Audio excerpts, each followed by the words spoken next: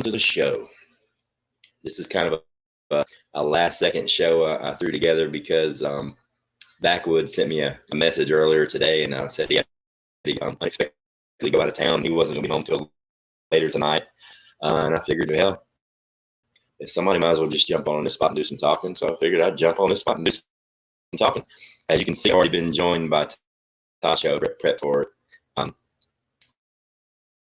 We're just going to talk about container gardening, hydroponics, and aquaponics, and any other kind of ponics you guys want to talk about. I have experience in all three.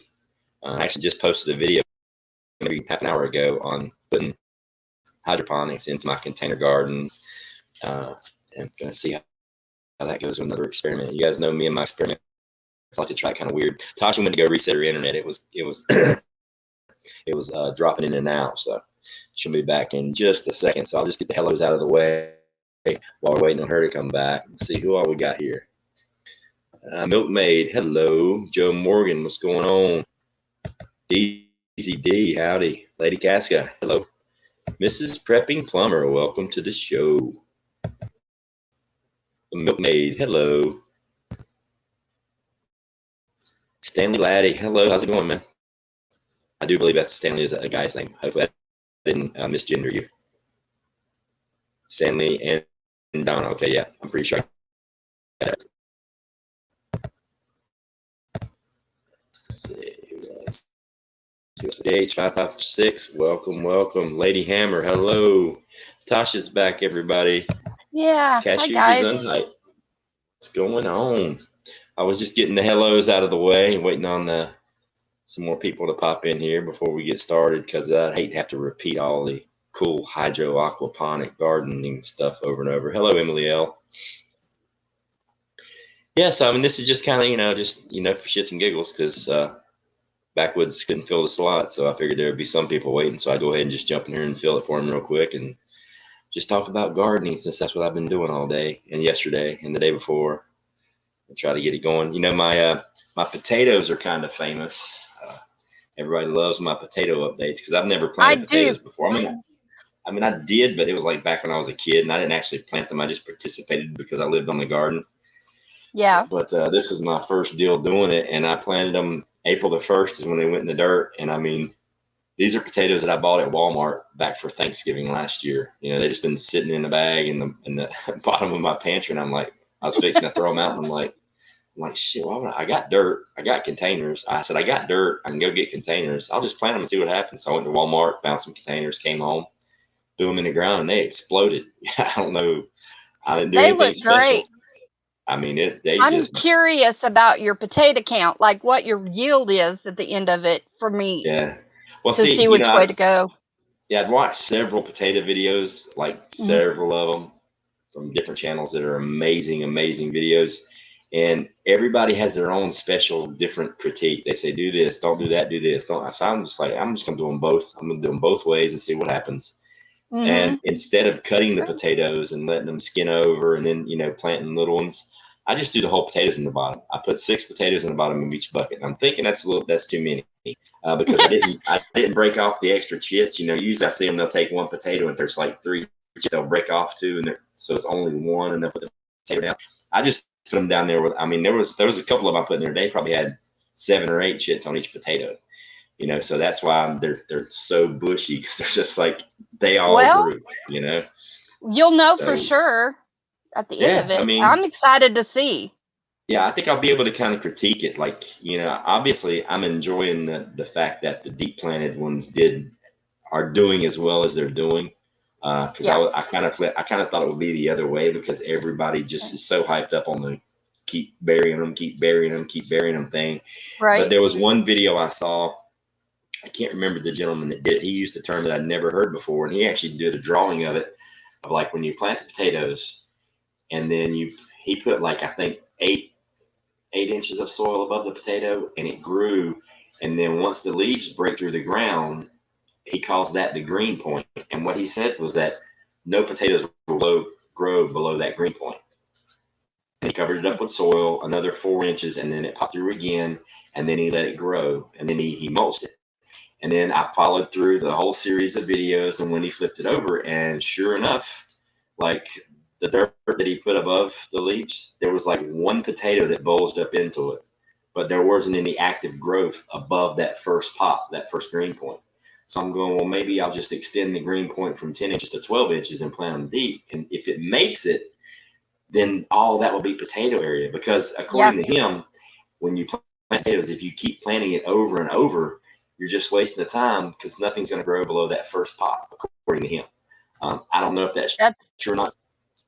I don't know. I've seen some videos where people do the cover and plant, and there's potatoes the whole length of it, Yeah. But you don't really know if the potatoes actually grew, from up here, or if they grew from the bottom and just pushed up, So Another experiment would be pretty cool, would be to see, like you did this year, next year, like with you doing it with it skinned over, and then try it both ways that way and see what kind of yield you get like that. That would be pretty cool too. Yeah, I think so I've got a bag of potatoes right now. I'm waiting on them to chit, and I'm gonna plant some more again, because I plan on growing year round, because I can bring them in my basement. That's why I want to do them in containers, because I don't plan on stopping. I'm growing year round. But I think this time I'm gonna well, depending on what this yield is, I'm gonna wait for this thing to yield and then see which one does better. And then I think next time, instead of putting like 6, because I think what's gonna happen is, since I use so many potatoes, I don't think they're gonna have room to get as big as they need to be. I think that their bucket's going to kind of constrain them. So I'm thinking next time I'll just do like 3 decent sized ones in the bottom and let them go, and just, do 1 chit per potato and let them go. And then I'll do 3 in the other bucket, but I'll let them have like a whole bunch of chits and let them go and see what happens. Yeah. I think that'd be cool. Yeah, because that's why mine are so bushy. Everybody asks, "Oh my God, it looks like a damn azalea bush." They're so bushy because I didn't break off any chits. I put like the whole potato down there. I mean, if you go back to the very first video, you can see it. I mean, some of the chits were like this long. I just planted the whole potato. I'm like, well, whatever happens, happens, because I was going to throw them away anyhow, so it didn't hurt my feelings a bit. So there's a farm south of us about 20 miles, and they actually grow potatoes strictly for Frito-Lay, and Frito-Lay only takes a specific size of potatoes. So anything larger or smaller than that goes through this sieving process and drops out, and they just let whoever wants to come out and get the potatoes get them. We just found out about it last year. Wow. So us and our mutual friends are going to go down when that happens and gather and have a big canning session on potatoes. Awesome. But I'm still going to grow my own just in case something happens with their crop. But what else we got in here? Trish Wiley's in here. Northern Girl Hobbies. Hello, Mrs. Lost. Welcome. We've been just chatting, and all these people are popping in. Prepper Nerds here. Patricia Scoobish, welcome. I don't remember seeing you before. If I have, I apologize. Leslie's here. Prepping Plumbers here. Klingon Princess is here. Hi, everybody. Good to see you all. I can't have a separate window open to say hey to everybody, or I won't be able to. My internet will lag on here, so I just have to say hi now. Sorry. Ship Kickers here. Be charming. Welcome. Yeah, so the potatoes are doing good. They're kind of famous. I may end up having to start their own YouTube channel for real. There you go. Dude, I post a potato video and everybody's on it, and most of my other videos, they go kind of slow. As soon as I post a potato update, they're like, hell everybody's curious to see how it's doing. I just can't wait until you actually dump those suckers out and we see which method has yielded the most potatoes, or if they're equal, or That's what's funny. They'll probably be about equal. All said and done, they're probably going to come out being about equal. But it is what it is. I'm excited to see. It's going to be funny either way. Hey, Monty, what's going on? Yeah, so I got the potatoes going. They're 6 weeks in? Yeah, they're 6 weeks old. So we still got 10 weeks left. Yeah, something like that. So we still got about 10 weeks left, 2.5 months before we flip them. They could go a little bit longer. It may be shorter. Just depends on how fast the growing process goes. But I think it'll be. I don't know. We'll see. It's going to be interesting. But so today I went and got the stuff I needed. All I needed was lids for the buckets. But I took. Let's see. Yesterday I took. Out of all the seeds I planted on April 1st, the only thing that popped were the tomatoes. and the mystery seeds that I don't know what they are. I'm thinking they're looking like celery, but they died. They like laid over and turned brown. And then I kept them anyway, and they came back to life. Now they're looking beautiful. They're just leggy. Oh, wow. They're real leggy. So hopefully they're going to stay alive. We'll see what they are. But yeah.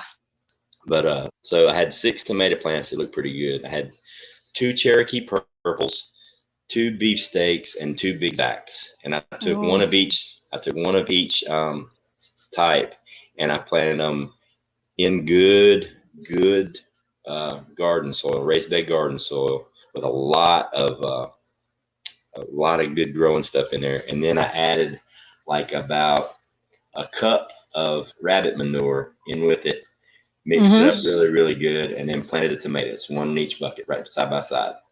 So today I went and got 3 lids for the other 3 buckets, and I did an instructional video and posted it just a little while ago on my hydroponics. I do the crack key method, which means no aeration, no pumps, no nothing. Oh, you wow. Just take the bucket, and the way it works is I'm doing it in a 5-gallon bucket, but you can do it in 55-gallon. There's a guy that did a video. He did it in a 55-gallon drum. He planted a cucumber plant in a 55-gallon drum, and he only filled it up once. He never had to add any more nutrients, and it grew the entire life. And he had cucumbers everywhere.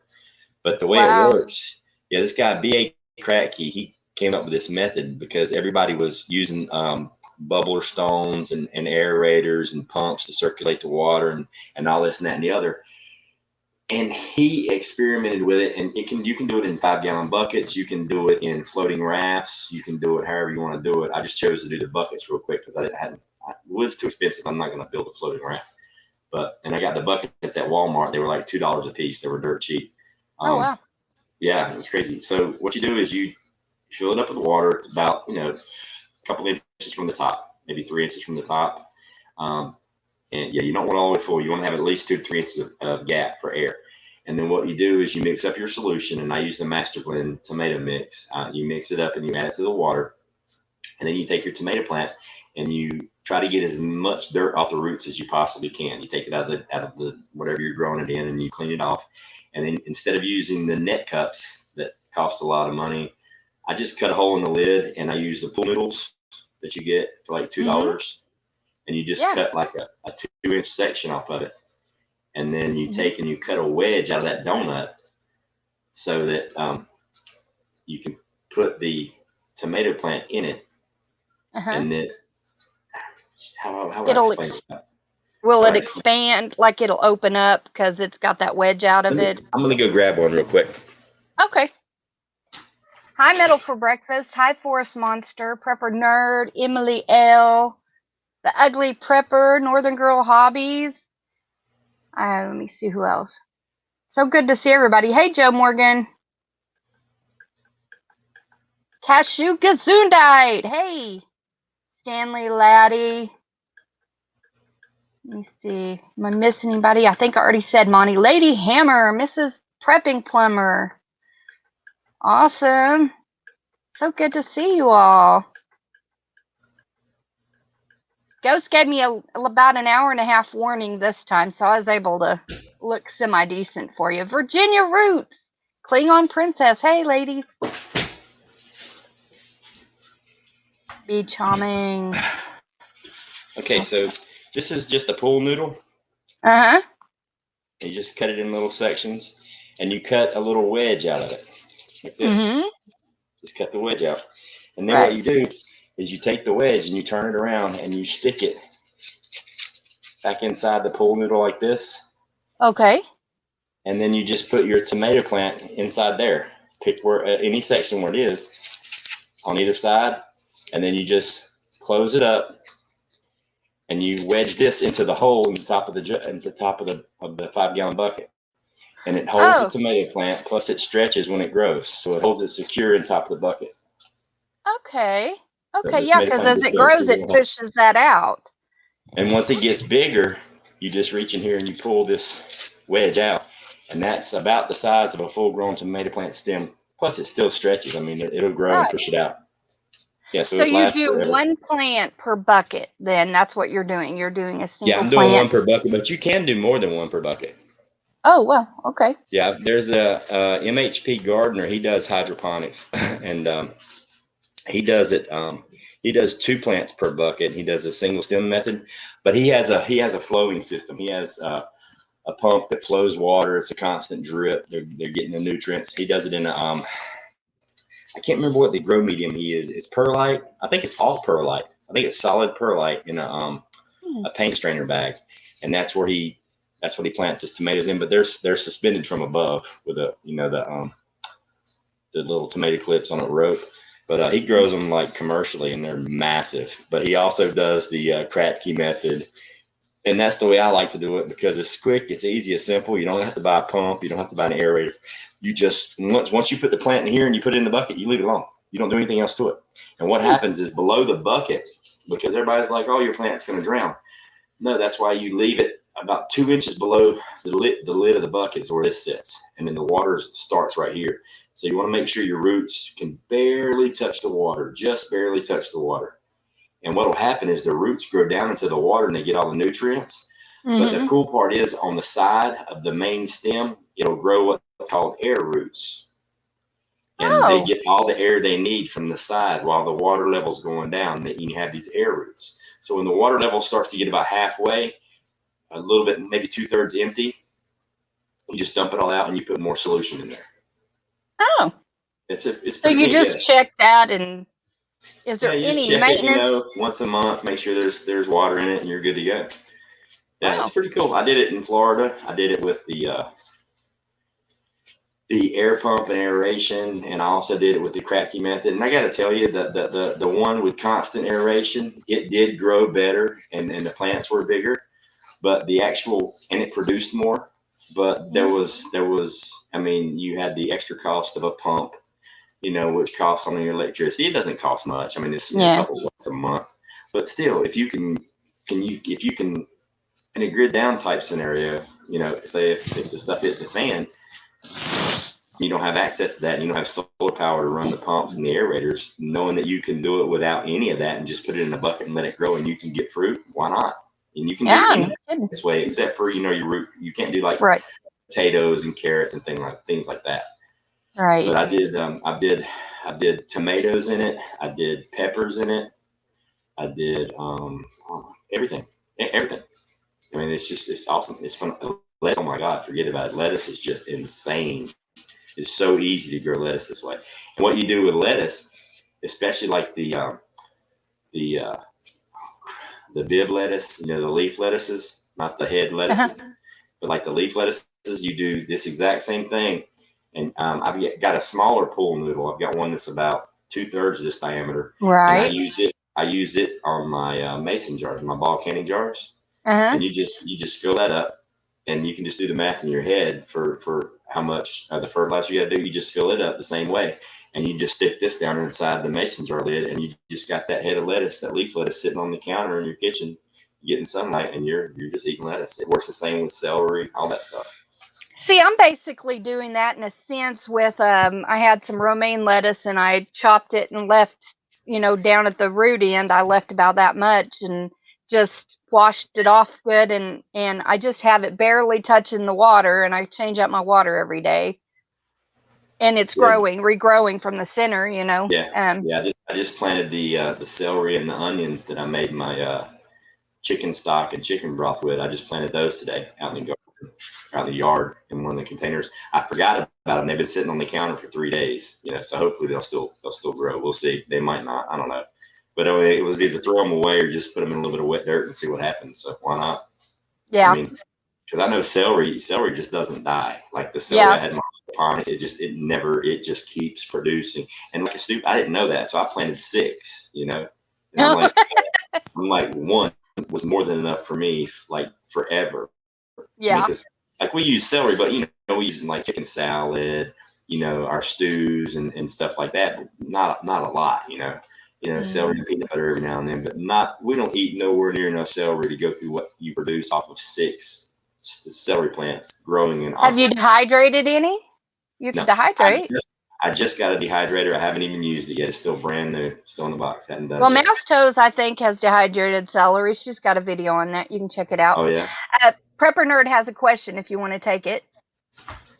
Ghost, do you plan to do demonstration videos of hydroponics? I'm just curious because I'd really be interested.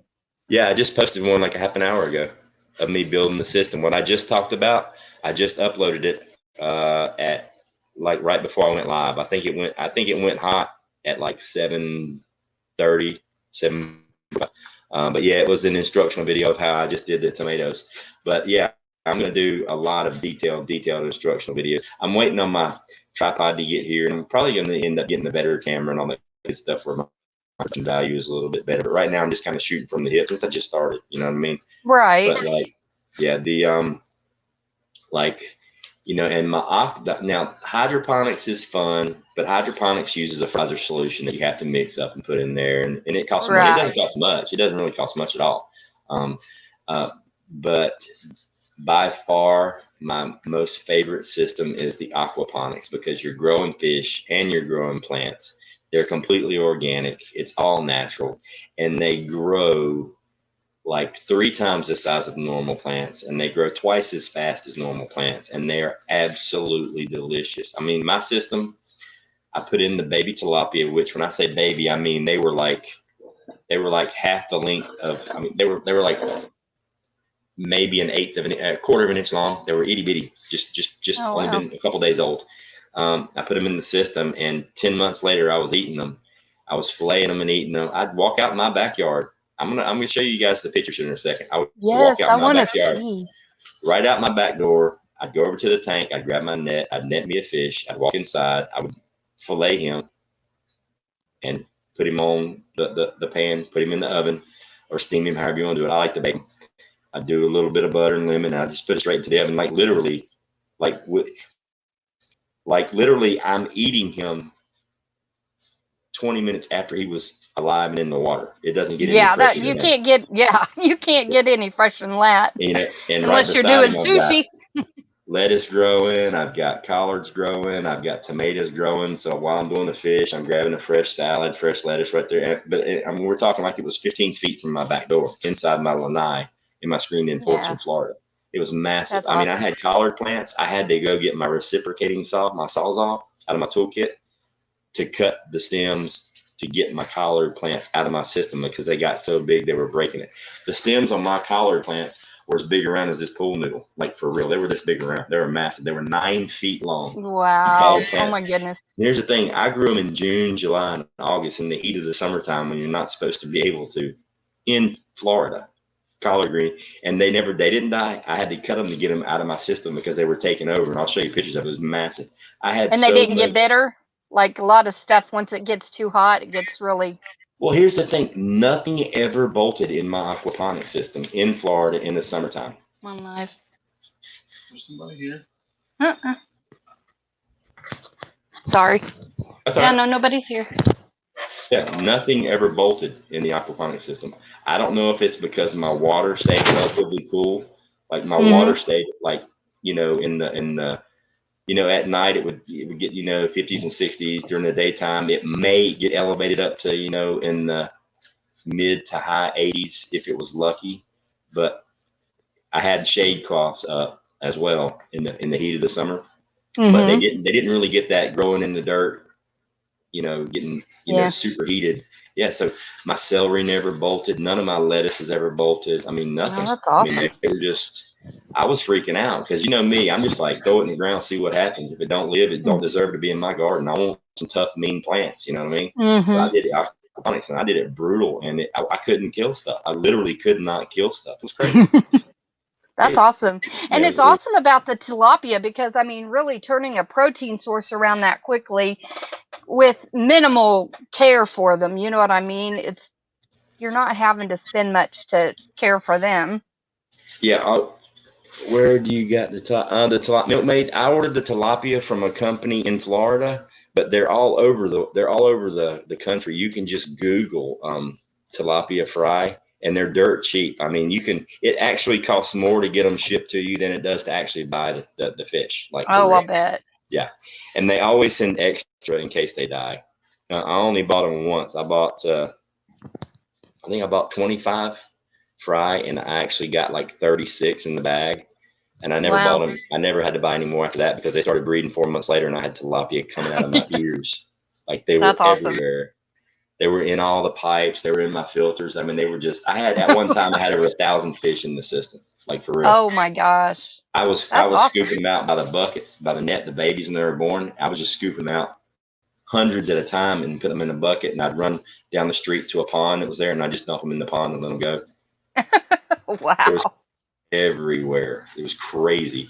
Now I know on this thing you can do like a share your screen, right?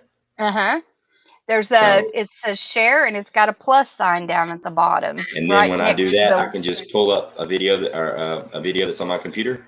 Yeah, you'll have to choose that you're doing it from a different tab, that you're sharing stuff on a different tab, I think. I've only done this once, so yeah, just click. Secret Prepper, actually, that is exactly where I got my tilapia from, the Tilapia Depot. Now that you said it, now I remember. That's where I got them from. That's awesome. Yeah. So I'll click the tab. And it says video file or share screen. Share screen. Unless screen. You have a video file. And yeah, then, I have a file of it, but what's it going to do? Is it going to pull up my desktop and then I click on it? It probably will. It'll show whatever you're seeing. Once you get to it, you can share that. Whatever I'm seeing. Choose what to share. Entire screen.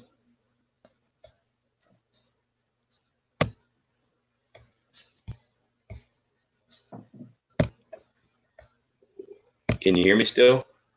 Yep. Not seeing anything yet besides you, but they pulled up this window. All right, let's try that again.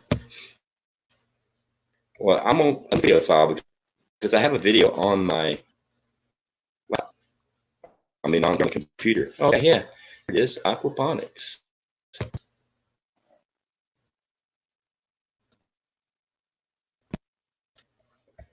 All right, desktop.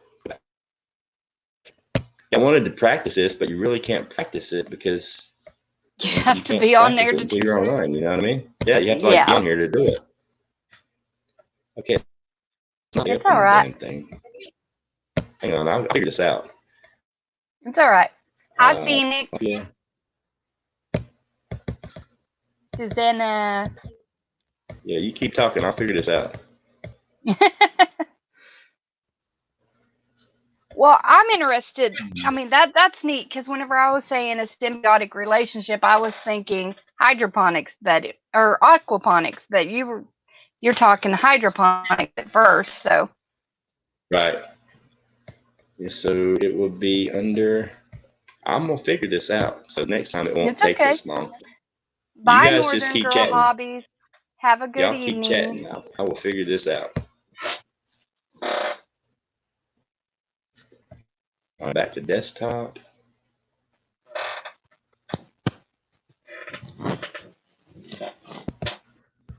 YouTube videos. Okay, here we go. Aquaponics slideshow. All right, well, things spinning. So this should be a slideshow of my aquaponics pictures that I posted a few months ago. Now it says remove what? I have to add me again. Okay. See it? Kind of froze you. Can you see it? Not yet. It's the screen's buffering for me, but give it just a second. Yeah, it's going to show. Give it just a second. All right. There it is. Can you see Aquaponics and the hydroponics. Yep. Can you guys in the chat? Yep. Lady Catherine says. I'll stop the slideshow because I didn't have any video of it. Okay. This is a side view of my my back porch and that's a grow bed there in the middle. Can you guys see my arrow? No, I don't see your arrow. growth there. That's the clay pebbles, and in it right now is some peppers. I think there's an eggplant and some beans that I bought from Walmart. I was just seeing how well they would grow, and they did phenomenal, like straight out of Walmart. And like I didn't put them in any dirt. I took the beans, I just threw them in there and covered them up with the clay pebbles, and I'm wet, and they grew. Oh, Everything wow. grows. Yeah. Okay. Those buckets are similar to the ones I just did in my backyard. Those are and they were all key hydroponics. Just put them in there, cover them. And they did good, really well. Beside that is the tank that's got all my fish in it. That's holding all the fish. It's a 300-gallon IV stove. All right, that is a cucumber plant. Just Oh, one. my. Oh, that ain't nothing. Just a cucumber plant. Okay, I had to cut it out of the system because it grew up the screen on the back up to the roof, and it pulled all my screen out of the all the way across the concrete floor, all the way up to the back coming into the house.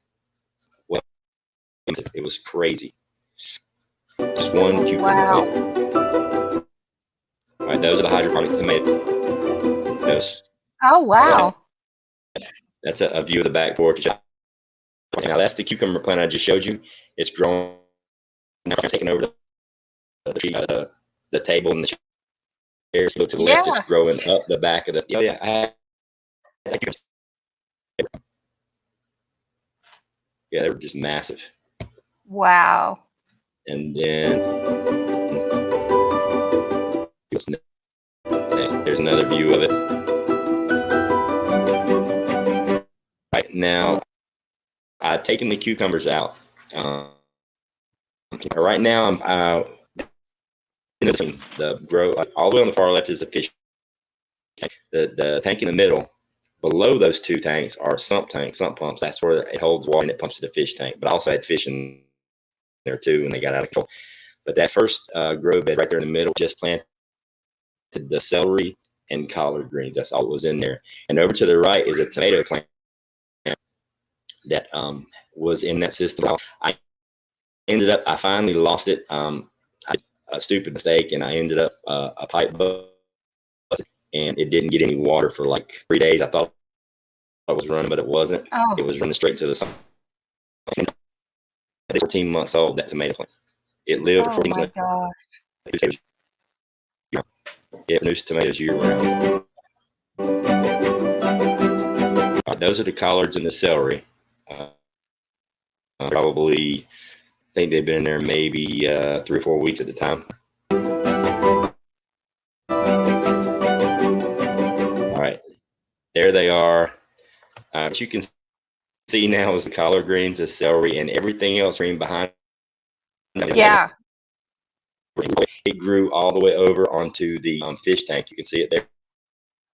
That's from the tomato plant laying on top of the fish tank. Yeah, that was it. It blew up. It was massive. Oh my goodness.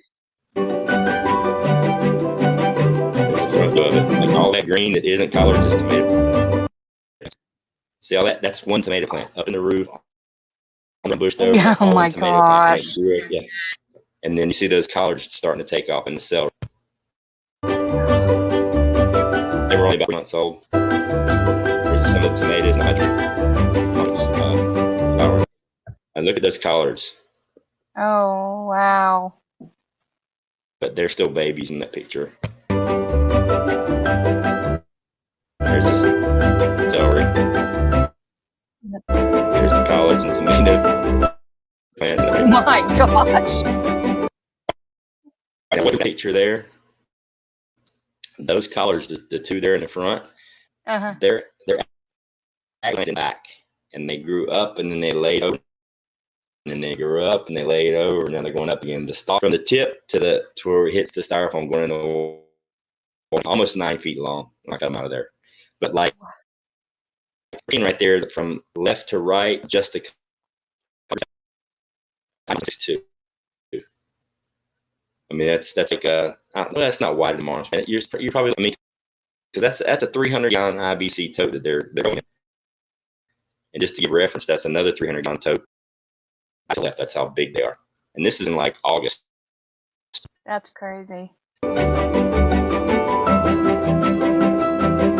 there, I can't remember what I think. There's one of the fish out of my tank that I filleted. Actually, that's the first one that I laid. Oh my goodness. I did white and blue. There's a tape measure. That's a 15-inch. That's a 10-month-old tilapia. I got two fillets off of him, and both. I think I can picture the fillet. Yeah, it's an 8-inch fillet. That's awesome. That's so cool. Yeah, so that was yeah. So aquaponics is just crazy. Wow. That's really neat. You was breaking up some during that, but I think it's just because of your bandwidth, you know, while you were trying to show that. So yeah. You're better now. I'm going to upgrade. I'm going to have to upgrade my internet. Hello. I wish I could pronounce that. Iovoki. Iovoki. Yeah, she's one of my moderators. Yeah. Okay. Yeah, Io. I'm just gonna have to call you Io because I don't think I'll ever be able to pronounce that. Iovoki. Oh, maybe I got Iovoki. Yeah, you got it. Okay, got it. Iovoki. Oh, cool. Iovoki. Yeah, so I mean, you know, the whole gardening thing. I mean, it's cool, you know, to stockpile food and stack it to the rafters like everybody says, but you've eventually got to resupply. You've eventually got to grow. You've got to figure a way to continue eating after that. I mean, what happens if what happens if it gets depleted? What happens if your house catches on fire? What happens if, you know, something happens and that food storage gets reduced, you know, down to its bare minimum? You need to know how to grow. Yep. Like, eventually you're going to run out. In a true grid down scenario, you're going to run out. You have to find your own way to replenish and hopefully do it without having to depend on other people to get that, you know? Yep. And like the way I did my hydroponics today, and I even stated it in the video, was, you know, I didn't use my scale. You know, I've got the scale where you measure it out to the exact 0.07 of a gram. But I'm like, no, I'm just going to use a teaspoon. Okay. A teaspoon is like a level teaspoon is about 4 grams. You know, so I'm like, you know, because, you know, maybe you won't have that fancy scale, you know, you're going to need to learn how to, it's like, I don't season my food and all that stuff according to the recipe. I season it to taste, you know, so I'm going to fertilize these plants, you know, to where I'm going to get it as close as they say, but there's always room for it to be tweaked. You know what I mean? Right. There's going to be changes. So I just went straight with a teaspoon. I showed everybody how I measure it. You know, maybe they'll all die in 2 days. Maybe they won't. We'll see. Yeah. Hey, Niecy. Hey, Niecy's Jeff. in here. Prepper Tribe, what's up? And Sheila. Hi, everybody. Niecy Tribe's in here. My favorite American. Yeah, my favorite almost American. I love Niecy. Prepping plumber. So we can grow 10-foot plants of the best in the city dirt. Leave that dirt fish. Absolutely. Fishponics it is. Yeah. Dude. Because here's the thing. I love tilapia. I'm not a big fish person, but tilapia and catfish, I will tear them up. I love tilapia. And they're really, really good for you. It's really, really healthy. And I grew them all natural, no antibiotics, none of that stuff. And that's the great part about aquaponics. You can't use any kind of fertilizer. You can't use anything to kill the bugs. You got to learn how to do it all natural, because anything you put on the plants, will kill a fish. And if you kill the fish, kill plants, you know? Yeah. Hey, Bob, say what's going on, hugs and kisses. But so, yeah, it was a learning curve to figure it out. But, man, and you figure when tilapia is $8 a pound in the store. Oh, I mean, that one, and that's not organic tilapia. That's the farm-raised tilapia. You're talking about organic. And a lot of that's from China and a lot of other places where they don't necessarily do the most good way. I mean, it's like using sewage and stuff in it, and you know, So mine were all natural. I mean, honestly, and I checked prices at a few places when I was in Florida, and all organic certified tilapia was running $20 a pound. It was like 20, That is 22. nuts. I saw 18 a few times. So you figure every fish I pulled out of my tank was worth about $40, legitimately, because it was all organic. So every Wow. fish was about $40. So I mean, the Wow. system paid for itself the first harvest. Oh, And yeah. literally, like my plants, I didn't care if the plants lived or not. I was just having plants in the system to make sure the fish were healthy because I wanted to have me some free tilapia. But I couldn't Right. kill the plants. The plants were they were all over the place. It was It's crazy. just that relationship between the two, each helping the other one to thrive. That's just amazing to me. Oh, yeah. Whoever thought of it, that's awesome. Yeah, it was a trip. I mean, it was a learning experience. And I did it the first time just because I saw a few videos and I'm like, let me see if this shit's for real. And the first system I did was a 55-gallon drum for the fish, and I used 5-gallon buckets for the plants. And I had this intricate plumbing piping system, and it worked phenomenal. The fish were growing, the plants were growing. So I'm like, well, shit, I'll just build me a big one. So I went and got the IBC totes and built a big one, and it worked. So I've been singing praises on it ever since. I want to do one here, but the only problem here is I have a hard time keeping the fish alive. I have a hard time keeping the tilapia alive in the winter months. So ideally, yeah. what I would do I would get the fish, the babies, and I would have them, in a fish tank inside, for the first few weeks until they get too big for the tank. But I would have to time it, to when it hits springtime, and then put them outside in the tank, and then, grow them super fast, feed the shit out of them for 10 months so I can harvest them before it gets wintertime.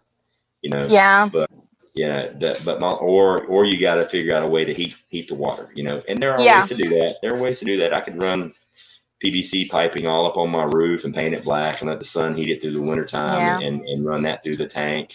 I could actually, what I'm probably going to I thought about bringing them inside and putting them in the basement, but I don't know. There's, for some reason, I don't want to get that moisture in the house Yeah. and deal with the whole moisture issue in the basement. So Yeah, I probably understand that. decided I'm going to do is I'm going to build me a little hoop house, just a PVC hoop house, and Yeah. grow some stuff over the winter, in the greenhouse, and then Right. I'll do my compost pile inside the greenhouse to heat the greenhouse, and then I'll try to do my tank in the greenhouse on top of the hill. And what I'll do, because everything's gravity fed, you pump the water into the fish tank, and then gravity takes it to the rest of the way. So what I was Right. doing is, like, as long as my fish tank is higher than the plants that I'm doing, it'll work. But I was even thinking about just burying the tank in the ground, and the ground will keep it, somewhat warm. But I mean, there's lots of ways to do it. Yeah. I could switch from tilapia and just do catfish, or cold weather fish that whatever grows in the pond here locally will do fine in the tank. But I just love Right. tilapia. I just love tilapia because it grows fast. And the great thing about tilapia is they eat everything. They're omnivores. They eat. I mean, Right. I would throw hunks of lettuce in there. They tear that shit up like piranha. They Yeah. eat everything. They That's eat cool. literally everything, and they even eat the algae that grows on the tank. I mean, they eat everything. Oh, well, that's good too. Yeah. Yeah. 'Cause they In clean the their own summertime, tanks, basically. in the summertime, what a lot of people do is they would get a bug zapper and put a tray on the bottom and zap all those bugs and just dump the bugs in the tank and let them go to town. Oh, yeah. There you go. Free protein. Definitely free protein. Yeah, so everybody's pretty pumped about this live canning party. I'm So excited. yeah, everybody's pretty pumped. Keto Homestead, Jess, she emailed today. She wants to do it. So it's going to be Ghost Prepper is your greenhouse screen of glass. I haven't built it yet. IO. It's going to be super cheap PVC, with the 6 mil plastic, stuff that's easily replaceable with, because here in North Carolina, we get some crazy straight line winds, and, we get the tornado watches quite often. So it's got to be something that if I lose everything, it's still on. It also about $150. So it'll just be, the plastic and 1-inch PVC. And I'll just, I'm not going to go spend thousands on it and end up losing it because the tree come down or the tornado blew it away. Yeah. Yeah, that's our issue here. We were going to do a greenhouse this year, and I was like, truthfully, with it being western Oklahoma, we don't have any trees to break the wind here either. We're on top of a hill. I kind of still want to do a greenhouse, but I'm just iffy about it right now. So Yeah. we decided to wait and pay off some bills.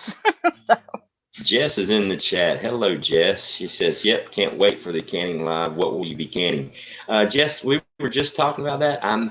I think we should start with something, that's prepper friendly that probably everybody in the chat has, and that's a couple of bags of pinto beans. I'm pretty sure everybody has pintos, or whatever kind of bean you want to use. I'm going to do pintos. I'm actually going to do cranberry beans. Have you guys ever heard of those? I have some in my preps, but I've never made them before. Oh, they're delicious. Are they? They're a type of pinto bean, but they're sweet. They're so Really? good. They make insanely good chili. They are so good. I love them. I love them. I mean, technically they're a pinto bean. They're just a different variety of pinto. Right. But I'm figuring we'll do pinto beans. And what I'm gonna do is probably tomorrow I'm gonna post a video saying exactly what day, what time. But I thought it was gonna be Sunday, but now it's leaning towards Saturday according to everybody's leaning towards Saturday. I saw that on your yeah, poll. it's like half of everybody's down voting towards Saturday. But yeah, Sheila says she likes the cranberry beans. They're awesome. But I'm thinking I'll do a video tomorrow and nail down all the details. But what we're gonna have to do is everybody that wants to participate and like be on the panel, I'm gonna go ahead and update my StreamYard so I can have like a bunch of people. But if they actually want to do the panel, with me and do it, at the same time, I'm gonna say that everybody needs to go ahead and put like a products list, all the stuff you need to have, obviously, and I'm gonna pre-soak my beans. And what I like to do with pinto beans, I like to cook them for about an hour before I can them, just because pinto beans are tough and they stay hard even through the canning process. And I like to cook my pintos for several hours before I eat them anyway, just because I like them to soften up. So I'm gonna go ahead and pre-cook my pintos the night before or earlier that day, because I think we're gonna go live around 7 or 8. So when the show starts, everybody needs to already have their pintos cooked and ready to be canned, so we can start with, this is the canner, here's how it works, here's how you jar it up, and we'll just start jarring everything up together. We'll put it in, we'll load it up, we'll give it to fire. Once everything gets going, we'll watch that jiggler, and then we'll go back drinking beer and wine until, and talking like we're doing right now until the next thing happens. And, just basically walk everybody through it step by step. Jess, no, you don't have to can the same thing. It's just that for those that are just starting, he was just trying to help somebody, help everybody. It would just be kind of nice for everybody to do the same thing. So they're going through the same process, the same length of time and all of that. So yeah, you can do any kind of bean you want. I'm just going to do pintos because everybody always talks about pintos and they're pretty popular. So, and you don't have to be on the panel to join with us. I'm not going to can while I'm on here. I'm going to just be keeping an eye on the chat, looking for questions for Ghost, because I don't have good service in my kitchen with my internet. I have to literally be right next to the Wi-Fi box. So I'm just going to be on here and relaying questions to him when he's not able to, when he's up and busy and doing stuff. So yes, you can also just can from this. Yeah. Any kind of bean you want. I'm gonna do pintos, or I'm gonna do cranberries. You can do pintos, you can do lima beans, you can do navy beans, great northern beans, kidney beans, black beans, white beans, whatever you want to do. Other than green beans, because obviously they go in a water bath canner, unless you're gonna can them with some kind of meat. Then you can do green beans and sausage or green beans and ham and can it at the same time right along with us. Yeah, that would be awesome.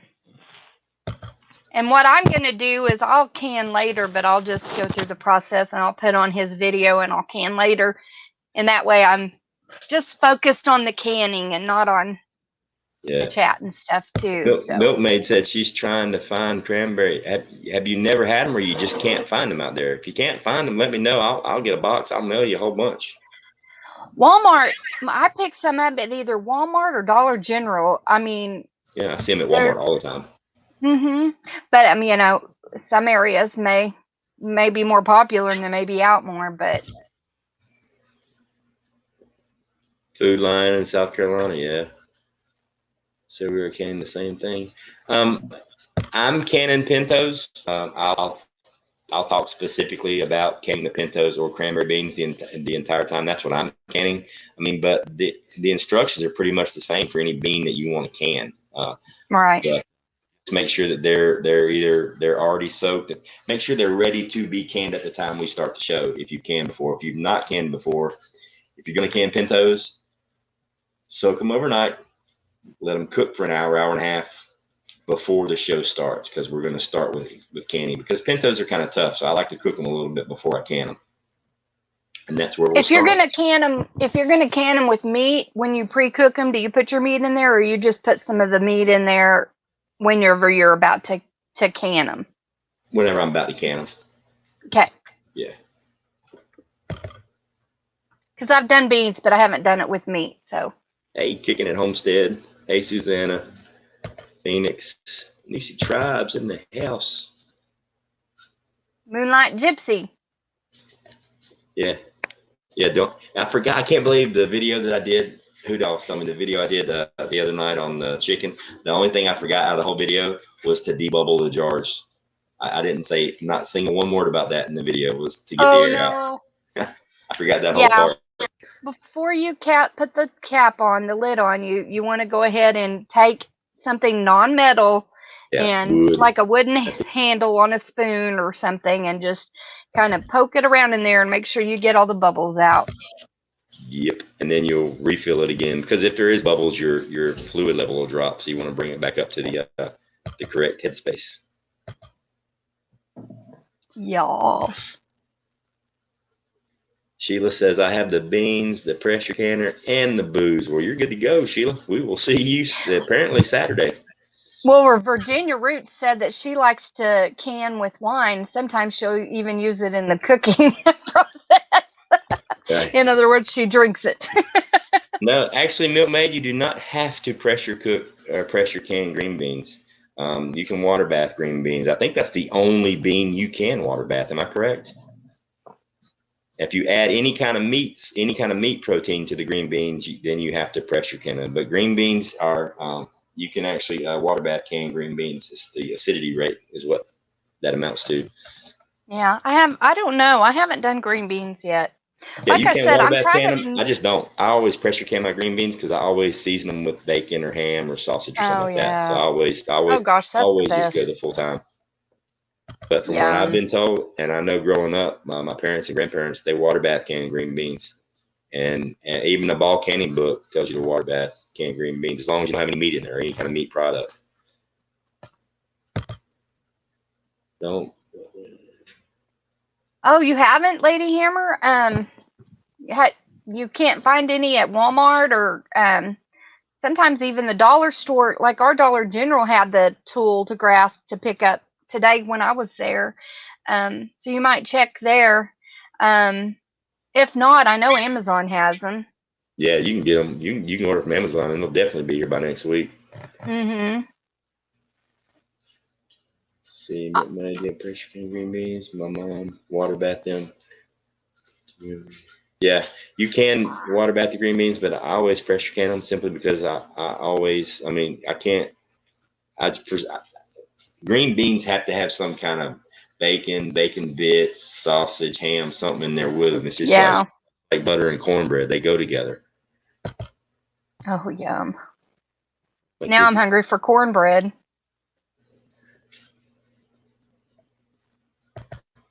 Hey, Kicking It.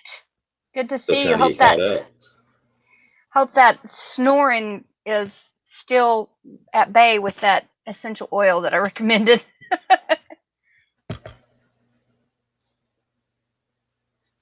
I'll be there. Sweet, Lady Casca. I'm so excited. I think it's going to be really fun. And guys, just getting over that hurdle of canning for the first time really takes a lot of that intimidation away. I haven't canned a whole bunch, but I'm fixing to start. I'm really fixing to start. So, I'm never going to claim to be an expert on canning or even close to it. But I really, really do hope and pray that y'all will just jump in with us and do it, because I think you'll really have a lot of fun, and you'll realize that there wasn't any reason to be intimidated. Oh yeah, if nothing else, you're probably going to get a good buzz. I mean, because 3 hours of talking and drinking is going to, it's going to be a lot of wine. I'm saving my bottle of wine. I'm saving it. I've got it in there just for that. I have never fermented anything before. Not that I know of. Fermenting is super easy. Lacto fermenting is really easy. And you don't have to really necessarily buy special equipment to do it. Rain Country Homestead, her channel does it. She was doing it all the time. If her channel's still up, that's a good one to learn from. And of course, Off Grid with Doug and Stacy's really good. She lacto ferments, so those are two I would recommend. Sauce or gravy, I mean, when it's either way works for me. I'm kind of like Emily L, like a tomato sauce. Yeah. But like a sausage gravy or like a milk-based, cream-based gravy. That's how I grew up. But I know a lot of Italians call their tomato sauce or their spaghetti sauce gravy. Yeah, you are correct. I'm still trying to get caught up with the chat.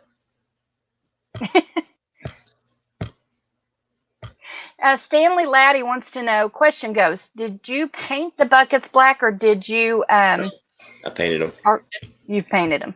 Yeah, because they're from Walmart and they're white, and I will be honest that the quality of the bucket isn't top notch, but they were only $2 and they're food grade. Even the Home Depot buckets, the one that are orange, you still have to paint those. I used them for a year and didn't paint them, and the second year I went to use them, and like I go to pick it up, and my fingers just destroyed the bucket. It fell apart.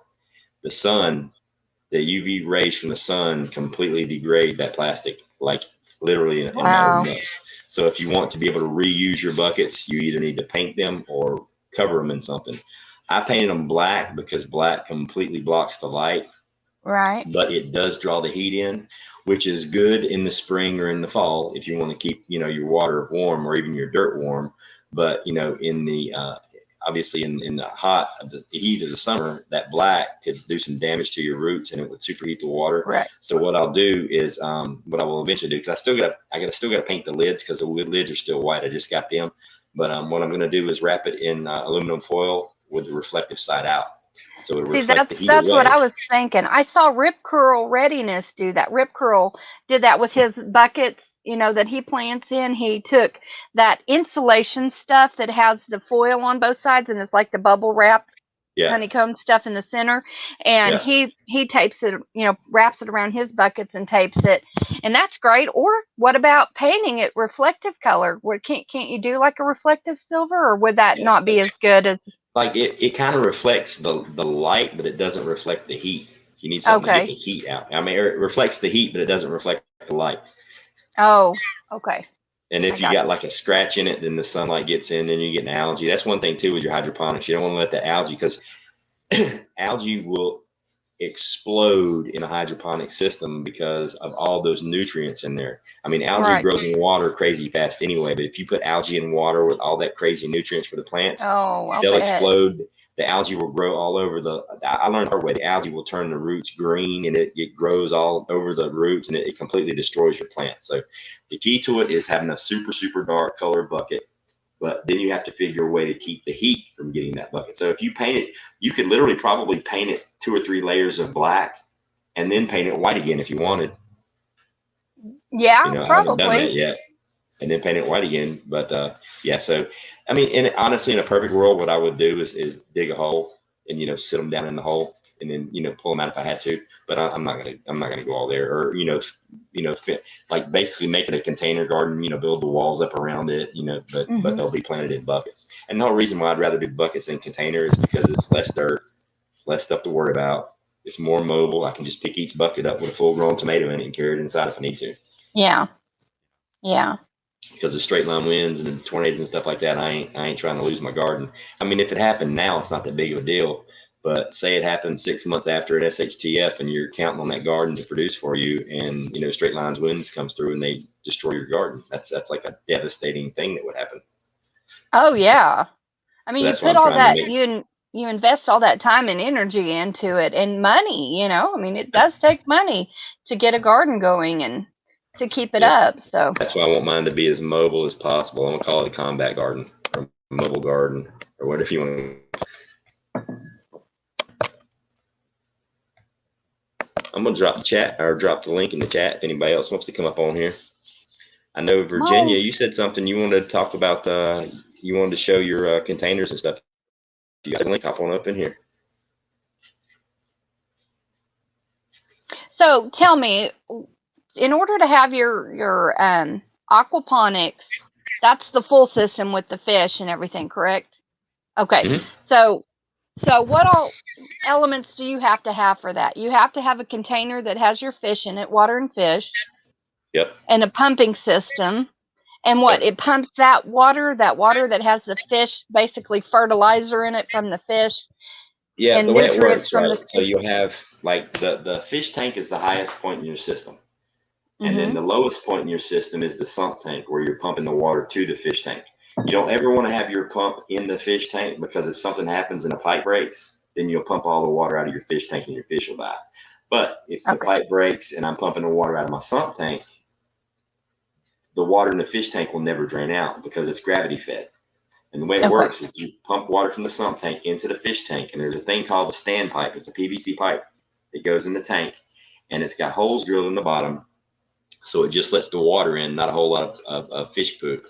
But it comes up, and it's gravity fed, so the water in the fish tank stays at a constant height, and it just drains out through another pipe, and that pipe runs over to the next container, which could be a raft media, or it could be a floating raft bed, which is just a piece of styrofoam with holes drilled in it with these things that float water. Or it can be a grow media, which is those clay pebbles that I use for the tomato plants and stuff, because that I had on the far one. Those things are kind of expensive. The raft bed works just fine. And then what it does is once the gravity feeds it from the fish tank into the grow bed, it goes through the grow bed, and then it drains back down into the sump tank, and then it pumps it back to the fish tank. It's a closed loop. But what happens is the fish excrete ammonia through their gills, mostly through their gills, and then when they urinate in the water and their poop and stuff. And then the ammonia, there's two natural bacteria in all that's around you right now. Nitrobacter and nitrosamona and nitrobacter are what they're called. One of them converts the ammonia into nitrites, and then the second one converts the nitrites into nitrates. And nitrates is what your plants uptake. So the ammonia will kill your fish, and the ammonia will kill your plants.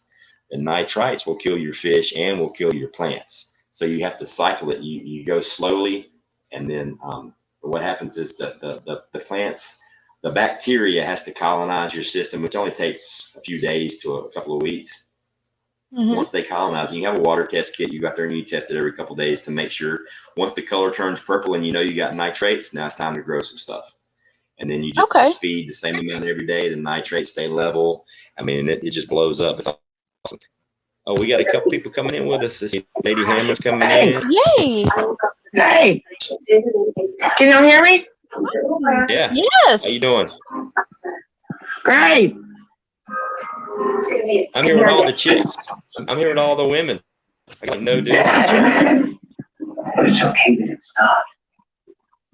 Can you hear me? Yeah. We hear you. Cool. I wanted to show you real quick what I got planted. Yes. Let me walk outside. I'm going to turn my camera around. Okay. All right. Oh, I don't know how to do that. Oh, I just have to turn my phone around. Oh, no, I can do that. Camera, chat. I don't know how to do that. There's a little ladies and a beard.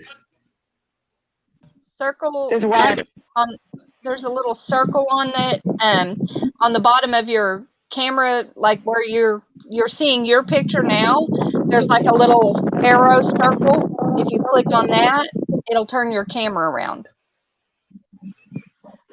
I see the circle. Let me see if I can show you. Let me get to you. See that little circle there? Do you have that on your? No. You don't have that somewhere on your screen? Move, edit name, edit Just touch the auto camera avatars. Huh? Just touch the camera button. You should just be able to. Apple. Front facing. There you go. Back facing. Oh, cool. There you are. Okay. Yeah, there's my tomatoes that I planted in the grow bags. Yeah. Awesome. And they're just small. And there's my 4 o'clock plant. Those are just flowers next to my butane. But my garden's out here. I hope I don't lose in my pool. Oh my gosh, this is my strawberry bed. Oh, it's looking Nice. so good. Look, these are big. Oh, those are beautiful. They're huge. They're huge. Yeah, I got to get a net on them though. Yeah, the birds will take everything off. And these so far, lettuce, 4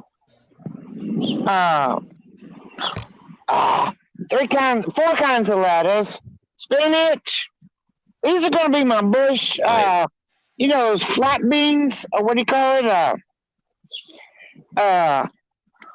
Italian green beans. Oh, okay. Okay. Yeah. And there's, what do you call this? Kale. Here's my pole beans. Oh, They're not going up the pole yet, but they will. I got kind of a homemade little pole thing there. it works. They look healthy. Yeah, my peas. Bunch of peas there.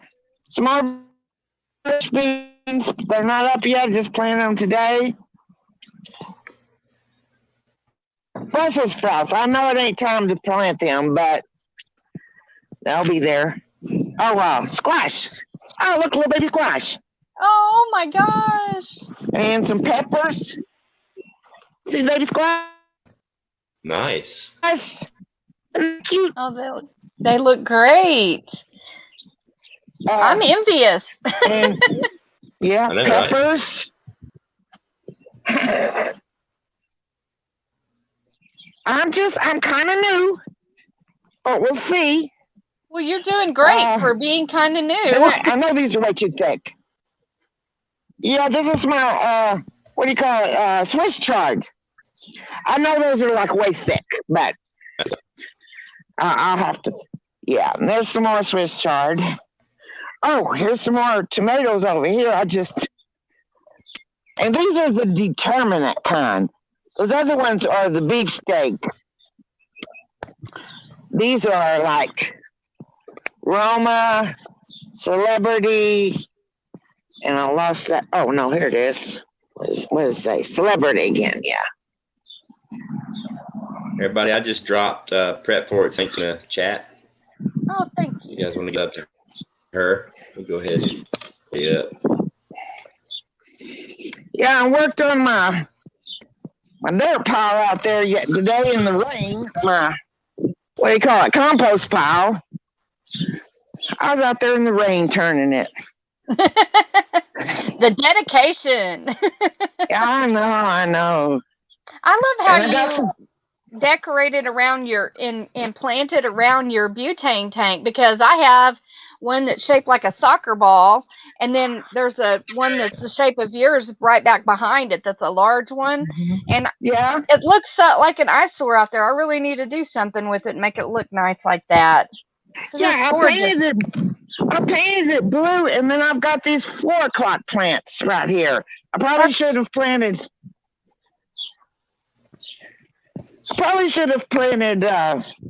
Some vegetables, but I didn't. He's working to see our pallets. That's what we make the raised beds out of. Wow. And I got some pine trees here that are about ready to plant. Some of them are dead. And then my little fairy garden. You just make everything look so pretty. Like mine's just out there. It looks sad. I worked so hard, and it's just it's a job. Lady Hammer, what grow zone are you in? Grow zone, middle of Texas, Yeah. 9, I think. Yeah, 9, I think. 9. Yeah, and we hardly ever get below 32 degrees, except for this winter we've hosted.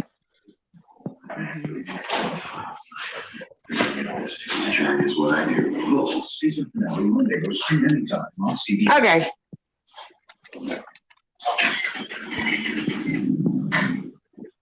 Lady Hammer, that looks so beautiful. That looks so beautiful. I think it's great to do a shout out for the container gardeners. You know, it's a lot of us don't have a ton of land or things to work with. It looks awesome. Well, thank you so much. You're welcome. Thank you so much. I love the idea of using pallets. You know, the wood pallets. Oh yeah. Lady Hammer, do you have another window open that's playing the YouTube? I'm hearing an echo. I'm on my phone. I'm on my phone. How do you turn it off? How do you turn the YouTube off? Just mute YouTube. Mute? Is that a TV? Yeah, Is mute. that somebody's television? Oh yeah, that's my TV in there. Yeah. Here, let me go back on the back porch again. I bet that's what it is. That's my TV. Is that better? Yeah, much better. Yep. Okay.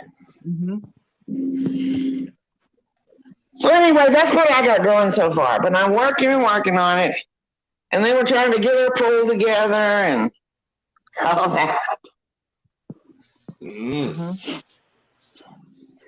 But I'm learning a lot from you on the container. I gotta go get more containers.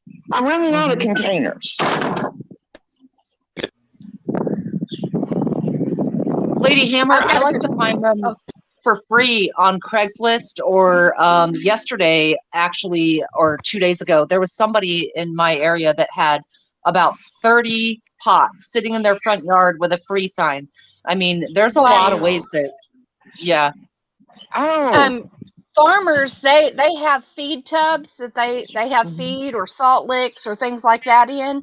So you might post on, like, if you have a Facebook or something like that, you might just put the word out. Any farmers that you know, or on Facebook, anybody have any free feed tubs or salt lick tubs? Because that's a lot what I grow out here, and I have a friend that's got quite a few that I'm fixing to go over and get as well. So a lot of times they're just like, we have plenty, take them, get them out of our hair. So. Okay, cool. Yeah, I needed to try to Well, find there's some, yeah, there's some small, I think like the Double D or something, they get stuff, and I got some there last year. I just haven't this year yet. Yeah, I think bathtubs and horse troughs are actually a really great thing to plant in also. You have to drill holes in the bottom, but I believe it was Gardener Josh showing yesterday some stuff he'd planted in a old bathtub, and it's really great. It'll get water bogged down if you don't have the drainage holes, but it's a fabulous way to grow, big vegetables or whatever you want. Yeah, we use, our strawberry plants are growing. They're just now starting to get kind of established in there because it's new soil for them. But we have an old watering trough that was rusted out at the bottom, so it's already kind of got rusty holes at the bottom. So we just moved it down there and filled it with dirt, and I planted my strawberries in it. So that'll be my strawberry bed. But yeah, you can do stuff like that. I mean, it won't hold water anymore, but it'll be still good for something and be useful. True, yeah. My strawberries are just, these are last year's strawberries. And well, they look amazing. They did get like 2 foot of snow on top of them. But they came out, well, I piled a bunch of leaves on them. Yeah. So I did hay on mine. So, yep, I completely understand. But yeah, they're big. Oh, Oh my gosh. I'm curious to see how the rabbit manure kick starts the tomato plants. Because How I've the never what? grown rabbit The manure what? kick starts the tomato plants because I've never grown rabbit manure before. Yeah. I bet they take off. I put a cup in each 5-gallon bucket and mixed it in and watered it in real good with each tomato. So we're gonna see I what wish I happens. knew somebody around here that had rabbits, because I mean my brother-in-law has chickens and goats, but chicken manure runs so hot. I mean, like it just. Yeah. I guess I Well, could that's make what I a. used in the potatoes. All I used was the black cow manure, peat moss, and soil, third, 1/3, 1/3. And I think that's one of the reasons why the potatoes really blew up, because it was really soft dirt. I used a lot of peat moss. 1/3 of it's just peat moss. So the Yeah, potatoes, that's great because it holds that moisture. You don't have to water as much, and it doesn't let it get too soggy, so it kind of sucks some of that moisture directly from and the potatoes. it stays like spongy, so the potatoes can Yeah, grow. They're trying to right. fight It through clay. stays moist so that it releases it when it needs it, but it's not like watery. well, my granddaughter and her husband, they raised rabbits last year. Not too many, but they told me I can have some rabbits whenever. I just gotta make my husband watch this video so the ghost put up, so we can build the rabbit cage. It's You fun. sound like It's a lot me. of work. I'm like, look at this. I mean, we can do this. I know It's he won't really ever look easy. at nothing. It's really easy to build. I actually literally have fun building those cages. That's my second.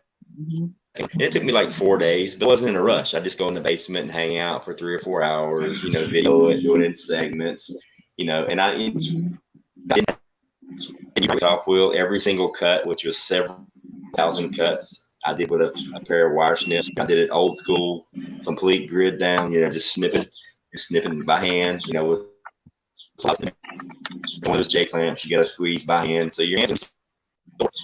I've got to grind down the edges and make them not sharp and get my T-posts in the ground and go ahead and get the fence. But hopefully I'll get that done this week. So, Ghost Pepper says, I'm not going to lie, the thumbnail to rabbit manure was an absolute clickbait for this girl, no joke. Milkmaid, that is so funny. Here's a true story. I've never chosen a thumbnail for any of my videos yet. The only time I've ever picked a thumbnail was for live streams. Like I just, whichever thumbnail YouTube picks, load the video, that's what gets there. It just happened to be the rabbit poop. That's pretty funny. But dude, I've had those rabbits for 3 weeks. Man, I've right now got over 5-gallon bucket. Probably got close to 5-gallon buckets of rabbit manure in 3 weeks. Oh my gosh. They mess around, bro. They're putting it down. They are literally putting it down. Of course, Well I'm fed. feeding them. I'm feeding them real good. Feeding them real good, because I'm going to start breeding the first week of June. Yeah, the first week of June. That's what they'll be 16 weeks old. I'll start breeding the first week of June. So the first week of July, I should have some baby kits, and then probably 6 to 12 weeks after that, I'll be Native Devout will come get his 2 rabbits, and then I got to get with Prepper Tribe to get him his 2, because I'm gonna get them kickstarted with repair so they can start their deal going. So you said you had to cure. You have to cure the scat for. Did you say several months or a year before you use it for rabbits, or no? No, you can take the hang it right over the plant and shake the dingleberry out. It's completely cold fertilizer. It goes straight from underneath the rabbit straight to the garden. That's why I wanted them so bad. That's not true of other animals, right? No, just rabbits. Okay. Yeah.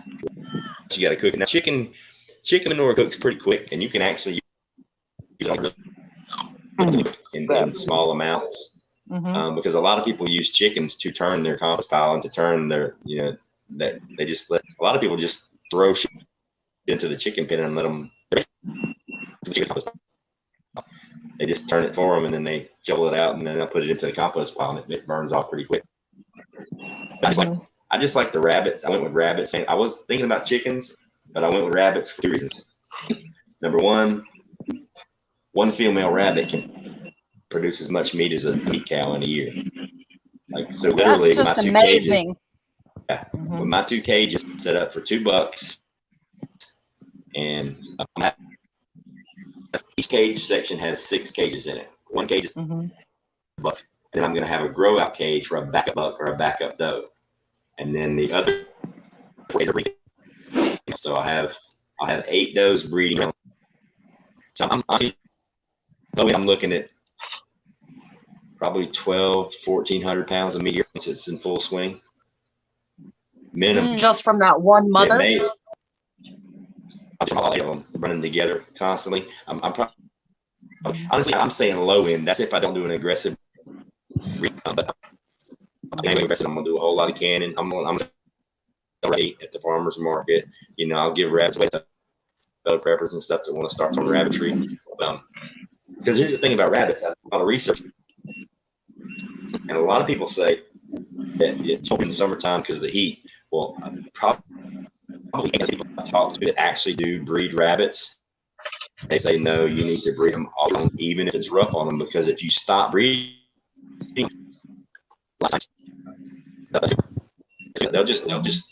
won't be. They breed nonstop and try to domesticate them and change their breeding habits. It's like, oh my God, I can't believe you're breeding that rabbit so much. No, that's naturally. That's what they do naturally. That's why there's a saying, they breed rabbits, because that's what they do.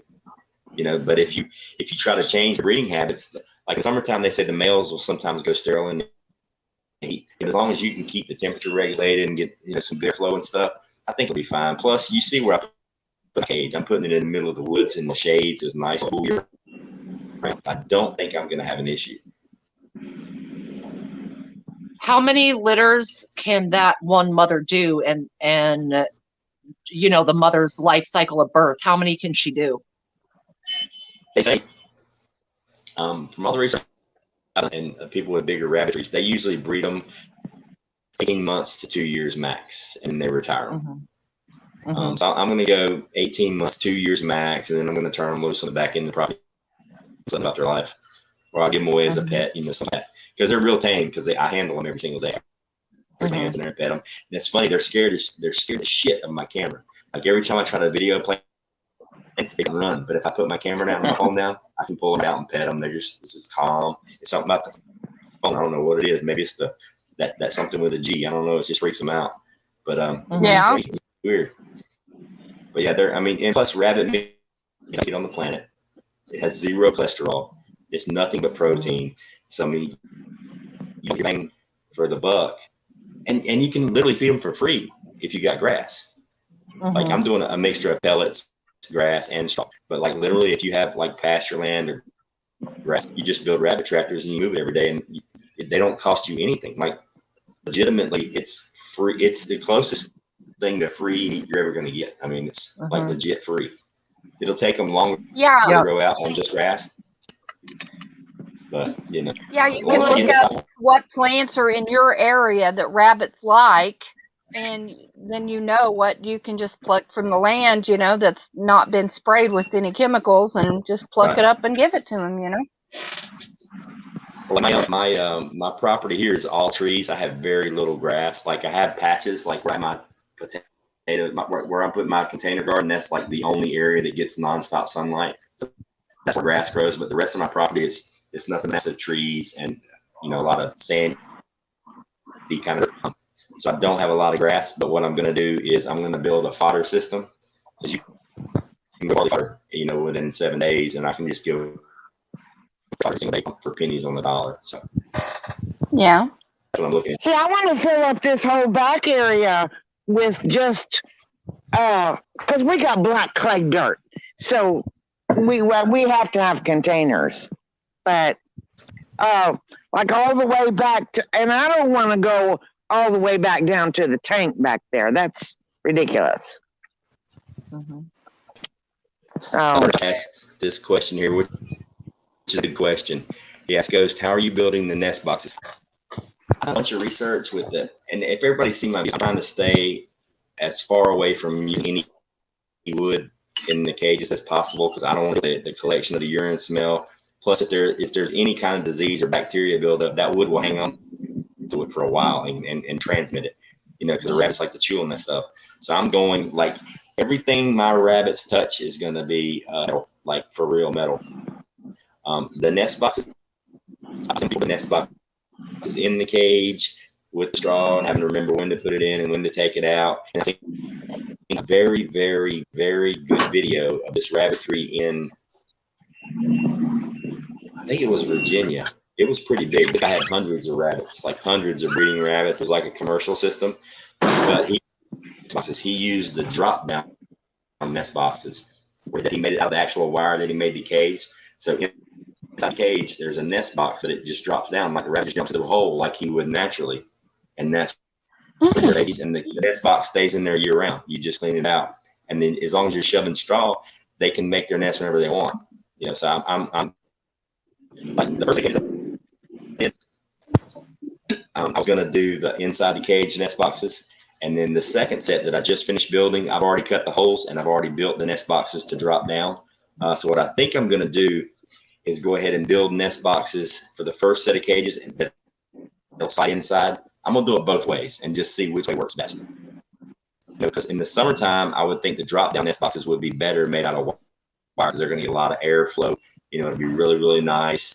In the wintertime, I'm kind of like a pack rat. If I have something I'm fixing to throw it away and I'm like, no, I can do something with that. I'll save it. So like when we moved, we had all kinds of and bought new furniture and all this stuff. Everything came packed in styrofoam. So I have these massive sheets of 2 and 3 inch thick styrofoam pads. So what I'm thinking about doing is just taking some duct tape and making styrofoam insulation for the nest box. You know, at night or during the winter, that I just take around the outside of the drop down nest box to keep it nice and warm. To keep them warm during the winter. I'm experimenting because a lot of people have said good and bad things about drop down nest boxes. But I made mine big enough where there's plenty of room, you know, so that the rabbit hope. But I've seen good and bad on both styles. I'm probably going to try both styles just to see which one works best for me. Because I think that's what, I mean, you guys know me. What is too cold? Huh? What is too cold weather for rabbits outside? Rabbits love what they say rabbits that'll freeze because when they're born air, they're completely naked. They're bald, they can't see, and they don't have any fur. So it's the first few it's going to legit freeze. Because times they just stay in there with the babies. Your volume is clicking a whole bunch now. Yeah, your volume. Breaking up?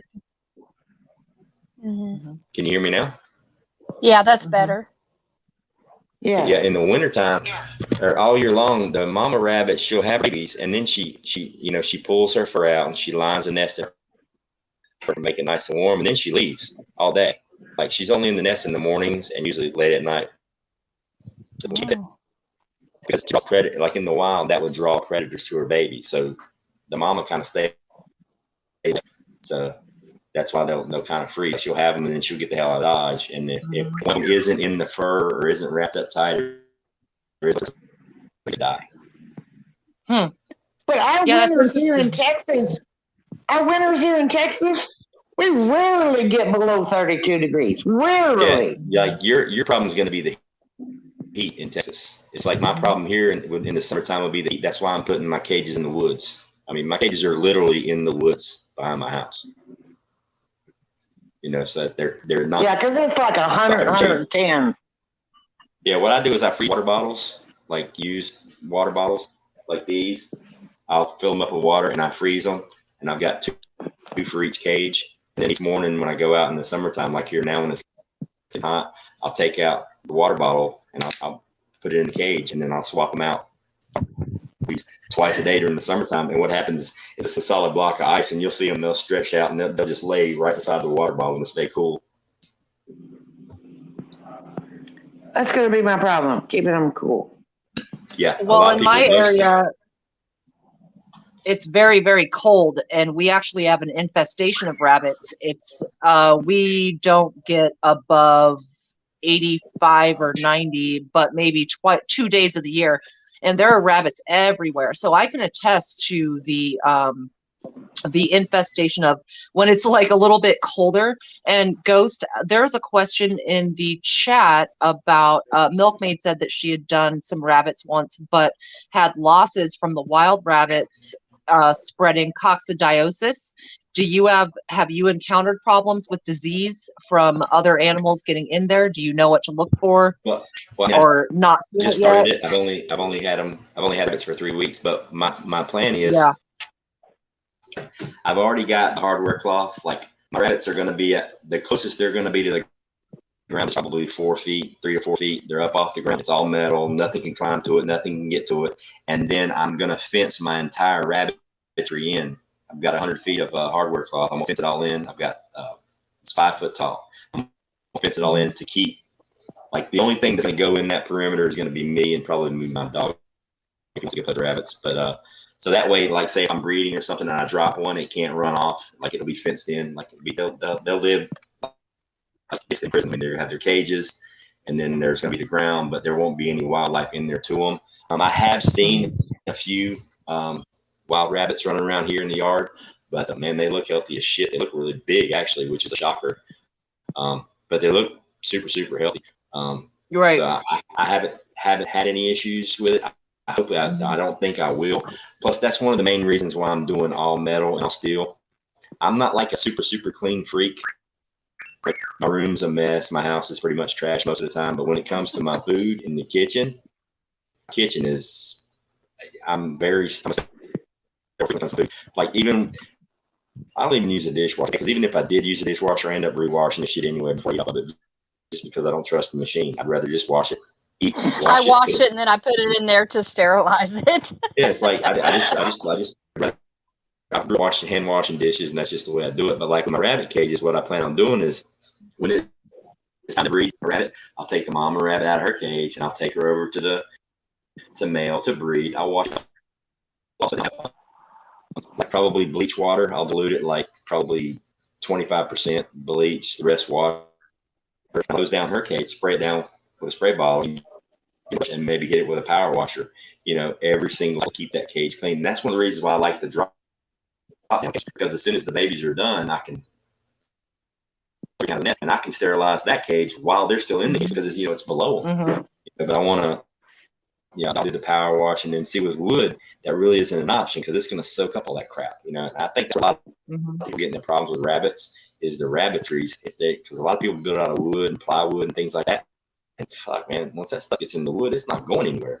It's there. You ain't gonna get rid of it. That's true. Milkmaid wants you to post the link again if you can. She wants to try to get in here for Internet Letter. Okay, I'm gonna drop down so I can go in the house. All right. Thanks for joining us. I'll still be Awesome to here. meet you. Thank you. Nice to meet you guys. I'll still be here. Okay, cool. Yeah, guys, I know I'm sorry. I'm going to get on the phone this week with the internet people and have them like upgrade me or something. I don't know. I'll do a T6 cable, but I don't know. Yeah. Have you tried using a headset for your sound? Because I used to click a lot, and when I started using a headset, it did help.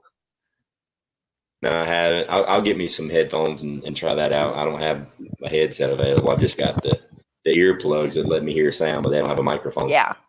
And I don't even know where they're at, actually. So just try to bear with me, or just tell me to repeat myself, or, There's the Milkmaid. Josh says he started a bunch of beets today and put carrots in the raised beds. Hey, Milkmaid. Hey. Nice. Yeah, I've got to get my carrots. I have to grow several pounds of carrots for my dog, because Buddy gets a carrot every single day. He loves his carrots and green beans. So, can y'all hear me tonight? Yes, ma'am, we can. Yay! Yeah. Sorry, y'all were talking bunnies, and I had to come up. Yeah, I'm loving my bunnies, man. They're shoot. so much fun. Like, once they're done breeding, I don't plan on eating them. It's like everybody's like, "What?" I'm like, "No, I'm not." They're gonna put in work. All right, if they're my breeding rabbits, they're going to put in work, and they're going to get a reward for doing that. If they produce good, I'm going to fence in a big section of the back end of my yard where they can't get out and nothing can get in to get to them. And I'm just going to turn them loose. If they want to keep breeding and keep babies, I'll snatch up a few and add them back to the roost. I'm just going to let them run wild and have a blast. I think that's great. Like when you said you were going to do that. Oops. Sorry, I was going to say, when you said you were going to do that, I thought that's a great idea. Like when we had to get rid of our rabbits, I didn't want to eat them. I just, like the breeders, I sold them because I love them. Yeah, I'm either going to just turn them loose and let them run wild, or I'll be as a pet or something like that. You know, but I'm not gonna eat them. Not when I put them through that kind of way. They do a good job breeding. They're getting a reward, man. You know, I'm gonna completely fence in an area that completely wooded, and I'll make sure there's other animals in there. You know, I can't obviously probably keep snakes and stuff out, but they'll be pretty good size. So I don't think there'll be an issue with snakes because they'll be full grown. I mean, some of these rabbits are gonna be 15, 18 pounds when they're fully grown, so they'll be able to. Yeah. I mean, because those New Zealand's a joke, man. They're as big as a cat. You know what I mean? Yeah, we did meat mutts. They were a whole bunch of different breeds. Like I had a little bit of Flemish Giant, which I tried to stay away from, but some were like Champagne d'Argent or whatever they were called, mixed with California, mixed with New Zealand. Yeah, those are beautiful. And they put out some babies. We're gonna get silver foxes next time. I've got New Zealand. I've got my male is full-blooded New Zealand, and my 3 breeding females are New Zealand, Californian cross. So I've got 1 dark gray, 1 solid white, and 1 gray and white mix, which she's gorgeous. That's the one that Zani won in the contest, so she named it Za. She's awesome. Za. She named the rabbit Za, and then she gave away her to me to Native and Devout. So he's got to come pick up his rabbit. I'm gonna hop to. You're gonna get some to Native. Yeah. Zani won the giveaway, the 1,000 subscriber giveaway. And she lives so far away from here. She just wanted to know if anybody lived close to me that wanted to do. Like, yeah, Native drops by my house about 3 times a week. She's like, "Well, can I give them to him?" I'm like, "Hell yeah, yeah," because he was wanting to start. So there you go. To Za. So or she donated her meat rabbits to Native. So here in a few weeks, I'm gonna give them a couple of rabbits. It'll be good to go. So. Yeah, I love rabbits. Well, they're super easy to work with. I just yesterday used the first time in my tomato plant in the ground, so we're gonna see how that works. And I think it's gonna be fun. I mean, I'll do my first breeding first week of June. We'll see how that goes. But I've watched every rabbit video there is online, so you know, hopefully it'll go pretty smooth. We lost them. All right. There. Yeah, no, I think Lady dropped out. I was just chatting with her to try and come back on. She should be back. And kicking it, great. Sorry. Kicking it to him. So, Milfy, yay. Hey, I love being roll, but man, the internet sucks. Yeah. Yeah. It's been weird lately. It's lots of times it just depends on who's streaming on. Like if it's like a YouTube bad boy, I'm on their stream, I get like sometimes great service, sometimes it's not. The first several live streams did pretty fine. And then all of a sudden it's like to the 1,000 subscriber mark and I'm doing live streams and I'm getting crazy internet. And I'm like, it's not Wi-Fi, I'm plugged into a TC cable. I honestly wonder if it's those CMEs bounce around still. It's weird. What's going on, So Jeff? that 1,000 mark was a double-edged sword. Hey, Jeff. Yeah, I think so. Yeah. I got Because my internet actually got a little better whenever I hit the 1,000 subscriber deal. It seemed to do. I'm at my watch hours. I'm sorry. Like as soon as watch hours now, it's like my connection's always crap. Yeah, you're buffering really hard. It may be because you're using more bandwidth because you're on more. Well, supposedly the He's StreamYard has hard. its own bandwidth. So supposedly when you're on StreamYard, it doesn't operate on your bandwidth, which makes no sense. Huh.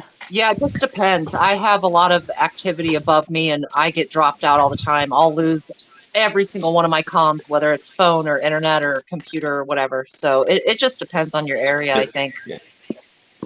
Because I can go down here right now and I can leave the studio and turn off my router and you guys can still talk.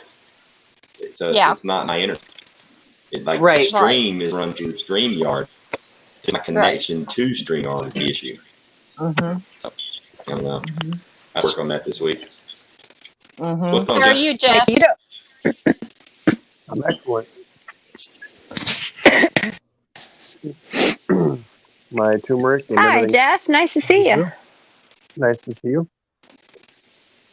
My turmeric and everything's popping good. Alex. Well,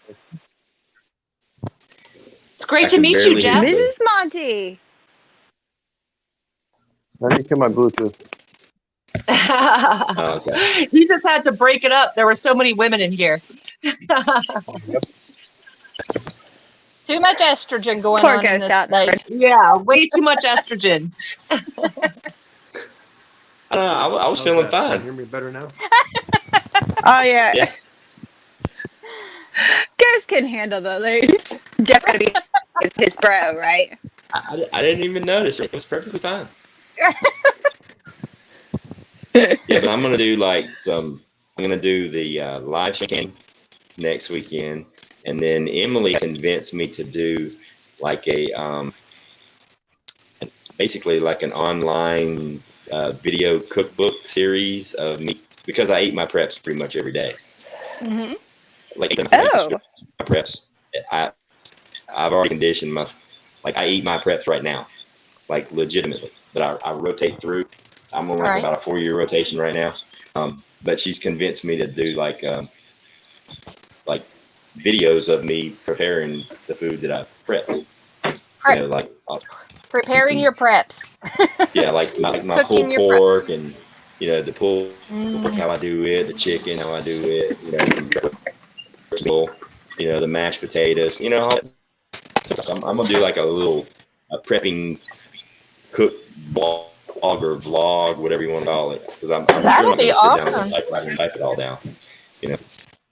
Do that, and I don't know. It just depends. If the Canon thing goes over pretty good, that may end up being something that once every 2 weeks, once a month, or something. I think that would be so fun. And it would help somebody not feel like they're doing it alone, because I don't get help doing that stuff here. And it's kind of one of those things you kind of want a buddy to joke around with while you're doing it or whatever. So I think it'll be great. Yeah. Plus the different meals and stuff is, because like my preps, like I'm really big on, especially with the canning, because and everybody's gonna say it before, when it's time to eat and it's down, I can just grab a jar off the shelf, pull the lid off, and dive in with a spoon. I don't have to do anything. I don't have to, there's no water added to preparation. It's dry stored. It's already that's like a real big deal for me. It's like boom, it's done. It's just eat pulling beans and figure a way to get your rice hydrated. That's already done. And like we discussed the other day, that also helps your body get used to your preps too, because you don't want to just be having all of a sudden this major diet change in the middle of a shift scenario. Yeah. Well, I grew up eating rice and beans my entire life, so I'm like literally, if shit hit the fan, beans, I would probably freak out. Legitimately, like I have to have rice and beans. That's part of who I am. But like even your meat, I can ground beef, I can the chicken. Here, eventually, I'm going to be canning rabbit pretty soon. I can spiral hams, at Thanksgiving and Christmas. I can turkey. I can. There's a mixture, and then I've got the actual canned stuff that you can get. They got the little canned chicken, the canned meat. Just the whatevers, the backups, the whatevers, which is important to me. But I've got like literally, I don't know how many completely done meals. I can my collard greens, I can fried cabbage, I can pork tenderloin, I can sausage patties, I can all of it in a jar. I'll put it to the heat and see what happens. You must have towers of cans. I'm the thousands, put it that way. Like I've got jars. And here's the thing, I for some reason back about 2.5 years ago, every time I went to the store, I had to get a case or 2 cases of mason jars, 4 or 5 boxes of the lids, and I just put in storage. So when this stuff happened last year, and everybody could, and the price of a dozen mason jars, quart size jars, was like $13.99 before. They were selling online on eBay for like $150 a case. So I'm rich. I get rich, Glass gold. But even to this day, lids, I grab a box. Virginia wanted to say something. I do. I've seen a lot of interest, Ghost, in your community pages and in the chat with this whole candy thing. And Lost you. What did you say? Community page and chat? What? Your community pages where you've been putting up messages, and also here in the chat, I've been seeing a ton of interest in this canning thing. And I think that if you start, beans are a great way to start. And then let's all do it together. Let's move up. We don't have our harvest yet. We don't have certain just things that we all want, but we can start with beans. We can do broth. We can do different meats. And I think if everybody, cooking shows and tutorials, even people who've done it before, they love it. They love it because somebody might say something about how to do whatever, or how to flavor something, or how to make it happen that you didn't think of. So I say go for it. I see a lot of interest. I see a lot of people in the chats like, hey, that's a great idea. I'll be there. I would love to do it. Let's do it. I mean, I don't know what works for everyone, if it's once a month or twice a month or whatever. I don't know if every week might get harrowing for some of us, especially because it's summer coming up. We're all going to be gardening more, but maybe like every other week or something like that. I love it. Yeah, I think so. Around the middle and the beginning of the month, but like we can vary it up. We can do like, say I'm canning ground beef, or I'm canning chicken again. I mean, the reason I thought of this was, it was like, all right, so I'm canning and I'm having to make a video of me canning, and then I have to upload, and then I go live and I talk a video of me canning. Why don't I just go live and can? Yep. Save some time. I'm still doing it, all that good stuff. But I just thought it'd be like literally we could all be canning right now. When I was on Latasha, because I was canning while I was doing a live. I just had to get up and go take a jigger and come back and forth. Yeah. Yeah, and that's when I said, why don't you like have other people canning with you at the time? If you're going to go ahead and go live while you're canning, then the people who are too scared to like jump that hurdle, why not just go ahead and get everybody a list of what they need, so everybody can do it with them. And I mean, it makes perfect sense, and I'm so glad that people are so excited to do this with him. So many are scared. I've seen so many comments where like, well, I've got the canner and jars and stuff. I'm like, well, why don't you got food in them? Never done it before. Well, me either until I did it the first time. And once you do it the first time, you're going to smack yourself in the head and you're going to go, why did I wait 6 months? It's just, yes. It's like, I mean, well, some of us just got our canners, and I haven't had a chance to fire it up. I just got it a month ago. And I think that we should do different formats of things. Like there's pressure canning of stocks and broths and meats. There's also ghee, which Milkmaid was talking about. There's also doing more of the preserving type, like with vinegar-based or sugar-based, like jellies or pickles. And I mean, there's so many directions that this could go. We could not just one thing. Yeah, we could all ferment stuff together. We could make pickled eggs together. We could, we could water bath can together. So I mean, like, yeah, exactly. There are so many different avenues, and that's awesome. Yep. Yeah, 'cause Yep. Take those. I mean, I've done all the jellies and jams and homemade applesauce. I did all that.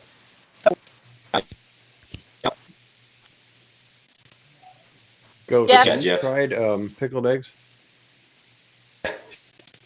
I've done that. It's super easy. And there's flavors you can put in it. I love pickled eggs. I made a whole bunch, and my son stole a whole jar and took it up to his room and ate the whole thing. Yep, the eggs is picking out what flavor you want to make them. There's like 1,000 different flavors. And somebody's done invented opening up a can of pickles and pouring seasoning and closing it and shaking it up. Have you tried that yet? Which one? New craze that's going around. What is Pickles, a jar of pickles. It's the ranch pickle challenge or whatever. But you take a jar of pickles and dressing, seasoning, and you pour it and let it sit. So it's like apparently it's this new. I hadn't seen it. I've heard about it, but I haven't tried it. I make pickled Me neither. ginger. I don't know. But I've never Ginger. done pickled eggs. Ooh. Oh, pickled ginger. Yep. I've never pickled ginger. Only thing I've ever pickled is cucumbers and eggs. But I do make chow. I make smoking hot chow. I got to do a batch of chow pretty soon. Somebody did. Definitely. I forget what homesteading channel, but they made smoked pickled eggs. I want to say it was Freedom Homestead, or I can't remember who, but yeah, smoked pickled eggs. That sounds good. That sounds real good. Like Yeah, probably my favorite thing to can, like canning chicken is one of my favorites because it's so easy to use it after it's canned. It holds together really, really well.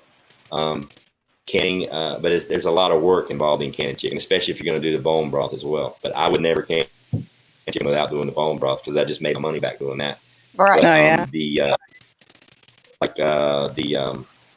the pulled pork, the Boston butts. When I make pulled pork, I've got cases of that stuff put up.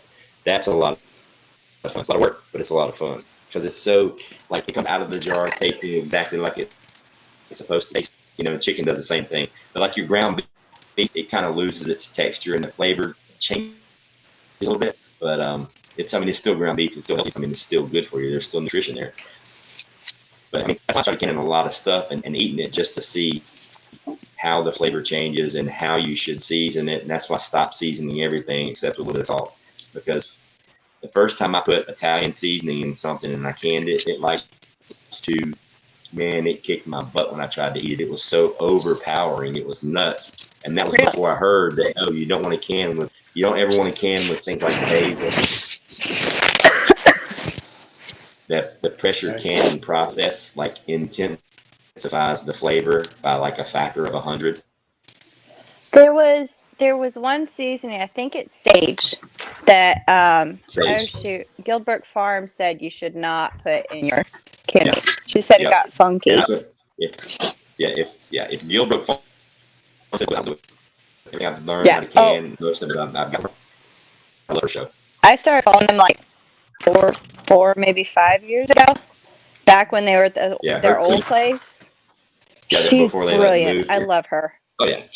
Plus she's funny. She's smart, and they even do the outtakes. They even do the outtakes that after screw up. They're little bloopers. But like, her king, like she's like a canning guru. She's on point. Like, I got the exact can. She has like I watched her canning 101. Like I'm gonna start canning, so I ordered it. It came in the next day. 2 days later, I was canning. I didn't wait. I got the mail and boom, let's can some stuff. So I started canning. She's the one. Got out of control. She's the one I learned from her, and the other one was Homesteading Family. Have you ever seen them? Mm-hmm. They're on point too. Yeah. Guys, like I know I'm breaking up. Actually, everybody's breaking up to me, but I know I'm breaking up. There's nothing I can do about it. So. Regarding canning, Gilbrook Farms is what really got me turned on. She is like Go said, she has a great personality. Their family is awesome. She does some really great demos and makes sure to keep it all exactly how the guidelines are for USDA and the ball book, and she does it legit. I also wanted to add to the comments about putting herbs and flavorings in when you're canning.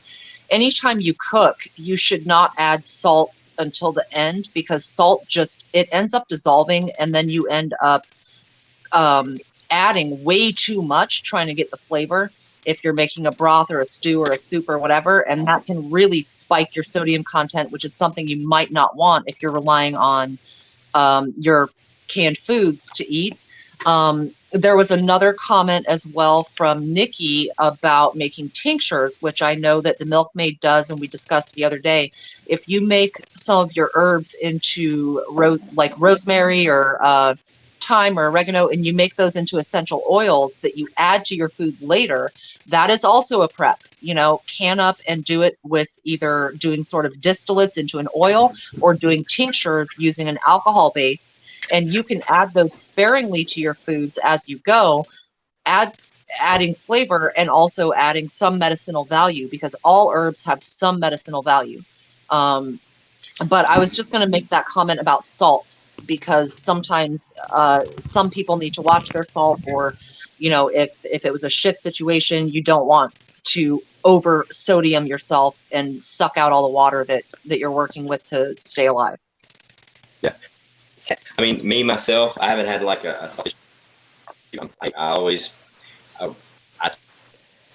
try to remember to, but sometimes I forget it. I try to put in about a quarter teaspoon to a half a teaspoon in each one of my jars, just so that way I know my sodium is there in a grid down. I ain't got to worry about having stored under salt. I mean, I do have salt stored, but I plan on using it to but I do add salt to the time I can it.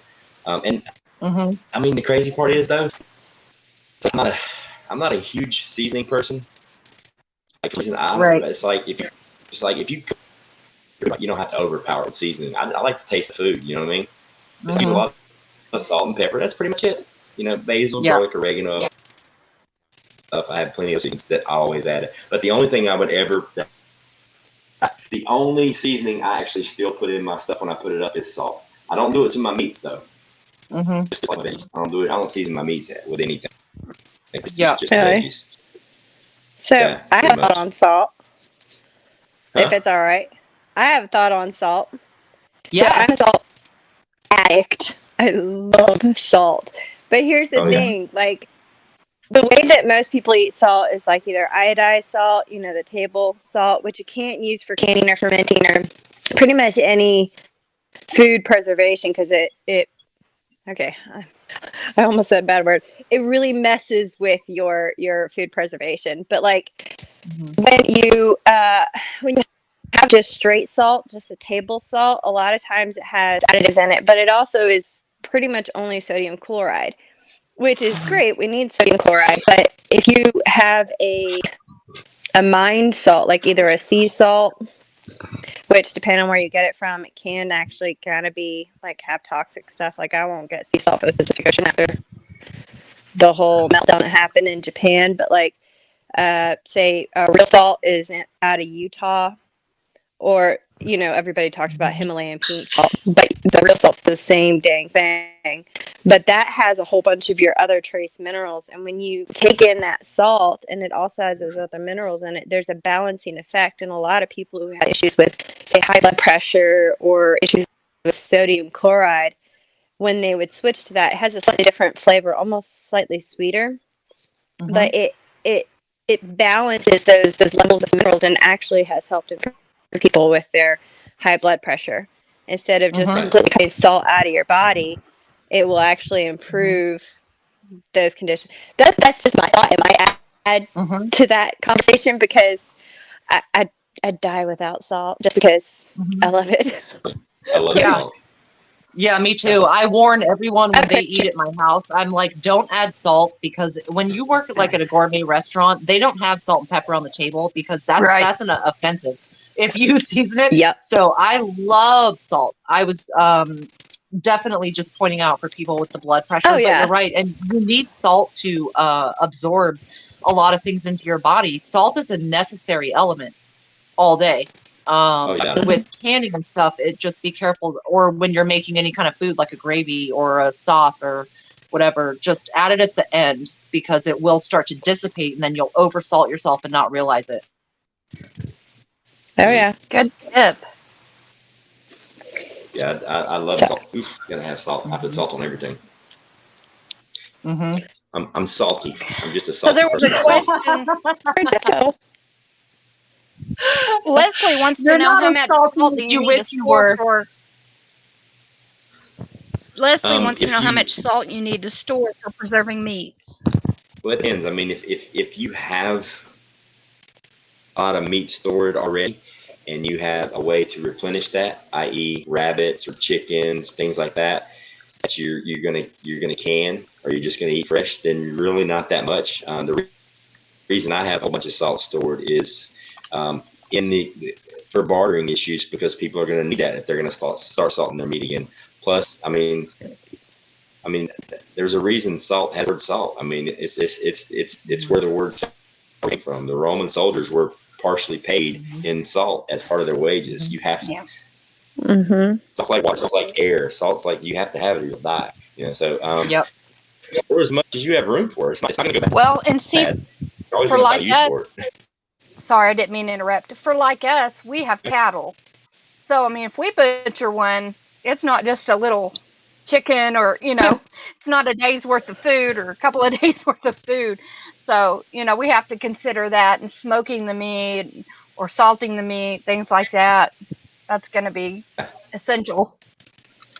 Yeah, See, with me, with just the rabbits. There's a channel called Living Web Farms. They're kind of a fruitier, well, I won't say fruitier, but they kind of go, we need to prepare because of climate change type channel, right? But they're based near Asheville. But they have these classes that they record and they put up free on YouTube. But they have ones on food preservation in a variety of ways, any kind of homesteading, any kind of gardening. There's even one on knife skills that one lady who was a butcher does. Because I almost thought about doing a video about it because I don't have a tripod or anything like that, and my family still doesn't know I do videos because I'm a little embarrassed about it. But but like knife skills, when you're bringing in the harvest from the garden, that's kind of a big deal. Like if you're slowly like slicing a carrot, that's going to take forever and a lot of energy. But if you learn how to, like, honestly, the way the chefs do, you start really slow, but then you learn how to use that knife efficiently, just like any other skill. It makes processing so much faster, which I'm sure you guys know already. But for those who don't, You get that muscle memory. Yeah, you get that muscle Yeah. memory. You can do it with your eyes shut. Like the amount that you need to store depends on your situation. It's like I'm storing it, but it's basically kind of just for backup and for seasoning and bartering for other people that are going to need it, because I'm growing meat. You know what I mean? So and my meat, it's a 5 pound. Just go do one every damn day. You ain't got to worry about it. Yeah. I do have a solar generator, so I can feasibly power my fridge for an extended time until the fridge or the freezer quits working, so I could I still store meat. You know what I mean? So I don't really. I'm not looking into having to salt a lot of meat, and most of the meat that I've ever seen salted before is ham. Pork. Anyways, I don't have access to a pig right now. My neighbor's he's doing the meat, birds, and the eggs, so that part's covered. Our barter says, giving him rabbit meat and fertilizer for his garden. He's giving me eggs and chicken meat. It's a self-replenishing thing there, which is like, I encourage everybody to do that. I mean, if you've got the land, the time, and 15 kids that you're going to need above the age of like 7 or 8 that can help you work those 50 acres of land, to take pop out some more chickens and cows and horses and goats and pigs. And for me, I'm gonna just worry about the rabbits in my little garden and let somebody else do with the chickens, and the other have a cow, and this guy's got a goat, and then we can just kind of because I can raise more rabbit meat than I'll ever eat. It doesn't hurt to learn those things though, just in case you have access to those. And nobody else yeah. does. Like you may have people who have goats or cows or pigs or something like that nearby, but I mean they're just hobby farmers, and now all of a sudden that's a like serious sort of source of meat, and having the skills, taking some time to practice them is not a bad thing. Like I try Another like that though. another video I may do this live too. What the hell? Might as well. I'm gonna take my canner and I'm gonna go out back. I'm gonna build a fire and I'm gonna can some food over the fire. I'm gonna see what it takes, how to can complete off grid. You know, it'll be a fire, but I'll have a massive. I'll rake the coals because I can kind of regulate the temperature easier with coals versus like open fire. Did you see where I commented in your chats at one point? There's a guy who's done that. Like they did that. They live off grid. I saw that. And they canned outside. Yeah. And because I was wondering about that, like, sorry. Like I've seen people do it with like propane camp stoves and stuff. I'm like legit just I've done that. dig a hole, build a fire with wood, and I just want to do it once. Just so I can feasibly do it with coals from the fire and just kind of and regulate the temperature. Say I've got to go with the PSI. So as long as I get I can feasibly, as long as I'm in between the 10 to maybe 12 PSI range, I'm safe. I mean, it takes a few minutes for it to place. So that's plenty of time to, if it's too hot, grab it, pull it off for a minute, sit it back on, but just to try to keep it in between that 10 to 12 pound range and rock and roll for an hour and a half. And basically, outside in the yard and cook stuff. If you get a piece of sheet metal too, you could help regulate temperature just by like almost a heat shield. Yeah. Going in and out. Yeah, that's good. That's a good point. That's a good point. Like when we used to do oysters. That's our oysters growing up. Yeah. Oysters. I'm gonna figure it out. Because here's the thing: if I can outside the fire, then I can save energy. Go ahead, Virginia. It's just your camera's so small when you hold your. I know. I'm sorry. You have to go like this. Go like this. Well, I was gonna say I'm gonna do probably for the canning. I'll probably be using a big propane burner outside. I do have a kitchen. I have gas in the kitchen, but I'm gonna do that big burner because the canner is so big, and I've got that huge. I have a big crab boiler, so I'll probably be doing that. I wanted to also address the chat about salt. Jeff, who we lost on the panel, has some really excellent points about boiled salt water to get salt. As far as I know, all sea salt comes from salt water, or also salt flats, and there's other deposits, but you can absolutely do that. You absolutely need salt in your diet for sure, and salt and pepper and things like turmeric and ginger were used. Those spices were used as currency. There was no money back in the day. It was spices. The spice road was bigger than the Silk Road before that started, or what have you. But I just wanted to address Jeff because he was giving tips about making salt, using salt water. And I've seen that done. I mean, it takes a lot of energy, but I mean, it's basically free if you get your firewood and build your fire in your pot. I mean, you're just gonna boil it down until the water's gone, and what's left at the bottom is salt. There was a movie, I think it was Modern Marvels or something. It's an industry somewhere in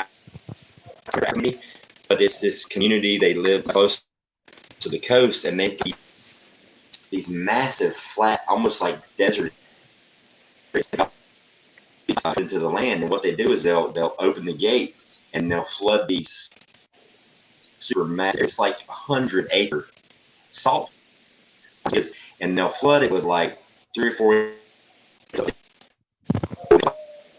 The sun cook it down. They let the sun do all the work, and then completely dry, and it's all cracked. And they come in and they scrape all the salt. Yeah, absolutely, absolutely. They have no physical labor involved whatsoever. Salt up. They just let the sun do all the work. Yeah, the sun. Nature does its job. Yeah. I want to say, y'all familiar with Justin Rhodes? He got big after I started following him. Who? Justin Rhodes on YouTube. Justin Rhodes. He does like a homesteading. I don't think so. Years ago, it was like 4 years ago. He did All American Farm Tour, and he went around all these different places. They took their 4 kids and converted a school bus and went to all these different farms and homesteads all over all 50 states, right? And one of them, I want to say it was on his. One of them, it was on the coast.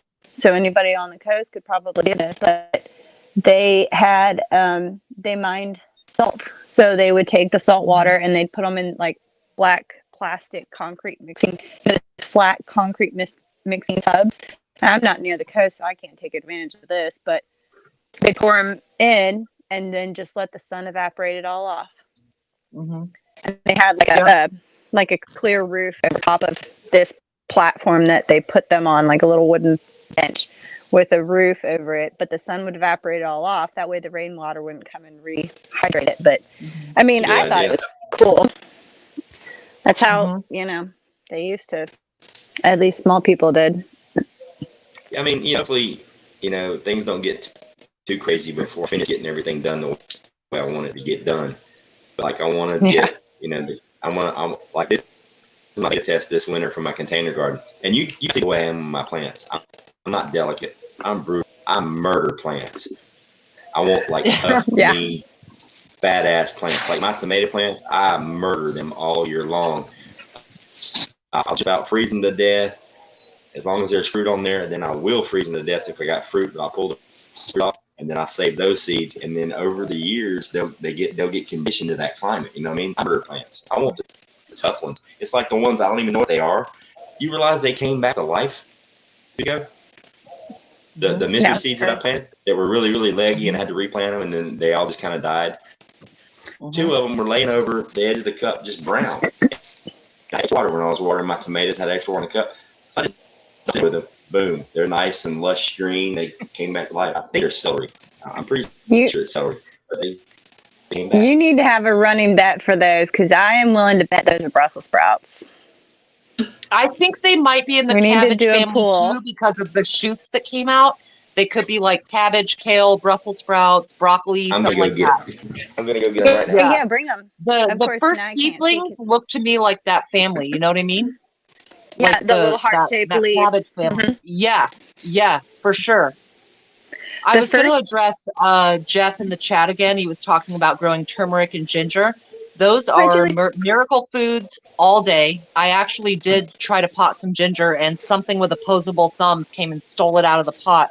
But turmeric and ginger are absolutely fabulous. They are roots. They will grow foliage. They're almost kind of like a bamboo or a grass. They'll grow really beautiful, big stalks and greens. But the root is really where all of the medicine is. I am not 100% sure that you can eat both the stalks of those. You'll have to ask. Someone in chat might know better, but I do know that those are ginger absolutely leaves. fabulous, and they are so healthy. When I planted these, they got super leggy and they were hanging over. So I replanted each one in some jar, and I literally held it by the stem. Bring it down a little. And the roots were touching the bottom, and I filled the jar up with dirt while I was holding the plant. So this thing actually goes all the way to the bottom. It laid over and died, and I watered it again, and it's come back to life. Hang on, let me get your screen. I'm thinking it's celery. Celery is your full screen. Yeah. Yeah, what's the full screen? Yes. Hold up a little That's more. good. Oh, Yeah, man. I still say like cabbage or kale or something, or Brussels sprouts. I second I know that. it's not Brussels sprouts. Yeah, I've never ever had a Brussels sprout in my life. I know I didn't plant those, but it was right. A seed. So it's got to be some kind of a lettuce or celery or something. It has to be. Has to be. I don't know. That heart-shaped seedling looks like cabbage. Dude, it might be collared. You know what? Because that's a brassica. You know what? I think you're right. I'm going to zoom in on this leaf and look at this leaf and tell me it does not look like a collard leaf. Yeah, you're the collard boy. That's a collard, I bet. Yes, milkmaid. This is a Georgia collard. This is collards. Sweet. Well, no wonder it's having such a hard time. It's summer. They shouldn't be growing right now. It's summer. I grow plants when they're not supposed to grow. Oh yeah. I grew them all. Yeah, I think this is a collard green. You're right. I practice Cool. working on my black thumb. Good call, milkmaid. We'll see. I mean, And see, that's the thing. I've never grown collard from seed before. Like I used to get them at the feed store, and they're already a few weeks old. So I've never actually seen one grow from seed. So yeah, it does look like collards now. Definitely. Yep, I put money on that. Definitely. Do stuff with Nikki. What's going on? Hey, I'm going to turn off my camera if I can figure out how to do that real quick. Ah, that's how you do it. Yes, that's collards. Well, that's cool though. So I'll plant those in the cool shaded. I'll plant those in like a shaded area and see how they do. Okay, so since we're back to containers, can I show my garden before I get dark? Hell yeah. Let me before you get dark. Where are you at? I had a couple of things. No, I'm not in California. One sec, Ghost. I had shown you the potato a few days ago. Yep. And it's really a trip here. Okay, so I'm still, I don't know if I can turn this around. Hold on. Click on her, Ghost. Okay. So the screen will be bigger. I always forget to do these. Uh-oh. Uh-oh, she went out. Did you? I think we lost her. I didn't get to click anything. She must have the wrong button on her phone. I bet she lost service when she walked out there or something. Or if she was mashing buttons, she might have hit the power button and turned her phone off. She might have. Give her a minute. She'll pop back in. Hopefully she's not standing there. I know, that's what I was thinking. She's going through the whole process. And she's gonna be like, well, so I'm going to have to make her do it again. Yeah. That's what I was thinking. She's probably talking and showing and we're not here. She's going to kill us. And we're nodding like, yep, you're good. Mm-hmm. That's yep, something I would end up doing, you know? Yeah. Yep. Yeah, I've been listening to live streams before and got so caught up in the chat and everything, and my phone dies, and I'm like, son of a gun, I was just answering a question. Yeah. Oh. You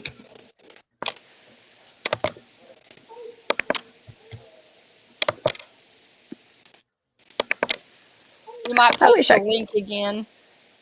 There you are. You got it.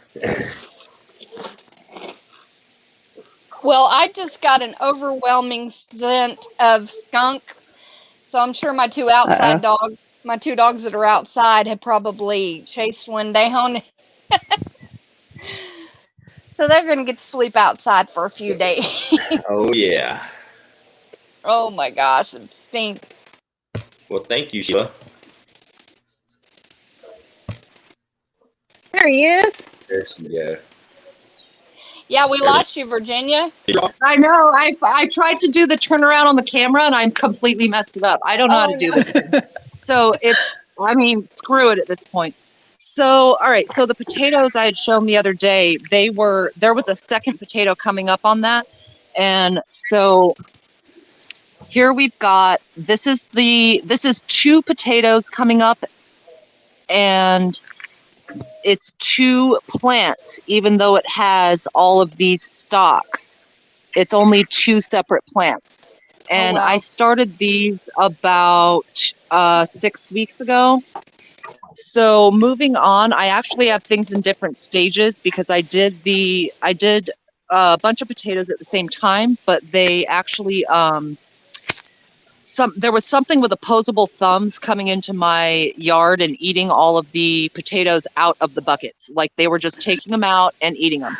So I have another one that is about the same age as the one I just showed, and that is this one here. And Ghost, that's the other one that I had showed you. And both, there was 2 in this as well. And both of them, there's this huge one, and then there's a second plant. In fact, Lady Hammer was talking about doing some growing in pots. I'm sorry, in bags. That's what I'm doing also. In fact, this bag has a peak feature where I can raise up I can raise up an arm here. 1 second. And Oh I yeah, can I've seen peek, those. Oh, that's right? neat. So far, I'm sorry if the wind is fucking this up. So far, I can't see any potatoes, but I can technically peek. I also did sweet potato slips. I started them around February. I got the slips grown on the sweet potato, and then I got the roots to where they were several inches long. I have put those slips in bags as well. And these are sweet potato slips that came off of some sweet potatoes that I did in water with the toothpicks. I have 3 containers of those sweet potatoes. There's another one here in a pot instead of a bag. Also to show other potato progress, this potato here is actually only about 2 weeks old. Something with the opposable thumbs ate this one and I replanted it. That's about 2 weeks. And then something with opposable thumbs ate my other one and I replanted it. This is about 1 week. Oh, wow. So I've got 6 week, 3 week, and 1 week all going. I intend to plot them out. Now I started seeds in the wintertime because I have a colder area. Sorry about the wind, guys. I'm sure it's going. But this is my broccoli, which I did from seed, which actually took quite a bit of effort. But you can see. Oh, wow. Nice. So I'm giving a shout out. I don't know if you guys could see that. I can't see what you're seeing. Oh, yeah. I also wanted to address tomatoes. So I started tomato seeds quite a long time ago, and a lot of people in chat had said that their tomatoes were not working. Mine weren't either. I am in a colder spot, but they finally did shoot up. Now I have a toddler, and he came out here in the garden, and he completely annihilated my tomato bucket. Like, he played in it, he would dig in it, he would mess up all the seedlings. And because he did that, the ones that survived are actually a lot stronger. So I have tiny, now compared to what you guys have, I'm in zone 7, I think. I don't know. I'd have to look, but I'm going to be way behind most of you guys. So my toddler completely annihilated my shit, but my seedlings that have come up, I have faith in. They're tiny. But you can see they're getting there. And like I said, I'm going to be about 2 months behind a lot of you for a lot of things. But it's still worth a shot. Now, I did buy a couple of starts. I started most of what I've shown you all here from seed. Somebody in the chat earlier was talking about zucchini. I think it might have been Northern Girl, but I think she's gone. I did these zucchini starts from seed. I started them about a week and a half ago, and they're just now getting to where I transplanted them, and then I'm going to put them somewhere logical. But these are all zucchini starts. I did those from seed starting about 7 or 8 days ago, and that's how big they are.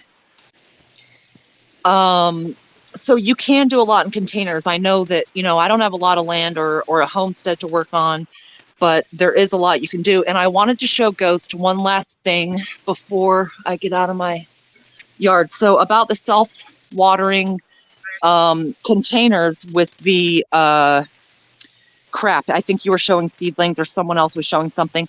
So I made this. Ghost, about a month ago, you talked about you were going to do stuff in water bottles, and I was inspired. And so I made this. I'll explain it, but let me show it. Okay, so Cool. what this is, these, hold on a second. I'll turn the camera. 1 sec. So these are carnivorous plants. They eat flies. Yeah. And what I did is I took a popcorn container and I'm trying to see the camera, and I cut the popcorn container. I put the top of the popcorn container into the bottom of the popcorn container. And then I put in carnivorous plants, and I actually hang this in my kitchen in order to eat the little fruit flies that come in and fuck up all my bananas and shit. I'm sorry, I pardon my swearing. All the fruit flies that come in and get on my fruit. So I have this that I made, and I hang it right by the window. It's self-watering. This is based in sand, so it doesn't need the wick. The moisture in this sand is actually pretty good. Like it doesn't need much of anything more.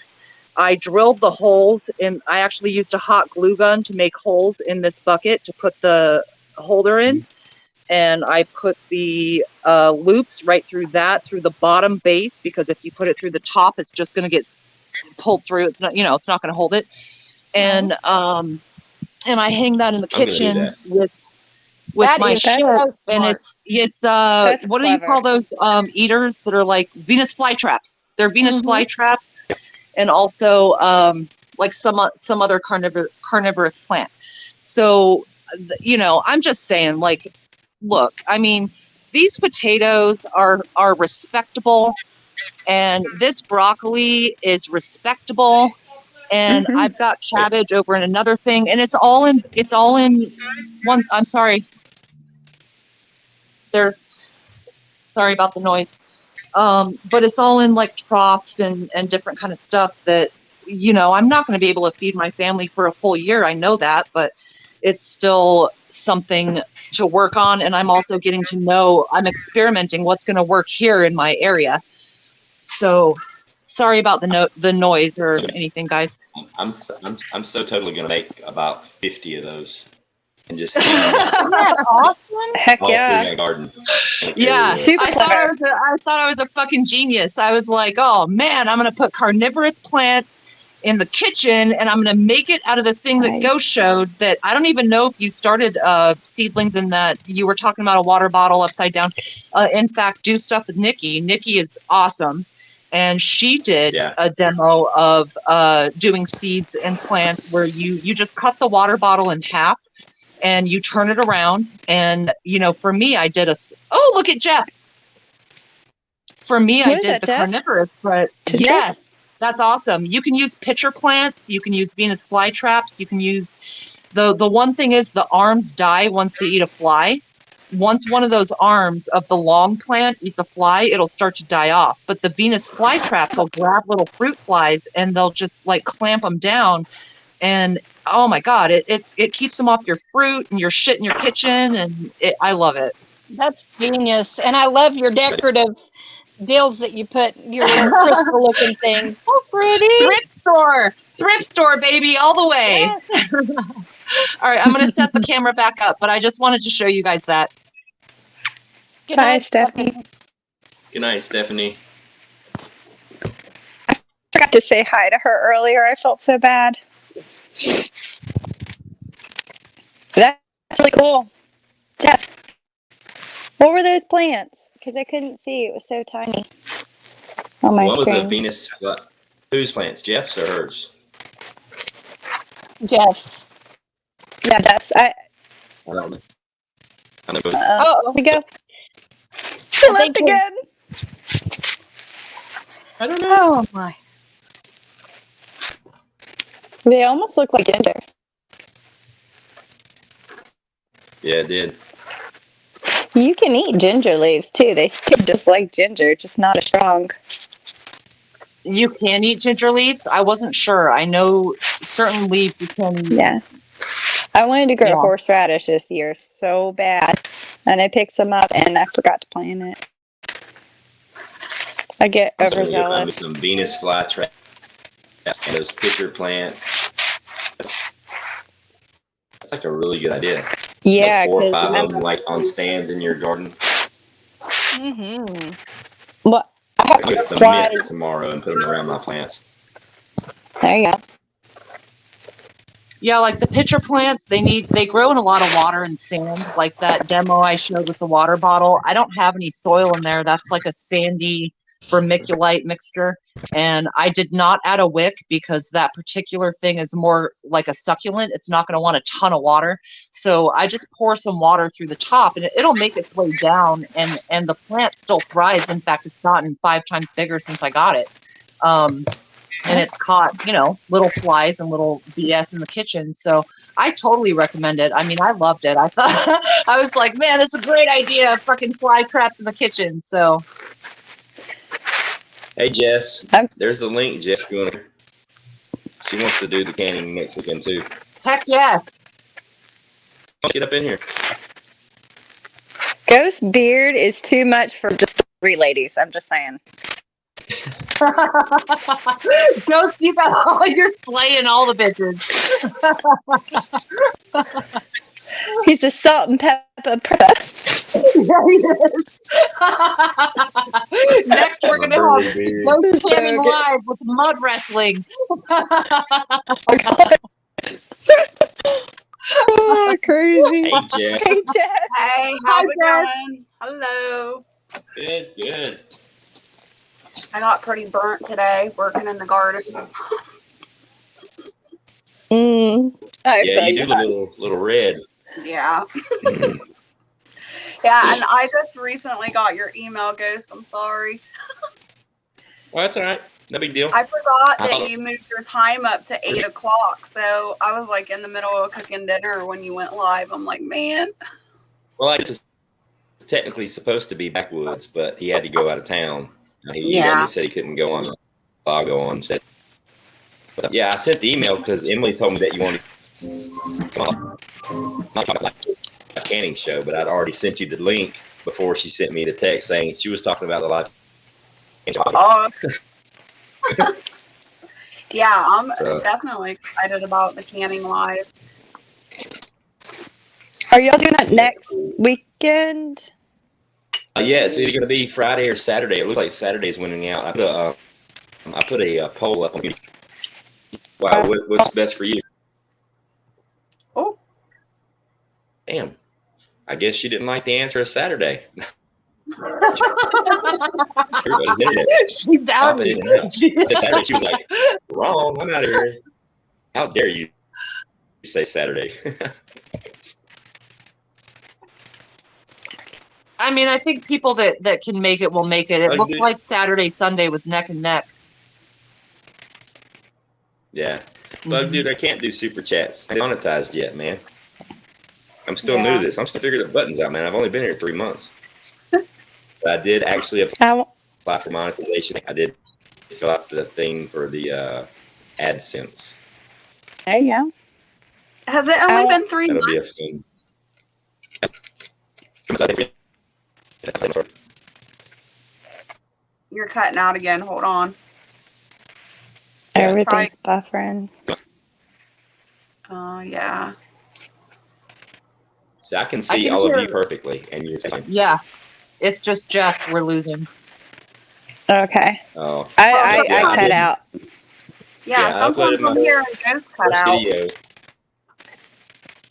I did my first video Valentine's Day. This February was my first video. So it was so cool because I hit 1,000 on the 14th of this month. 3 months anniversary. You hit 1,000 on the 14th. Is that what you said? No, I hit 1,000 subs like weeks ago, but I hit 4,000 watch hours on the 14th, which was my 3rd anniversary. Right. I'm not surprised. I'm just not surprised. It was cool. I knew you were gonna blow up. Do what? I'm not surprised. I knew you were gonna blow up. You got good stuff. I'm still figuring everything out. I've been shooting videos on my cell phone, just going live, trying to put stuff out. But now I've read all the warnings and all these good labels that YouTube puts out here for the AdSense and this and that and the other. And some people say I don't want to get monetized. Oh, that's just wrong. I'm getting monetized. YouTube commercials on my stuff right now. I'm getting paid. Why should I get some of it? I mean, that means you gotta I gotta stop cussing, stop acting crazy, and I gotta be civilized. That's fine. I can. Lady Hammer's asking what time you're doing the canning thing on Saturday or Friday. It's looking like 7 or 8, probably 7 or 8 p.m. because you're talking about a 3 hour test minimum from start to finish. So I figure 8. If it was on Sunday, Saturday, but so it's looking like it's looking like Saturday, probably around 7 or 8 o'clock. What were you saying earlier, Milkmaid, about Saturday? You can't do Saturday? It's my 20th anniversary. So we're going to be doing a pig roast and a family reunion thing. Wow. Go on. We'd like to see that too. The pig roast. Yeah, right. Especially. What, pig roast? I ain't into a good pig, you know. Well, we got Potbelly. So I don't know how well she'll do, but we're going to borrow a big smoker from a friend. And Miss Piggy's going bye-bye. Yeah, prep for internet, so. Prep for it. She had to go. I didn't get to say goodbye. I feel bad. Yeah, she dropped off. She put in the chat there. Her internet just went out. Okay. I know that. Prep for it. It was awesome to hang out. I'm sorry I missed you go. Yeah, you guys, if you don't know about her show on Wednesdays, her and Alstos do a show on Wednesday. It's hilarious. I did. Yeah. And I had a blast, so I'll be there this Wednesday too. Their show is hilarious, especially Mouth Alstos. is awesome. She's like a female version of me. She's such a great personality. I like her. Oh, she's a trip. And Mere Huckleberry, you're obviously a member of North Shores.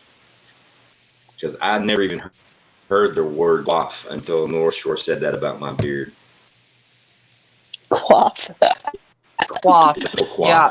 Well, we defined all those very words the other day, so. North Shore's very cultured. He uses the big word. Yeah, I don't even know what. I'm going to look it up and see if it actually has something to do with facial hair. He might be just calling me. It does. Yeah. He might be disguising a joke. Yep. Might be. He's a good guy. Jeff, yeah. I'm glad you made it back. Yeah, he's pretty funny. Could you see my mango tree? Is that what Would it was? love to see your mangoes. So it was.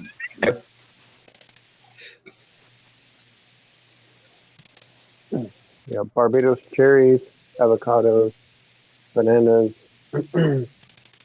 turmeric, ginger, a whole bunch of stuff. Did you already show the mangoes, Jeff? We missed it. I'm sorry. Did you show the mangoes? I'd love to see the mango tree. Whereabouts are you? What area are you? I'm about an hour south of Grayman. Okay. Florida. Y'all have the best growing season in Florida. County. Year round when I lived there. I never stopped. The problem with this area is that you have a bunch of mold and fungus and stuff that you don't have to deal with up north.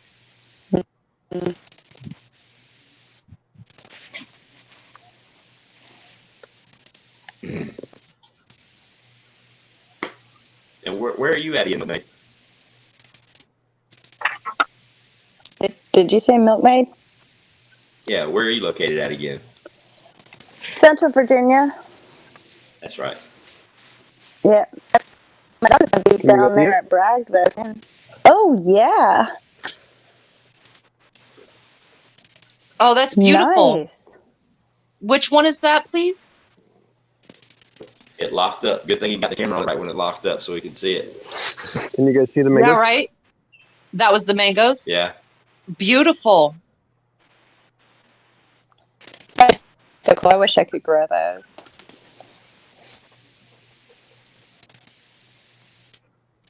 And avocado too? I love avocado. Yo, for sure. Avocado is awesome. It's impossible for me to grow, but. I'm waiting to see a Sasquatch run through the background. I know, right? There's up again. Yeah, did he freeze up? I know we went from mango. I'm not sure if we got to the avocado yet. It's so beautiful. Yeah, what are they called? Kumquats? They're down there too? Right. It's a funny word. I wish I could grow avocados in Ohio. I'd be in heaven. Right. There's a guy in Nebraska. He has like an underground huge greenhouse. Like it's set underground with a I love that greenhouse, and greenhouse. he On grows. the one on videos. He's Sorry, got a YouTube channel, right? He, I didn't hear what you said. does he have a YouTube channel? I don't know. He might. Somebody. Who was it? The Prairie Homestead. She went for a tour there recently. He grows tropical fruit there. I mean, we could go whole are growing orange trees in the Austrian Alps too, but it's super cool. Well, there's Pushing the somebody on zone and YouTube that has a growing channel, and things that are not. they have a sunken greenhouse. They do their entire greenhouse except for the roof. They do water catchment off the roof to water. It's like in a northern climate, but they buried the greenhouse, and they're growing like all kinds of tropical fruits. It's crazy, and it's like in Alaska. I mean, it's up there where it's like cold. Yeah. I can't find a channel for him under his name, but if he does, it'd be awesome if he put it in the chat or something. That would be cool. Yeah. Yeah, there's some pretty cool stuff you can do pushing zones, even in the way you grow them. Like, who is the guy? Oh shoot, I've got his book. Elliot Coleman. He's market gardening. Honestly, the places that I've learned the most about growing food have been from homesteaders, and then also market gardeners. Now, a lot of times they do like high value crops, like lettuces and stuff like that. But just understanding soil science and the things that go along with that, making it easier. Oh wow, look at that! Oh, cool. What is that? It's a banana. Yeah. A banana. Yeah. That's awesome. Bananas.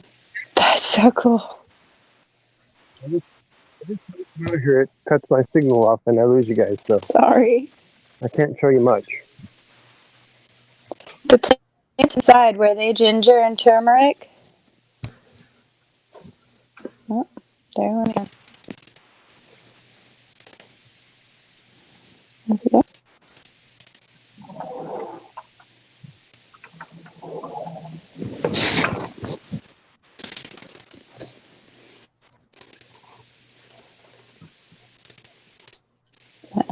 So I missed it. Did you say that was a ginger or turmeric, one of those, or was that banana and mango?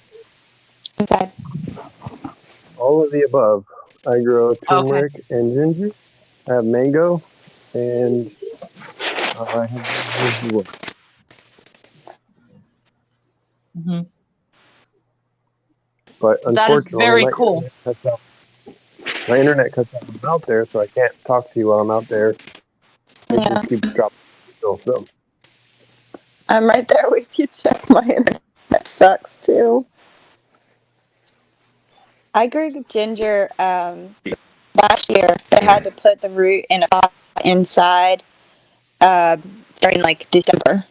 And it still produced a crop at the end of the year. And then I totally overwhelmed and forgot to do it this year.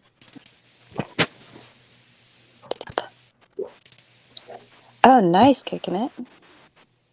Yeah, I would love to do it. Simply because of the thermal regulation. I mean, you can regulate a lot easier if you're buried. Yeah, I've seen where people dig down and then have the greenhouses, and then you have that edible lands. I think it's called edible landscaping. You know what I'm talking about? Mm-hmm.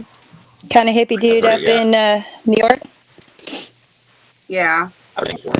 He's incredible. But I mean, it's amazing what a basement does. Basement here, I have a full basement, like full. But my basement is separated in two pieces. So there's a concrete wall going down directly down the middle. One half is finished concrete floor. It's a basement, and it's probably at the back edge of my house. I actually have windows. It's probably I'm buried up to me, and I'm 6'2", so I'm at about breast height to ground level on the very back Like go to the middle of the basement and go to each side, I'm buried like to my mouth. But if I go through the doorway on the other side of the concrete wall, it's completely submerged underground. That's the root cellar. So it's like it's all. I love the way they set it up. There's like a dual space. Half is completely root cellar, and it literally stays up. I've been here since June, and I was in my basement shorts and a wife beater all winter long. In shorts and a wife beater. It was 20 degrees outside, and it still stayed in the 60s in the basement. And now, in the middle of the day, it's still in the high 60s. It might get up to 70 a couple times. That's it. That's perfect. Awesome. That's the one thing I don't like about my house is there's no basement. I've always loved having a basement just for that cool dark storage. Yeah, I mean, in summertime, power goes out. Just take your ass to the basement. If you ain't got air conditioning, go to the basement. It's year-round air conditioning. It's year-round thermal regulated. I mean, when I was looking for houses and property to buy when I moved from Florida here, I already planned on building my own storm shelter / root cellar / whatever. But I found this house and it already had it. It had the basement and a root cellar, and I'm like, yeah, completely wood.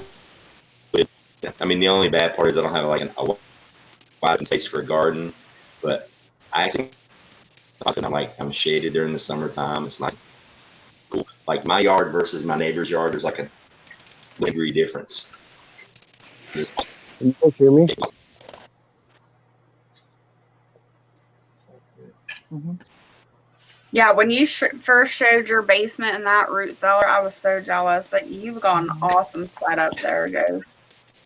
Mm-hmm. Yeah, I just need to finish getting everything because like one half of the finished part can be all canning and food storage. Mm-hmm. I blacked all the windows out. There's no signs the shelf life on everything. And Can you guys the hear other me? half is going to be like my working part, like my little studio area, and then the back side is all root cellar. Plus, I can store food back there too. I think I'm going to dig out a little bit more and put it in. That's awesome. Mm-hmm. We're hoping. I'm trying to convince my husband to let me build some kind of root cellar. I mean, even if it's just a hole in the ground, like a lamp. Are you familiar with that? No, Yeah. no, you can just organize trash can right to the lid and use that as a root cellar. Yeah, I saw Pinball doing that. He did a video on And that several where he dug people doing down. that. Too, because what I was looking into, and I know it's valid, and it may be the same for you, Virginia. FEMA has a grant system set up where they pay up to $2,500. You can get a $2,500 grant to dig a storm shelter. In Virginia It can be too? anything. A storm shelter can be they set it up through Tornado Alley. It may be Virginia as well, but it's a $2,500 grant for a storm shelter, and you're eligible for a deductible. You're eligible for a $2,500, and it's estimated that it increases the value of your property and your home by at least $5,000. Nice. So although I don't want my tax going up. True. Freaking taxes. Yeah. But yeah, I mean, I researched it. I even had blueprints drawn to build mine, and then I found this house that had a basement. I mean, I was doing concrete, the whole 9 yards, and I still had it coming in less than $500. Is it through? Who's it through? FEMA? It's a FEMA grant. Let's put it out through your local, whoever deals with your local disaster. Like you could probably call City Hall and find out about it, but I found it just by Googling it. I found it by accident, and it was pretty neat. I was like, yeah, $2,500. I can build it myself for $2,500. I mean, I know I've been rebar. I can do it myself. I've been toying with the grants from NRCS to get like a hoop house, but the only problem is because of COVID, everything is shut down. Like I've tried calling their office probably 3 or 4 times, left messages, nobody ever called back, and they won't let you go in because we live in, East Coast Cali. So yeah, Our governor is a total retard. Mm-hmm. You can look up government grants. If anyone remembers in the 90s, there was a dude named Matthew Lesko, and he wore a green suit with dollar signs all over it. Question marks. He actually, or question marks, yeah. He still does a show. He actually has a YouTube channel, and he explains all of the grants at federal, city, local, and anything for like the PPP that happened this year or some other stuff. I know it's kind of like a jokey kind of dude, but he does actually have some good tips, and he gives you the links of where to get the applications and all the stuff that you need to get, whether it's loan, grant, or whatever. Also, check your local electric companies and gas companies. I don't know about the building as much as what Ghost was talking about, but I do know if you do things to your home that are more energy efficient, you can get a ton of rebates. You can get them to pay for half of it. You can get them to give you a check at the end of the service so that you have, because there's all these federal programs right now to do, there's tax breaks for, okay, I made my home efficient, and whether it's with the heat or the light or the gas or whatever. And at the end of the day, that is kind of a prep because it's financial planning. Mm-hmm. Mm-hmm. Yeah. See, my Plus, I mean, a roof.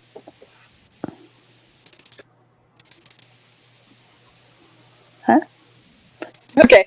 Well, this sounds paranoid, but my biggest challenge with like applying for those types of grants and stuff like that, especially with the farm ones like NRCS, is that I kind of don't want to be on their radar as a farm. Mm-hmm. Like, I want to be considered that crazy person that has a couple of animals, and because I think you're supposed to give a business plan of some kind for, not for the shelter. I really want to look into that, but just I struggle with that a little bit. My husband keeps saying, "Hey, you need to get that grant." I mean, it's probably worth about $5,000, and they even have ones with fencing, but it's generally a cost share type thing, and we don't have a whole lot of cash sitting around, like very little. And I am cheap so that we can actually afford some of the things that we need.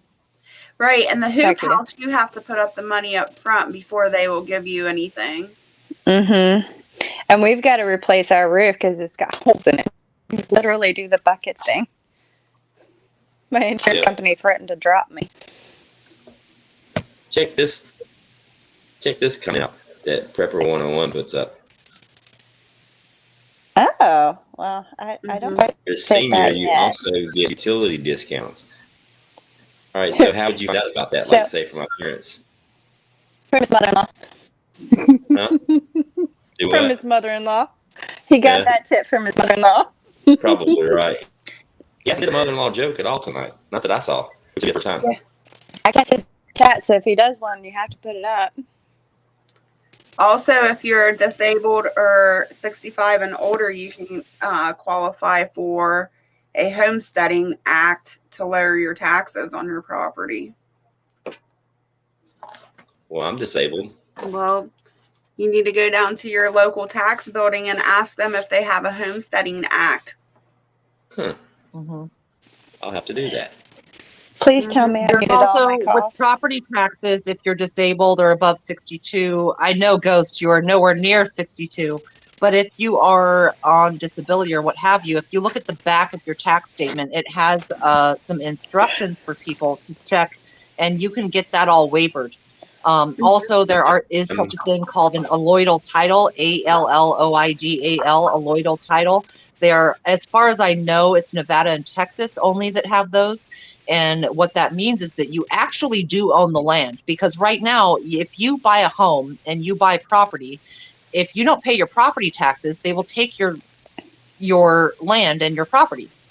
But if you have an alloidal title, you actually own it. And there are only 2 or 3 out of the 50 or so states in the union that actually have that.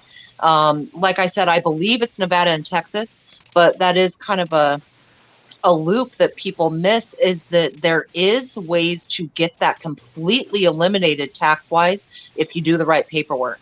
And that's kind of what I was saying about the Lesko dude. Like, I don't think he's a guru, but I do think he gives you at least the lead with the applications, and just try, you know. Yeah, I mean, I'm disabled, Worth but a I'm try. disabled through the military. I'm partially disabled through the military, not Social Security or anything like that. That's still federal. TMI or TBI. You know.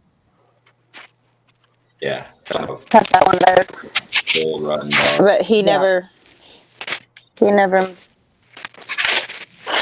Yeah, it's just something to think about with taxes and ways that, you know, tax planning is actually one of the smartest things to do financially. A lot of people, they do their 401ks and they do their retirements and they sign up for shit at work.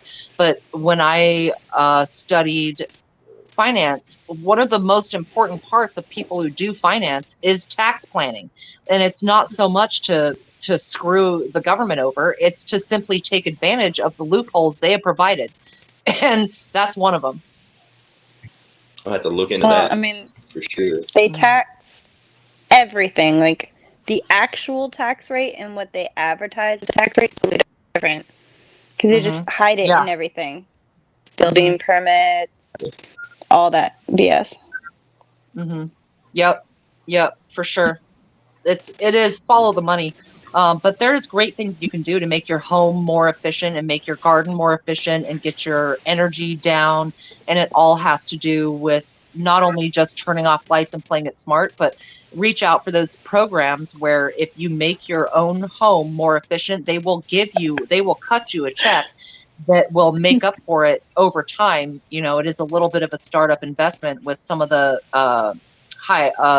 what do they call it? Energy Star homes, whether it's heating, whether it's duct heating, furnaces, wood stoves, pushed air, the type of appliances you have, and the type of shit you build out in your yard is going to make a difference. And where do I go find this? You know, okay, for me, I look at my power and my gas company. A lot of times on their website, they'll have a little toggle that offers rebates or offers local programs. I would also look maybe at your local human services or Department of Commerce or Department of Agriculture or Department of I guess I'm going to fall back on human services, and you'll be able to just mainline right through that link to get all kinds of resources, both financial and for tax planning. I'm going to have to go check all that out. I mean, just see what applies. Yeah, just find out what applies to you, because they're not going to send you a letter and say, hey, here's how you can cut a break. They're not going to send you that letter. That letter is never coming. You've got to send out a inquiry and find out what's available to you, and the door will open from there.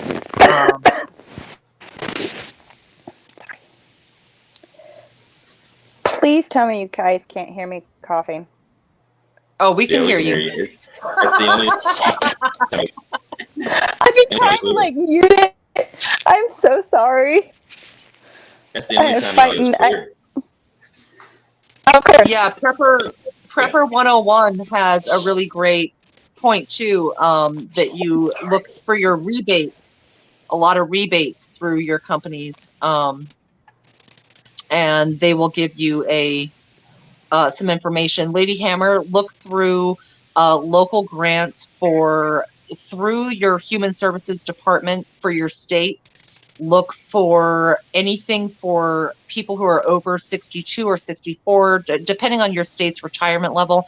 They have programs for everything, for your utilities, for your phone, for your home, for your heat. And they also have a ton of rebates if you go through your utility companies. Look into that.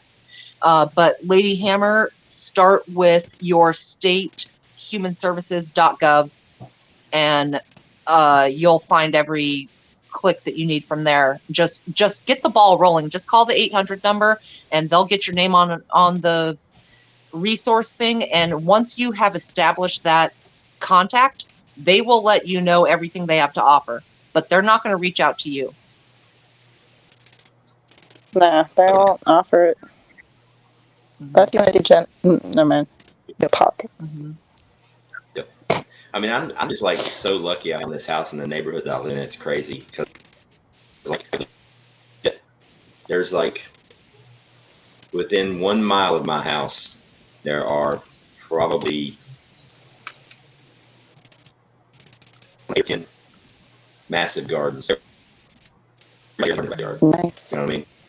So it's like, you know, there's already a place if need be. You know, and this is like a small neighborhood that's been gotten in time. Most of these houses were built in the 60s.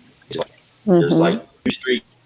There's only 2 ways to get to my neighborhood, 2 streets in, and every road that goes into my neighborhood ends in a dead end street. So you have to leave my neighborhood on the exact that you came in on. It's the only way out. You know what I mean? And it backs up to nothing but woods. So it's like nice. See, that's perfect. Like, we were trying to think strategically when we got our house, but we were kind of in a pickle anyhow. And this popped up, and it was definitely doable.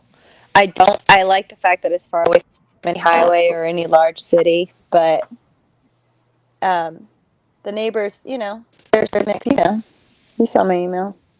Well, this is a true story. I promise to God, this is a Hey, true Ghost. story. When I decided, Ghost, I gotta Yeah. hop off here. I'm sorry. I gotta get going. well, thanks for hanging out with us. Good to see you. You're welcome. Thanks for having me up Nice to here. meet you, Jess. You too. See you Anytime. guys later. Anytime. Bye-bye. Bye. Yeah, if you guys haven't been to her channel, Jess has a really good channel. She does that keto diet. She's lost like 1,000 pounds on this keto diet, and she's like, she does some really stuff. But this is a true, Yeah, Breakfast I Live. have seen a few. Yep. this is a true story. When I was in Florida and I decided to leave Florida back last year, I wanted to get the hell out before November. I'm like, yeah, I want to get, yeah, there's just, because I was living in a county that had a population of close to 800,000 people, you know, stacked on top of each other. I'm like, no, we're getting out of here. And I had already done a deal on the house in Asheboro, North Carolina, in the middle of the woods. It was on 3 acres. It had a well, you know, it was perfect. And the day we get there, basically bought it online. The day we get there to get this house, had everything loaded in the U-Haul. The day we get there, we pull up in the yard. The house was complete garbage. The pictures that they posted were from like years ago. It was just garbage. The real estate ladies there, I'm human. I mean, I got my mother and father loaded in the vehicle. I got a U-Haul full of stuff. I've got all my food preps, everything in the U-Haul. Now, I was smart. I stuck my 5,000 BTU air conditioner in the back of the U-Haul, and I hooked it up to my solar generator. So I kept everything, you know, around 70 degrees the whole way here. And Nice. I told the U-Haul, or I told the real estate lady that you can kiss my you-know-what, and we got in the car and went. And they're on the phone threatening to sue. That's what you want to. My ex-mother-in-law has been a real estate agent for 30 years. Don't even make me call a real estate commission. And I'll shut you guys down. I made them pay for all the inspection costs and all that stuff. I'm like, no, you're paying for that. You people lied to me. You misrepresented the property, and I moved 1,000 miles. So what I had to do was hop in a U-Haul with my mother and father in the vehicle. We drove to my sister's house in Greensboro. Crashed there for a couple nights. I got a climate self-storage building, unloaded. The biggest U-Haul truck you can get. I unloaded everything by myself. After I unloaded everything by myself, unloaded it all into a self-storage control. Then we went to South Carolina and stayed with my uncle for a month. Well, actually, the very next day, my parents are freaking out. I'm like, calm down. Things happen like this for a reason. It'll work itself out. I go on Zillow, and there was a post to this house that I'm sitting in right now. That had, Wow. And they dropped the price $40,000. Mm-hmm. Dang. And I'm like, I told my dad, I said, get in the car. We're going to go look at this house in person. So we drove down here, saw the house. The neighborhood's awesome. The house is awesome. Walked through it. I told the real estate guy, where do I sign? This is it. Perfect house. Yeah. And so I did some research on it. The people that bought this house, this was going to be their forever home. They completely remodeled it from the front door to back door. Everything in here is brand spanking new. The walls, the floors, everything's done. All new appliances. I mean, it's completely brand new HVAC. Got a buried 500-gallon propane tank out back that runs the hot water heater. The house runs on natural gas, and it's got a fireplace, and it's got a massive basement, and it's wooded, and it's on a clean, fresh water source. So we signed the paperwork, bought it, hung out at my uncle's house for 3 days till the closure, and then moved in. Now, I would rather have this house than the other house, but Heck yeah. it got lucky, and it was like, boom, we're moving there. It was crazy. That's cool. And how long ago did you move? I moved here in November. Oh wow! So you haven't been there very long. No, I'm still packing stuff. Yeah. Yeah, I've been here a year and I'm still packing stuff. Is ready to go, but well, see, I have like with my brain injury and stuff, and I have PTSD, and I have like some days I just get out of bed. I just ain't gonna do it. Like, so it's like really motivated some days. Some days I go 100 miles an hour for 18 hours straight, and some days like today ain't today. I got to crash. And it's because I'm still getting regulated because I don't take the medications anymore. That's why they give me a service dog. And so I'm kind of getting used to him doing his work and me doing it without the medication because I had a negative reaction to it. It was messing with my heart since I put all that stuff. But so it's still getting worked out. So I'm taking my time. I'm so proud of you. I can't imagine the process, and I just want to say I'm sure on behalf of a lot of people here, there's quite a few people in here that have a TBI actually that have talked about it, and we all respect you a lot. That's why we're here. You know me. I wouldn't be up here if I didn't respect you, and so I love it. I think you've done it really well, and we all learn from you. We learn from each other. It's awesome. We've built a little family, and that's a good thing. So keep keeping on, man. I mean, you've done good to overcome. Yeah, it's getting there. Hell yeah. That's the thing a lot of people don't understand about a TBI. A TBI affects people differently. You don't just, like, all TBIs aren't the same. It depends on what part of the brain got injured and if you can recover from it. So, like, it affects everybody completely differently. And a lot of people don't understand that. They're like, oh, I got a TBI. Well, it's not like a headache, okay? It's completely different. It can mess with your emotions. It can mess with, like, your impulse control and all this craziness. So it's, like, really weird trying to figure out it's like, I will get so mad I can chew through a metal bulkhead sometimes over the dumbest stuff, like legitimate dumbest stuff. And Buddy, my dog, he'll be pulling the leash, getting me the hell away from whatever's got me upset. And I'm like, I'll go do the breathing and I'll calm down. And I'll be like, that was just stupid. But you can't control it. Yeah. There's nothing like weird. Yeah. But after a while, you start to figure out what your triggers are, and you can feel your pulse breathing change. Yeah. And you're like, okay. I'm fixing my shit. Let me go walk away. So it's kind of it's a weird transition to get used to, because the problem is they don't heal. They unless you learn how to mentally aggressively get worse over time. So it's kind of a learning curve. Yeah.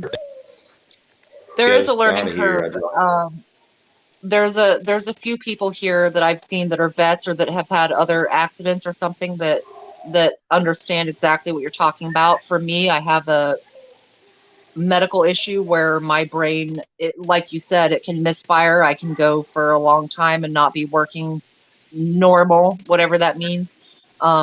It's still not the same as what you're talking about, but I do get it. And I think a lot of people here do get it. And I think that's what's brought us all together as this sick, dysfunctional, deplorable family under the 8 ball. Is that I don't know of anyone that I've seen in here that doesn't have some kind of something, and you smell your own.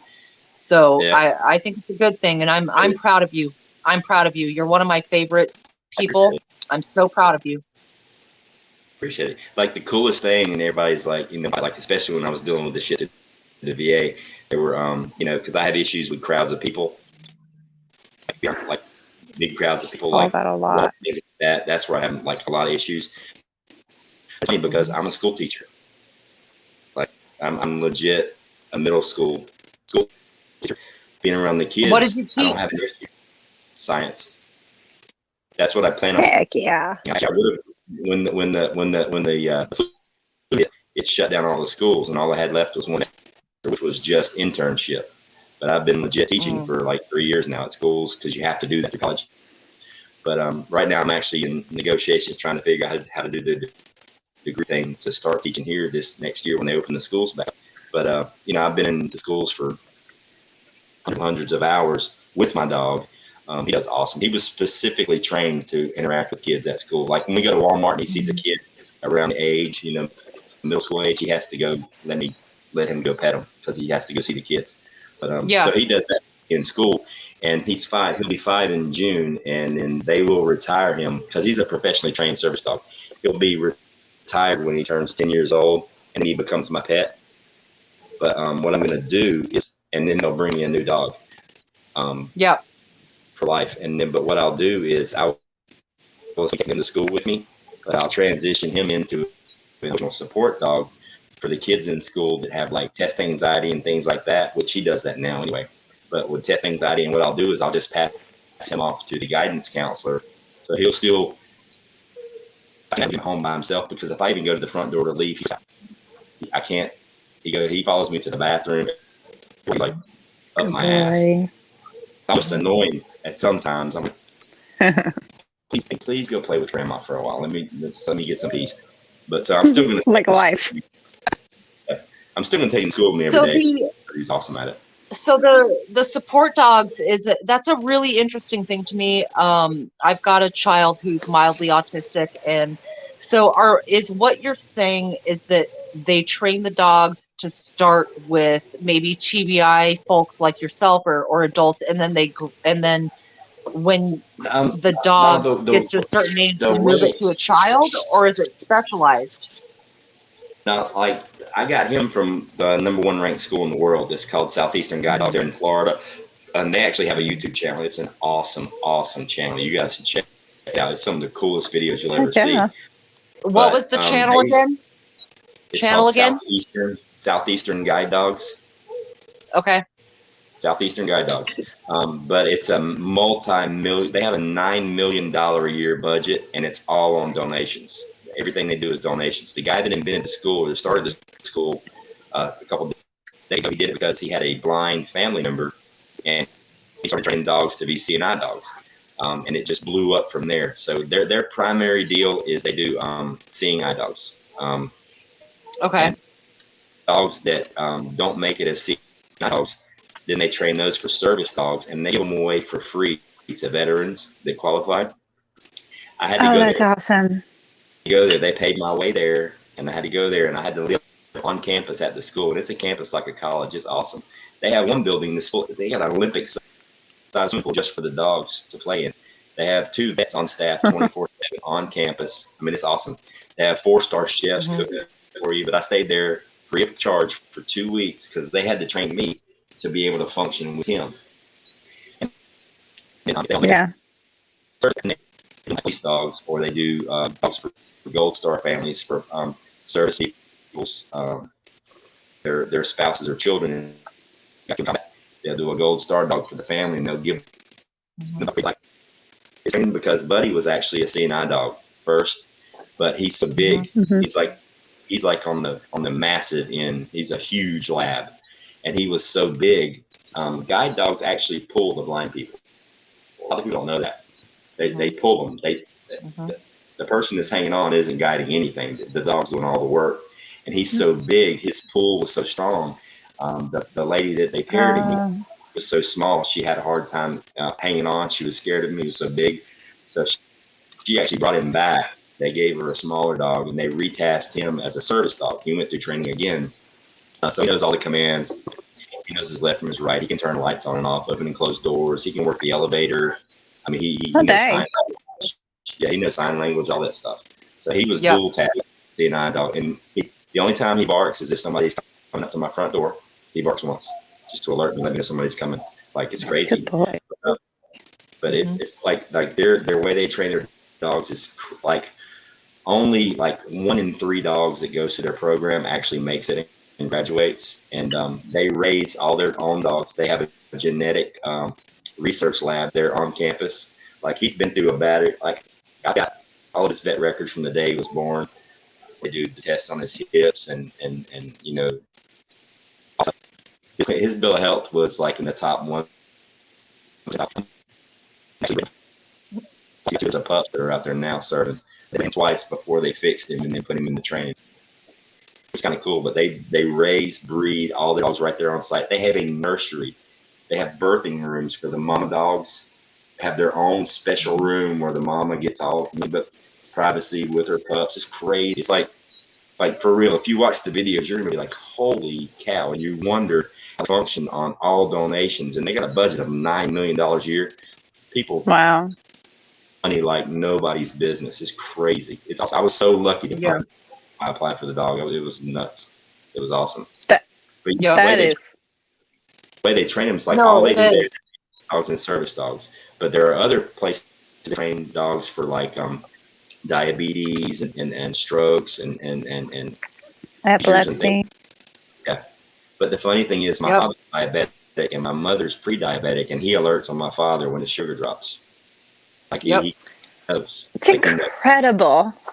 See, that's the thing. All dogs can smell it. All dogs know that change. Yep. They just have to be trained to alert on that. But it's like if he knows if I'm fixing to lose my shit, and he will take me out of the room, or he'll come stare at me. Like he gets in my face and he stares at me, and I'm like, okay, I got to calm down. So I'll do my breathing thing, and I'll calm down. He's like on me, on my lap, pushing down with his legs or his weight to ground me until you like calm down. Then he'll go back over and do whatever he's doing. It's a trip. It's Good like boy. really cool to do that. It's pretty neat.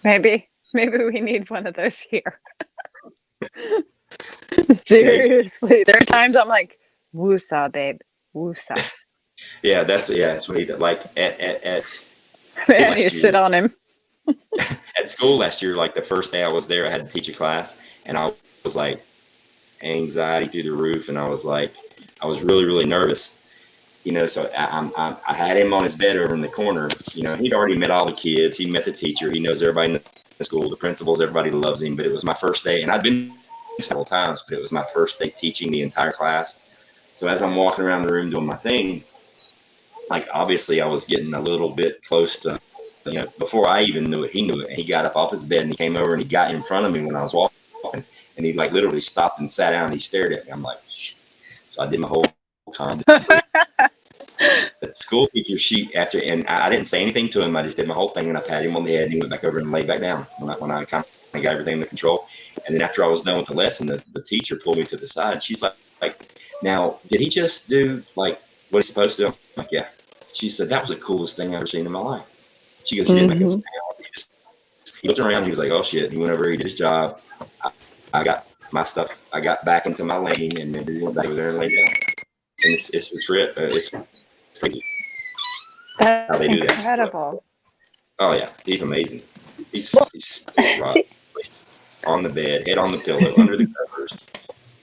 You know, right. He's full rock. Well, animals, I swear, like this is why I like animals more than people generally.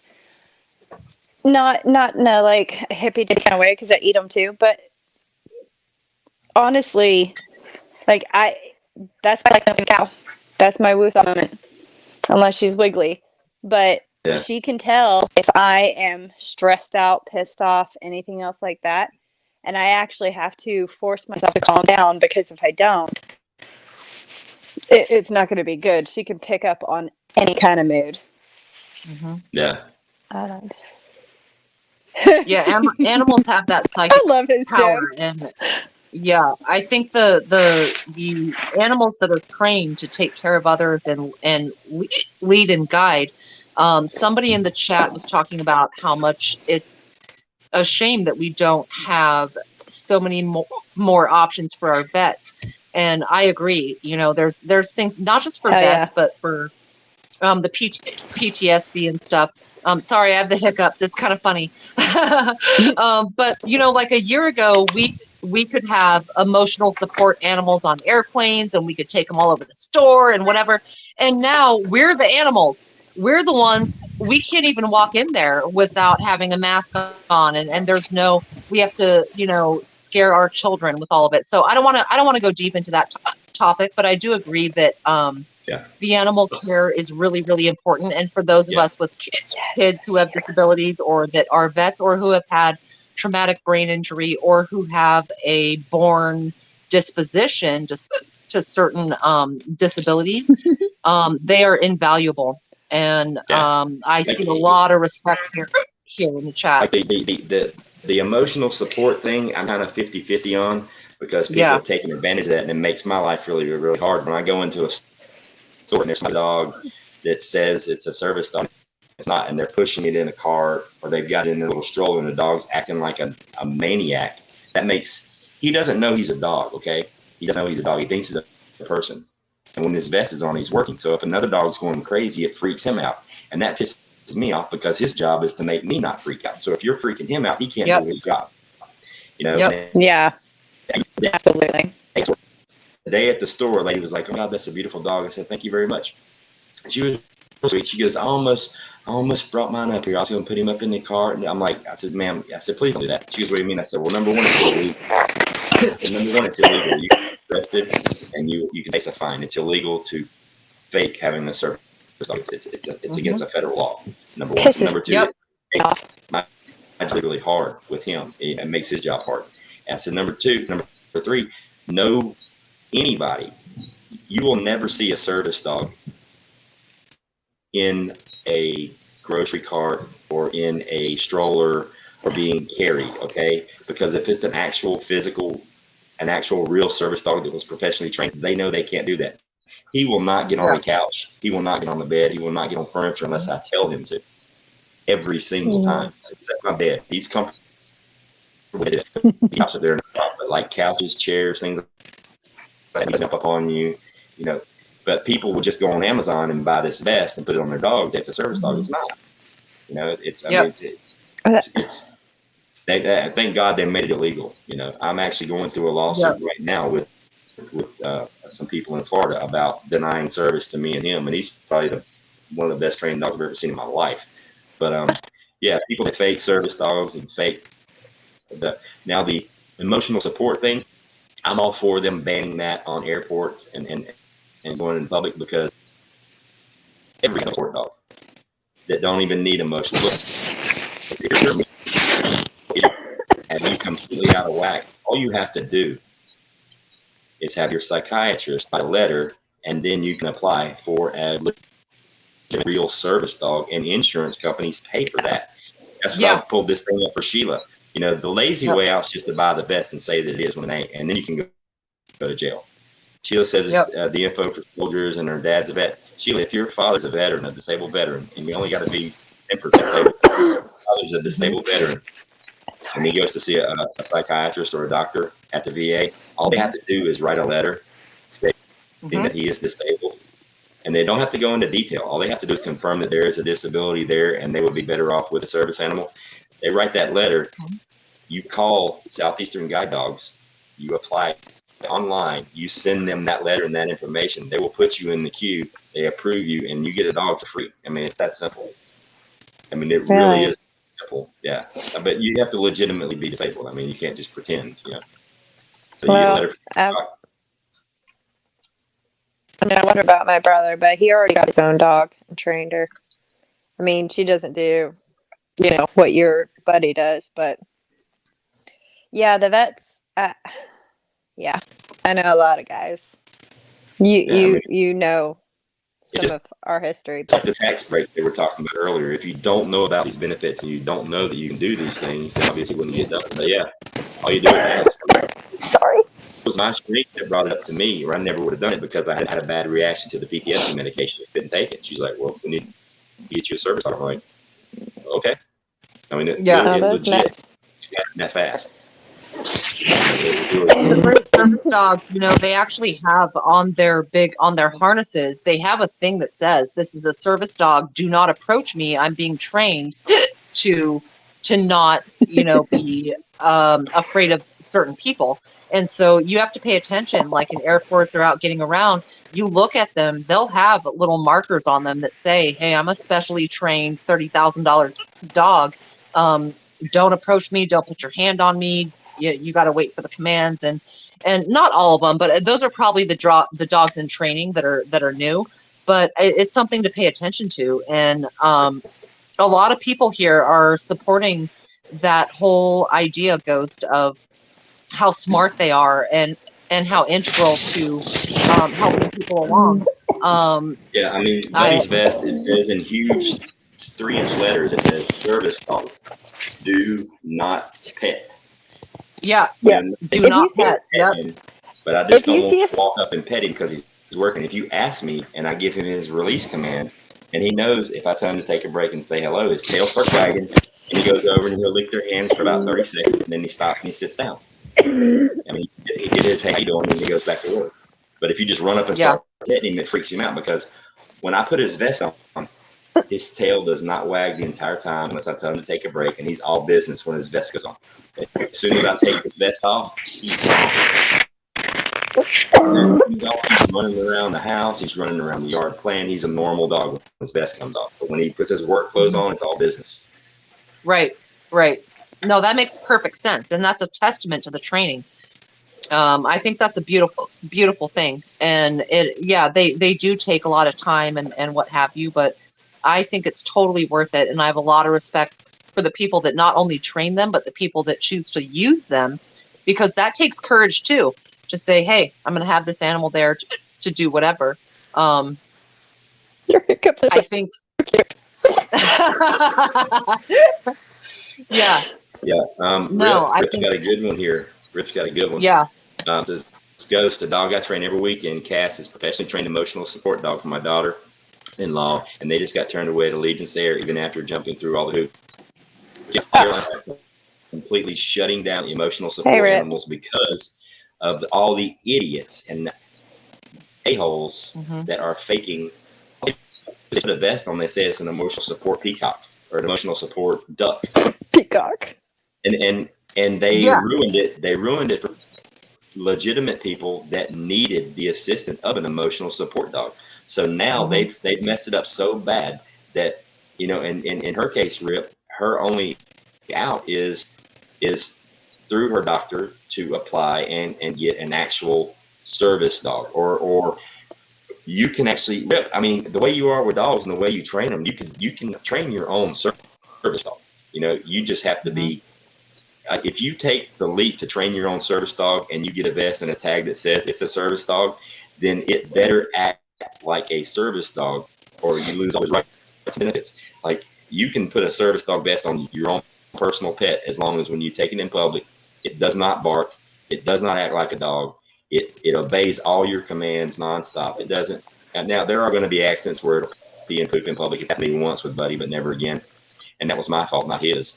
But as long as it doesn't, if you go into a restaurant and your dog barks, like if I go into McDonald's or something tomorrow, which will never happen, I don't do McDonald's, and we're sitting at a table eating and he starts barking or he eats, like he won't even eat food off the ground. If I'm giving him a treat and I drop it, he'll look at it, but he will not pick it up. I have to get it to give it to him. He knows not to eat food off the ground. He won't do it. And he won't touch it. I can put a steak on the floor beside him and he will not touch it. He won't touch it. He just won't. Boy. So, but in public, if he was eating food off the floor or bark like a dog, even though he's a professional trained service dog, I can be asked not to come back with that animal because he's not behaving. That's part of the law. But people abuse that. And everybody has an emotional support animal. Yeah. I mean, the emotional support dogs were right up there with service dogs until everybody had an emotional support dog for no reason. They just wanted to be able to take their 13-year-old Chihuahua and put them in the front carriage of the car. Little ladies, God bless them. I mean, you know, it's that ruined it for everybody else. Yeah, that's the main issue. That's the huge issue going on right now. Well, I just had to say that enough because emotional support animals are not recognized by the ADA, the Americans with Disability Act. Service dogs are, and that was a little used to just shut it down. Honestly, I don't, because I've been into airports and stuff with Eddie, and I know people from the same hated flying because of all these out of control animals. I'm not saying that all of them are, but a lot of people's were, and it just made for a brutal flight. I mean, you had people getting bit on planes, stuff like that. I mean, sucks that his daughter-in-law has to go through this, but it's, I mean, until they fix it, I mean, what are you going to do? I used to work for TWA right after Flight 800 got crashed. And I was a customer service agent, and we would have extremely stringent guidelines for people bringing animals, from the size of the carriers to the degree of temperature in the holding areas to what was allowed in carry on and stow away and what you could stash around. And then a few years later, well, quite a few years later, it becomes you can have an emotional support ostrich and fuck everyone else on the plane that might be allergic to it. And, you know, don't get me wrong, I believe that was entirely abused. I think the whole thing was abused. There were reasons to do it, but it was still overused just like everything else. And Rip has some excellent points. Yeah. Yeah, and see, Rip, I can only speak from, you know, what I've been told through, I mean, like I said, he's professionally super duper trained. The loophole that the airlines are using is the fact that you said it yourself, you stated it, an emotional support animal. An emotional support animal is not recognized by the ADA as a service animal. It's not a medical device. According to the VA, my service dog is not even classified as a living, breathing entity. He is a prosthetic. He falls under the same guidelines as a fake leg or a fake arm through the VA. Like, legit, they pay for dog food and vet bills and all that stuff if I needed them to. But so, Rip, what I would suggest you do, like legit, is if that dog is super duper trained and in your mind, and I know you know animals, if that dog can do all the commands and actually is performing a service, get a vest that says service dog, but read up on the ADA guidelines and know your boundaries and stuff like that, because the airlines cannot legally turn away a service animal. If it's badged service animal and it's behaving like a service animal, they cannot turn you away. You can sue the shit out of them. I'm doing that right now. I'm actually in the middle of a lawsuit right now for that.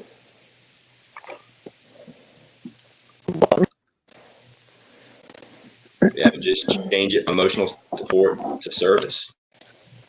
Because then the laws completely change. When it says service dog, not emotional support, everything changes. I had no idea. That's good to know. I mean, not that we have a service dog, but yeah, it's crazy law. Hopefully, and there's no such thing as paperwork. Oh, where's your paperwork to prove a service dog? There is no such thing. There is no service dog registry. A guy on the internet made that shit up, and he's made millions of dollars having you send in $19.99 and a picture of your dog, and he mails you this paperwork. It's all horseshit. He made it up. There is no national service dog registry. I wish there was, but there isn't. Freaking scam artist. Yeah, it's all fake.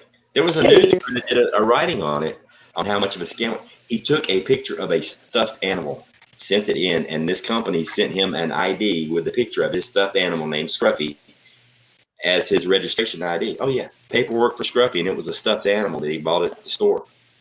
Yeah, that's how fake it is. And people 2-year-olds everywhere rejoice. Yeah, and that's why people it's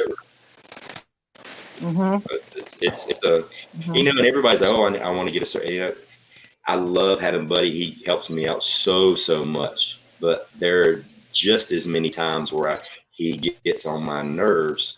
It's a major liability having him with me. Sometimes he stresses me out going into some places because I don't like attention.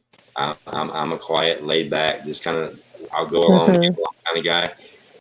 And with him, automatically when I walk into a room or a building or something, I'm the center of attention. And it's like, it took a long time for me to kind of get used to it. And now if I'm going to certain places like the same stores or the same gas stations, it's not a big deal because the people that know me, I've already introduced him to Buddy.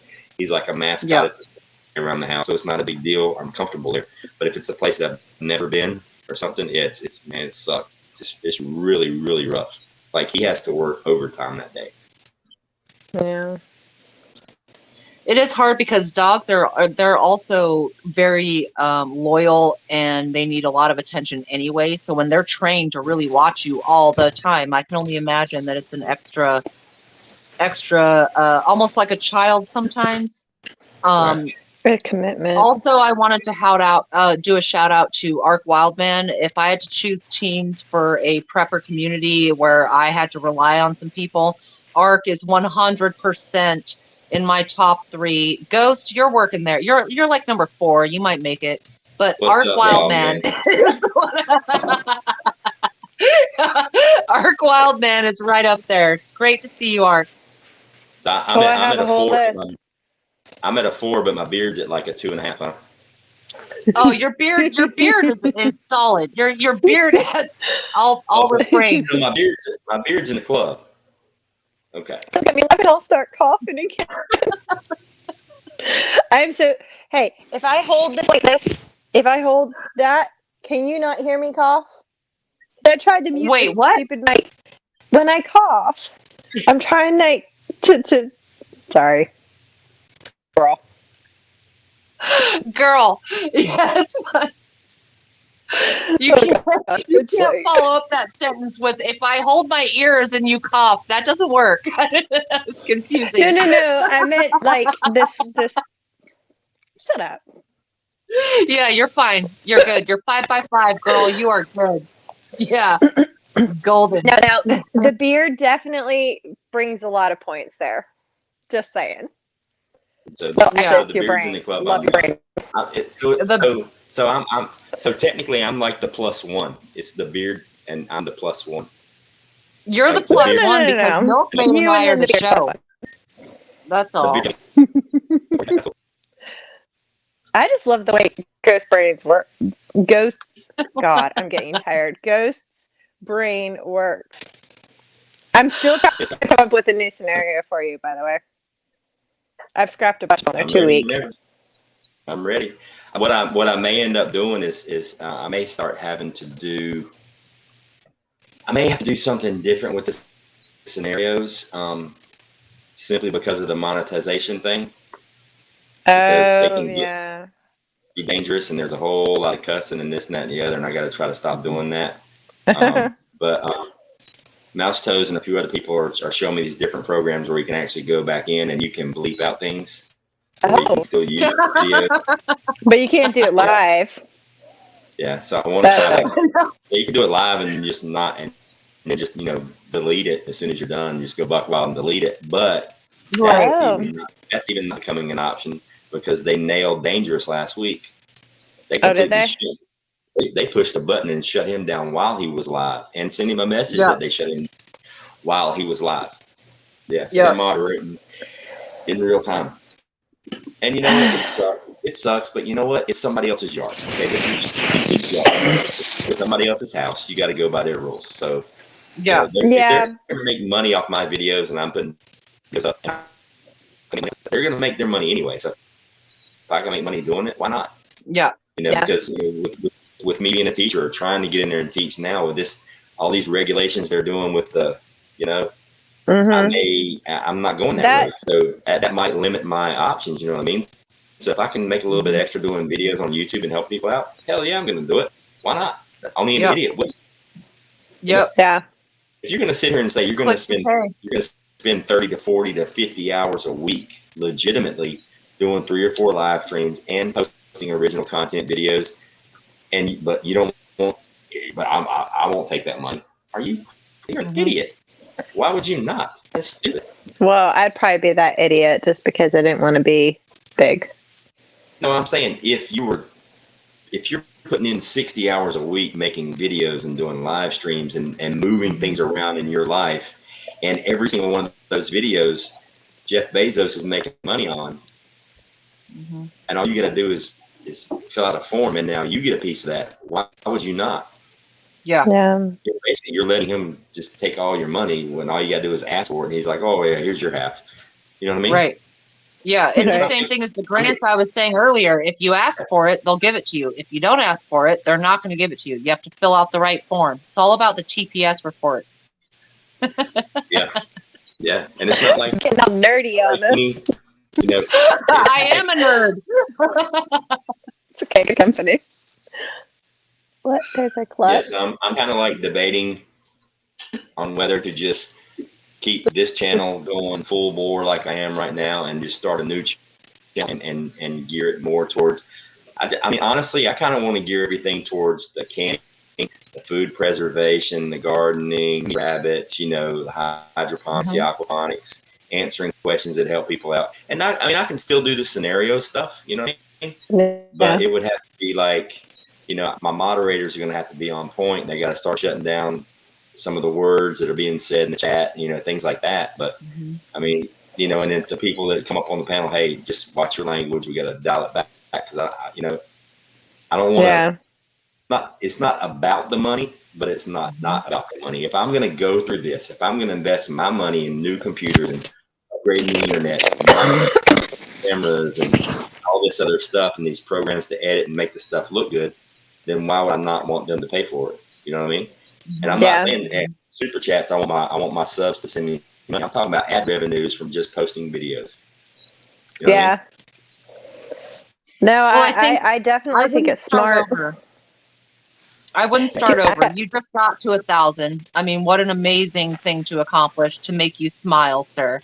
And in 3 freaking I wouldn't months. start over. You've got that base already, and you're focusing on the right things. And I've noticed, and everyone in here has noticed, that when you were doing the canning and when you did the gardening, and even right now, and furthermore, that is what people are there for. Those of us, we're adults, and we don't want to be in doom and gloom land. We want to do something productive. So I wouldn't change shit. You got to that moment, you found those people, you built a little bit of a family, and maybe only 10% of us show up. Who gives a crap? Yeah, we're here. I'm listening to We're here. stream. And it's like I did research on like the videos and stuff, and it's like most of the ad revenues come from the videos, not necessarily your live streams. So you can be a little bit more, you know, loose on your live streams. But you know, even the thing was, like on your regular videos, if you make like a rant video or a complaint video, and you don't check the box that says profanity, or you check it, then what they do is they limit your exposure to certain search engines. But if you check the profanity box, you're limited. If you don't check the profanity box and there isn't profanity, it opens up like 3 times more chat searches. But if you check no profanity and you're in there cussing like a sailor, bam. Yeah. I mean, it's like I think it's like 1 foot in, 1 foot out. Yeah. There's a time and a place for everything. And, you know, we all hang out. Everyone in this chat has seen us elsewhere. Everyone in here, we all know where to go to have a certain party. All right. There's a time and a place, and there's a setting and a place. For yours, I say go for it. Do what you're focused on, because people are coming for that. We all know where to go if we want to vent. Yeah. I mean, what I may even actually end up doing is, and I know it sounds stupid, but I mean, I've got the watch hours and I've got the subs, and I want to keep doing the what we ghost do, but I would have to do it in a very intelligent, educated way. And I can do that. I can do it just like I'm at school. I'm a completely different person when I'm teaching.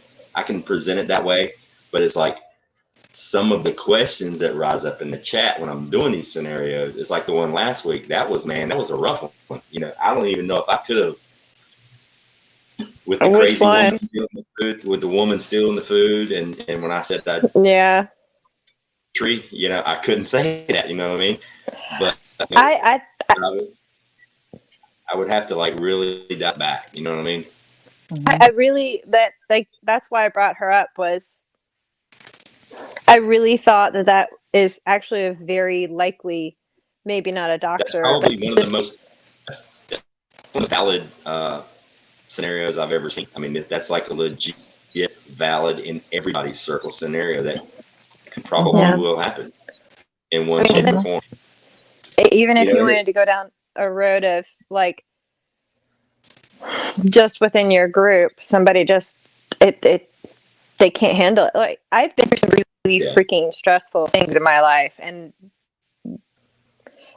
same with a lot of people around us. And people have one idea of how they're going to deal with stuff. That's why I have a hard time with people who talk a good game, maybe, right? But there's no experience to back it up, because I've watched what happens, and that's generally like people who talk a good game. I don't always take it face value, just because I've seen how they react in a bad I know exactly situation. what you're talking about. And then you have your person that you would never expect to be able to keep it cool. Yeah. And that person is just like, they slow down, they think it through, they deal with it, they shoot, what's the word? Thank you, Harvest Prioritize, Mary. and also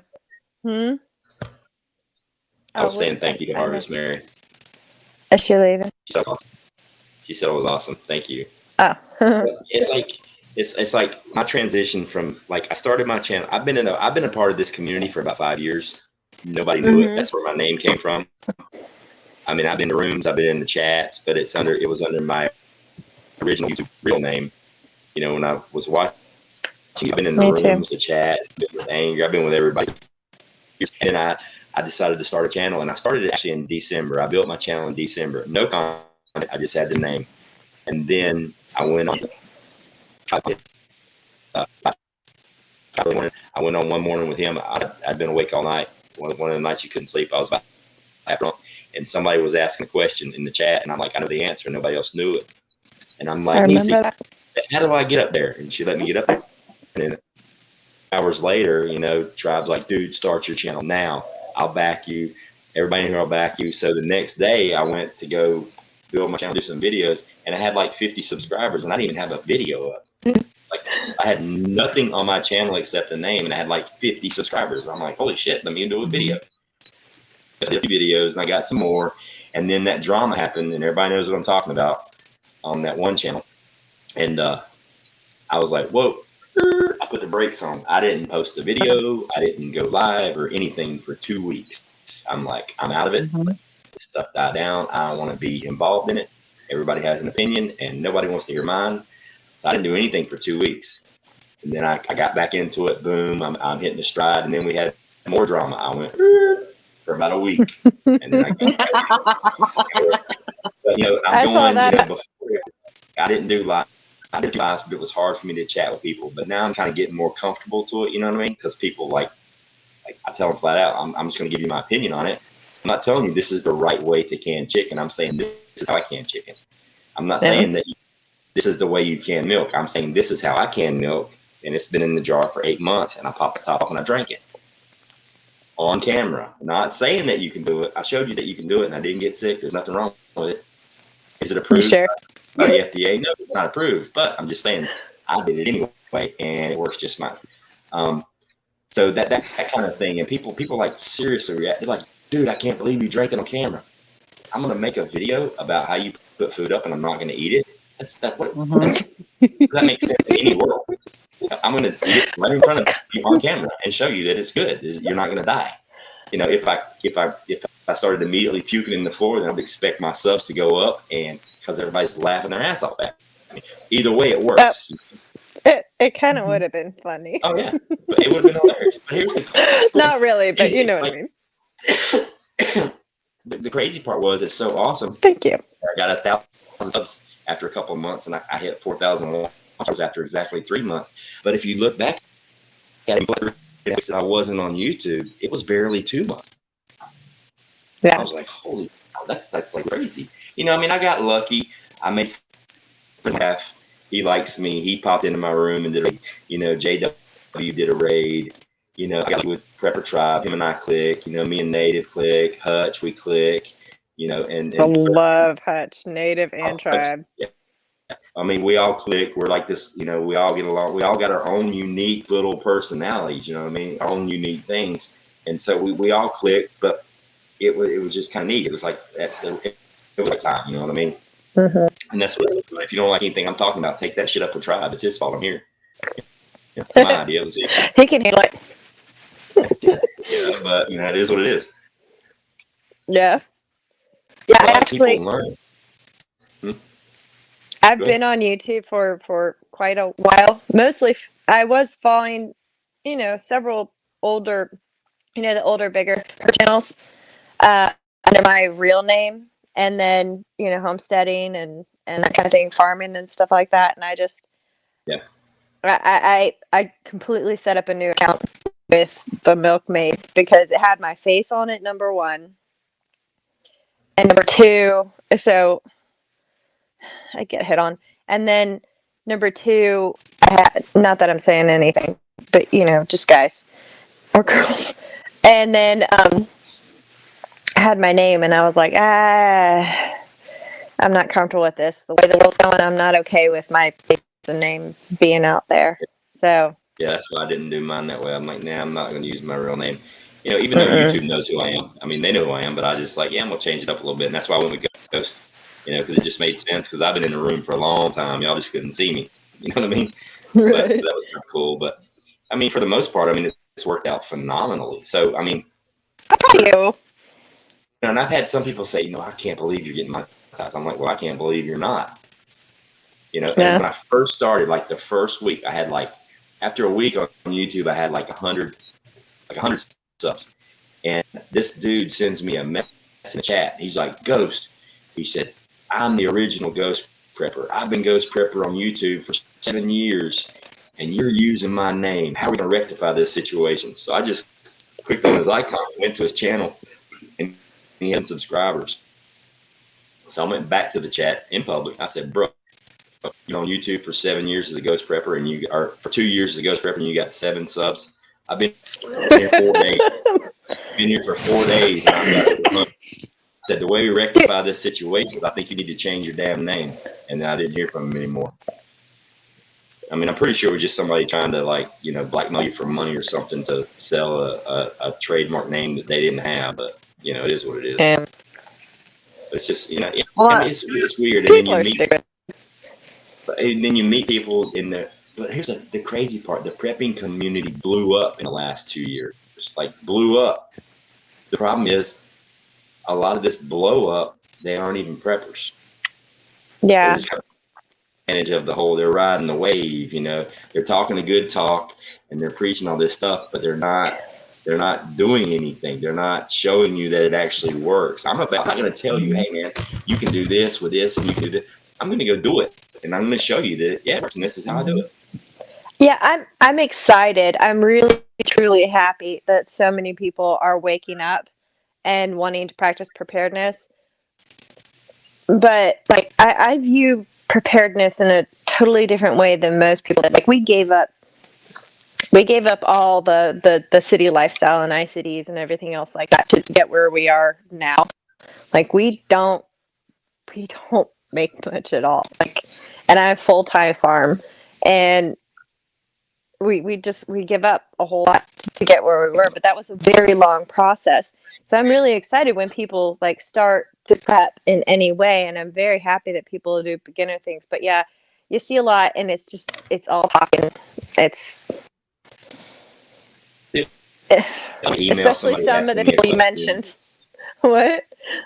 Yeah. I love when I email somebody asking a question or a comment in the chat, asking a question about something that I did or something I said, or if they, I mean, I can't tell you how many people went out and planted potatoes just because I did a potato video, and they're like following along with me step by step. And I'm like, that's crazy. And I've never planted potatoes before. And I told them that when I did the video. It was my first time. I was going to throw them away, but I'm like, hey, I got some dirt. Let's see what happens. You know what I mean? Mm-hmm. It might work. They might all die. It's like when I planted all my seeds. None of them sprouted except the tomatoes. And they were the only seeds that weren't in the seed ball, the emergency seed ball. Yeah. You know, and Roland Homestead, he was like, dude, now you got me freaking out because I got one of those. Now I got to go test the seeds. And I'm like, I didn't mean to do it that way. It was an accident, but I'm glad I did it because now I know. Yeah. You know, now I'm going to go germinate all of them and see which ones work and which ones don't, and give me some new seeds and buy local, you know, and try to replenish each year from the fruit that I grow. That's the thing. Like, I love the kick that people are on right now for do the things like Virginia Roots. You talk about container gardening, right? And acting like it's, you know, poo-pooed on. And I guess some people do. I think in ground for the most part, because I kind of suck at container gardening. I'm not gonna lie. But like, even people who want to practice a prepared mindset, right? Start prepping and getting their food and everything else like that, and they've got their seeds, but maybe they don't have ground. Maybe they're in an apartment. Maybe all they can do is like one pot with a light. But I can't tell you how much I learned the very first time I started gardening just by planting the seeds and seeing what the freaking sprouts looked like. Mm-hmm. You know, like learning what was the difference between a weed and what that plant looked like. Like all brassicas have those little heart-shaped leaves, right? Mm-hmm. What, taters? Oh, yeah, taters. But But just the process of learning how to grow something from a seed is so huge, because if you're ever in a situation where you actually have to use that, you can do that, then you know what to do. You've practiced it, just like the medical stuff or the tincturing I know it or any of sounds that so stuff. stupid. I know it sounds so stupid, but every time I've ever put a seed in the dirt, like every morning, like even the very next morning, I'll go check and see just in case it pops. Like for real, until it does pop. When it pops, yeah.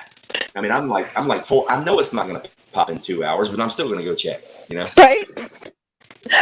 Jess, over at Roots and Refuge does that. You follow her, don't you? I love her. I love Roots and Refuge. I family met is so her. awesome. I met her and Maya back in 2018 at the Homesteaders did? America. Yeah. Oh, cool. I talked She's to Maya for a awesome. while because he had just lost his mom, and that's I had just lost my dad, and so I ended up bawling with a complete stranger talking to him. My daughter later on, she's like, "Mom, you're so stupid." She is like legitimately the most camera natural person on YouTube, like for real. Like, oh yeah, that girl belongs. She's a beautiful soul in the garden. She's so awesome. And she's the exact same in real life. I love She's the way I love the way they just grab the black lights and go into the greenhouse and start pulling worms off. I'm like, for real? You made a video. You got your kids up and you put on your boots and you went to the garden in the middle of the night to pull worms and caterpillars off the plants. That is so cool. And then I immediately went and did it in my backyard to my plants. I was like, I gotta go do it. I started following her back when she had like 10,000 subscribers, and she's at what? Gosh, 500,000 or something like that. She's up there. And watching her grow, because she's oh, sorry. Yes, you. I thought it was you. I thought you wanted to. Oh, I can talk. Roots and Refuge is absolutely fantastic. I do a lot of midnight gardening as well. I go out late, really late. That's the best time to water. It's the best time to do a lot of stuff. I do a lot of pruning. There was something in the chat I wanted to address. A couple of things. Somebody asked, do we think there should be more channels? My opinion and answer to that is quality over quantity. If you're putting over quality content that has something to do with actual logical shit, then put it out. Show us. I mean, I'm sitting here. Milkmaid just said, some of us with container gardens, we feel self-conscious. I do. I don't have a lot of land. I don't have a homestead. I don't have huge fucking rows of stuff. But I have my little pots, and I'm trying to figure out what works here. I've done things in the past. Potatoes. This is my first year. So I think there's so much to learn. Quality over quantity. You can subscribe to 200 channels full of crap, or you can come to half a dozen where we are at varying levels on various shit. Some of us are better at gardening. Some are better at this or that. Some of us have never tried to can. I have fruit trees that I've been working with for years. I know how to work them, but I don't know everything to do with them. So there's everything to learn from the bottom up as far as all of us and what we can contribute to each other. Milkmaid, I can't wait to see some more of your tinctures and all of that stuff. And I appreciate all the support from everyone. And I'm seeing a lot in the chat about that as well, that some of us come on here trying to find gardening tips and prepper tips, and getting on the chats is fun, and jumping up here is scary as shit, but it's still fun. And at the end of the day, it's scary because you're like, hey, well, I've got 5 or 6 bags of potatoes and a couple of herbs. What do you guys think? And everyone else has a huge freaking farm. So you feel like totally incompetent about it. But that's not true. That's not true. Everyone here is going to find it with whatever they're doing. We learned a lot, Milkmaid, the other day about herbs, and talking about how you can't overdo them in a garden. They'll take everything over, but at the same time they kill pests. And we're learning from Ghost about all the Aqua and Hydro. I do Aqua and Hydro, but it's of the devil's lettuce. But my main grow droves are for the devil's lettuce. All of my other gardening, I have for food and for canning and for doing all of that. But for medical reasons, I've been working on the devil's lettuce for over a decade. But I'm still learning everything every time I come to someone else's shit. Even if they're talking about growing cabbage, I learn. So I'm saying quality over quantity. Go for it if you think you can do it. And we're all here to support you, Ghost. I hope you succeed, bro. You know what I'm saying. I hope you succeed. And you're building a really beautiful community. And I mean, talking about doing live planning, that's fucking gangster. Talking about doing all of these things. You and I are both doing shit in pots. We're not sitting here on huge farms, but we're still affecting people. So do it. Hey, it's like And you like can have, it's about when you talk about the container gardening. I chose container gardening for a specific reason. My reason is I don't plan on stopping growing. I have a basement. I have grow lights. I have windows that I can get sunlight. I can get the sunlight. I can reflect that sunlight off of cardboard with aluminum foil to make sure my seedlings don't get leggy, to make sure my plants are getting sunlight all around. You know, when it's and just face the south. So I'm good. I'm in the southern hemisphere. I'm going to get sun all winter in the basement. On the road. Yeah. And the thing is, yeah, I would love to have an acre garden and grow all my stuff during the season and can and put it up for the winter. But you know what would be really awesome is if I can just not stop growing. You know what I mean? And just shift it to the wintertime mode. Even during the winter, even here in North Carolina in February, there'll be some days during the winter where it'll get up in the 50s. Man, I can grab those pots, I can bring them outside and let them get some natural sunlight and give them a jump start, like a shot in the arm. And then when it drops down to, you know, in the 30s, back in the basement. And here's the crazy part. That's going to make those seeds that I saved badass because they're getting stressed the entire time. So when I save those seeds for the next year, and my goal, my 10-year goal is to be able to condition my seeds to where I won't have to bring them in the wintertime unless it's going to be a hard snow. You know what I'm saying? I want to have tomato plants that can kick ass in the 30s outside during the daytime and still rock and roll. It's doable. I think it's doable. Yeah. Yeah, it is. The reason that I did all pots and bags is because I'm chasing the sun. I don't have a steady spot. I get maybe one spot will get like a good hour, and I'm like, yes, you know. But I'm dragging those pots and bags everywhere. It's kind of lame. I feel like an underdog here with everyone that does so much better with their land and farms and whatever. But I'm out working too. I mean, I'm pulling shit around, and I've got 2 separate grow droves. I have 3 separate lights that put off 10,000 lumens per 10,000 square feet. And I started getting my seeds going in January and February. And I'm just now, what I just showed you guys, I'm just now able to show that. So for anyone out there, don't give up. Don't think that you can't do it in your grow zone, or don't think you can't do it because you've got to start indoors and move outdoors. For me, I start indoors in fucking closets, and then I go to little pots, and then I go to a pot a little bigger than that, and then I go to the next step. You know, the potatoes I threw in those bags and buckets, but everything else I've done from seed has been a labor of love for the last 3 months. And it's very hard, but it's still fulfilling. And anything that does not work, I'll go get starts for, and I'm going to try in my area anyway. But my whole thing in my mind, like Ghost, is very much that experiment thing of what seeds can I get going? That's why I let my 3-year-old completely ruin all of my tomato seedlings. He went in there and started digging in with his hands, and I said, go for it. Let me see what makes it after you do that, kid. And you know what? There's like 8 or 10 making it.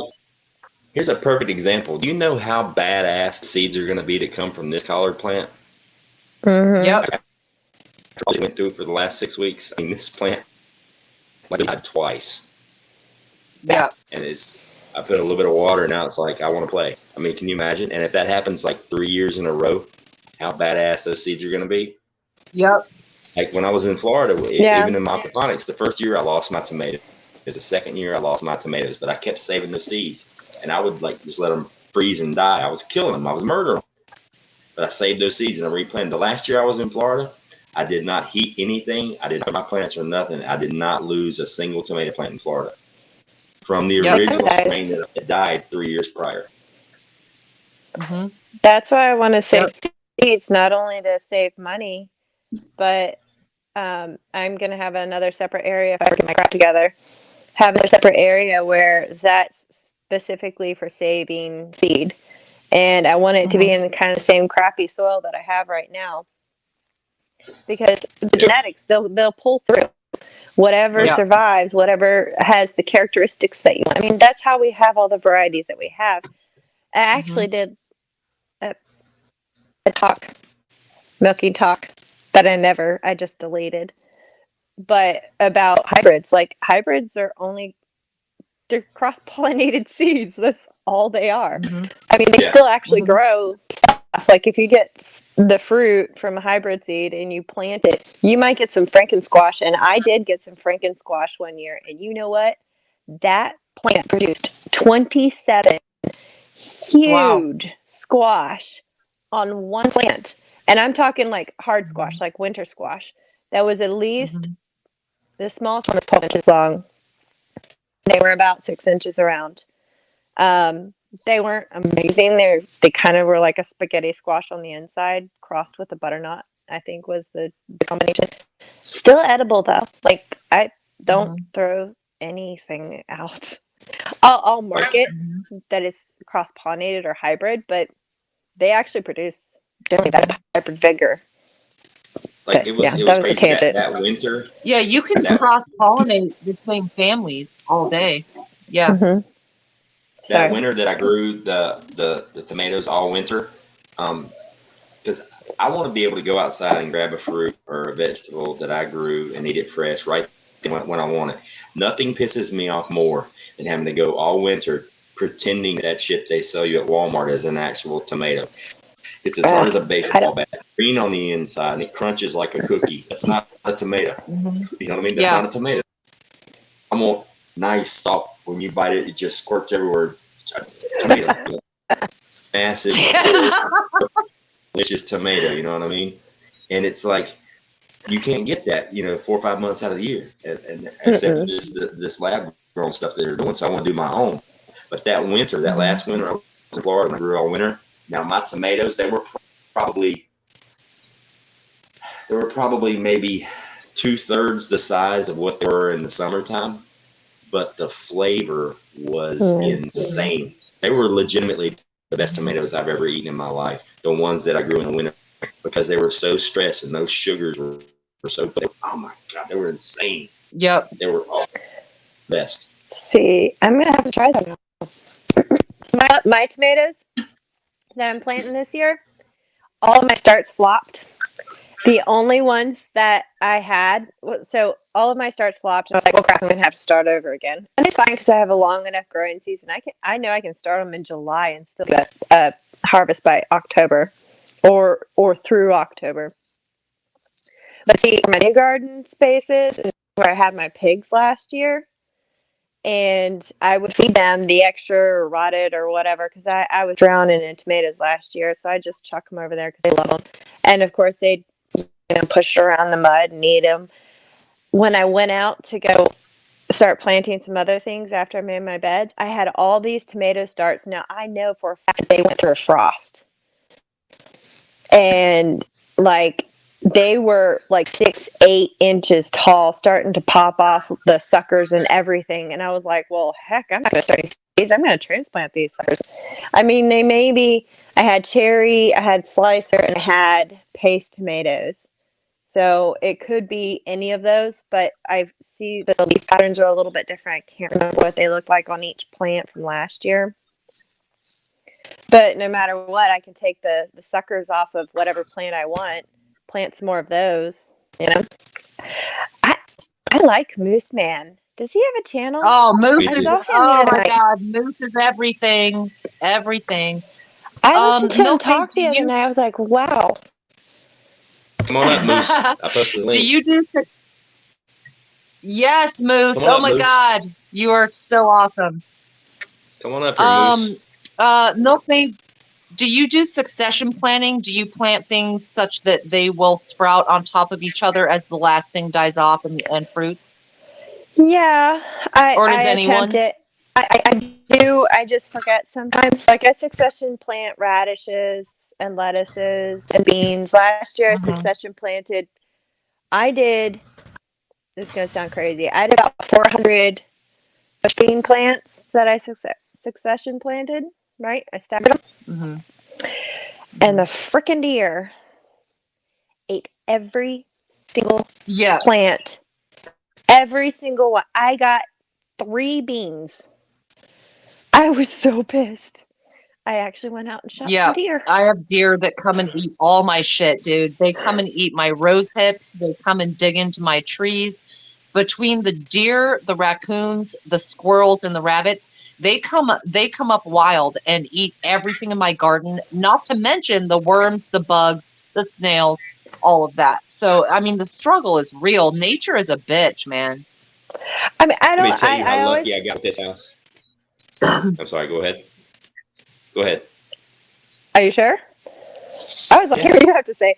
Well, I was going to say, I have no problem. I always plant extra, which seems maybe wasteful, but I always plant extra, you know, one for the crow, one for the blah, blah, blah, blah, blah. You know that saying? You plant extra, and then, you know, you let wildlife take their little share, but they weren't sharing. Like, they took everything. White-tailed deer to the forest. Moose Hate 'em. man. Hey, What's hey, up, Moose Man. Moose? I'll shut up now, Ghost. Can you hear us? I was listening, Milkmaid. I heard you. I was listening, girl. Hey, Moose. Not sure how this is going to work there, Ghost. My internet's is slow. We've had a bad storm over here, and my internet's been doing weird things, and storm's moving Hey, over we've been towards Arkansas dropping in and pretty out all night good. long, man. Welcome to the uncommunication party. We've been dropping in and out all night long. It's all good. Yeah. We'll just sit around and smile at each other. The miscommunicative deplorables gardening are here. Now I was going to say, if you want to know how to get this house, my neighbor behind me raises hunting dogs. Yeah. All right, so they're like, he's probably 200 yards in the woods off to the side behind my property, and anything that moves at night sets those dogs off. Yeah, it's kind of an annoying bark, but the big game does not come in my backyard because they all have that dog lot. Like, they literally, I see nothing but rabbits and squirrels. That's it. No big game. Now, if I go down the street, I can watch deer jump the stream all day long, but they do not come up anywhere near those hunting dogs. Is that luck or what? Plus, in a security standpoint, you're not going to walk up in my yard from the back because I'm going to hear you coming because those dogs are going to go nuts. See, so I've got 5 dogs now. I picked up another livestock guardian dog. So I've got 2 and puppies to come. But, and then the other 3 are half livestock guardian dogs, and those little suckers, Right. the half ones, laid there. My husband would come home late at night because he was working an evening shift, and he would see deer 20 feet away from the dogs just laying there, passed out on the lawn. They didn't even work.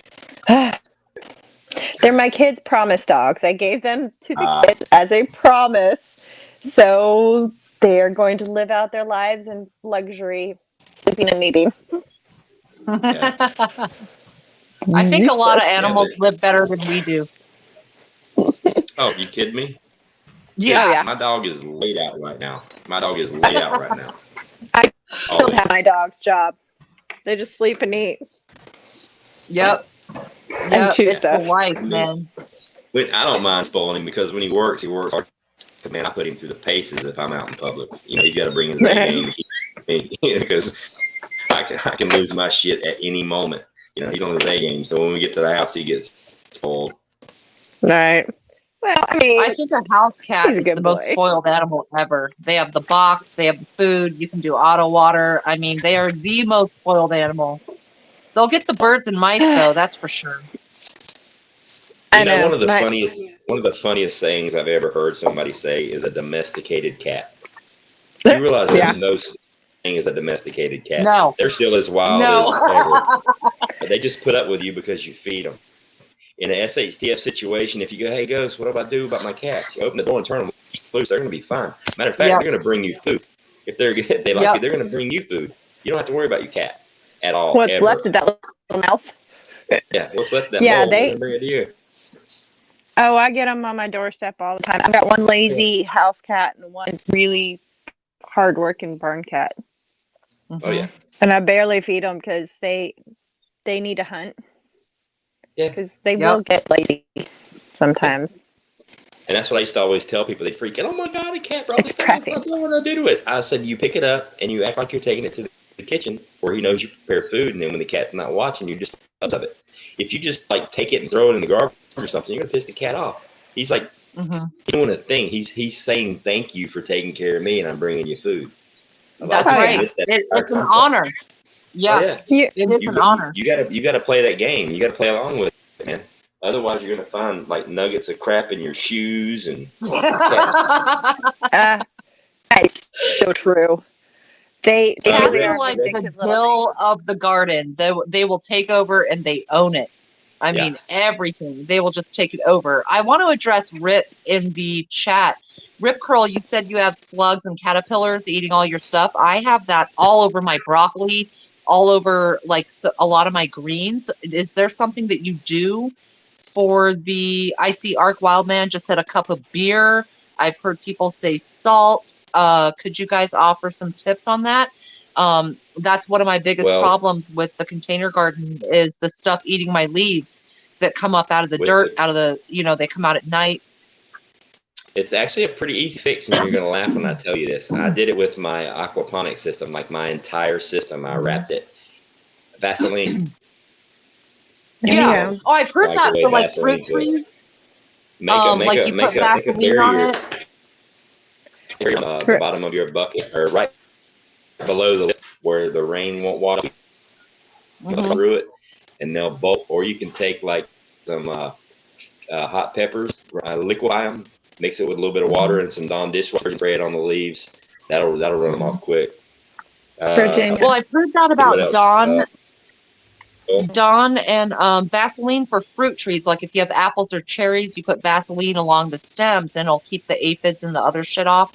But then I'm also thinking as far as the little worms, is that what you're saying for the capsaicin or the peppers?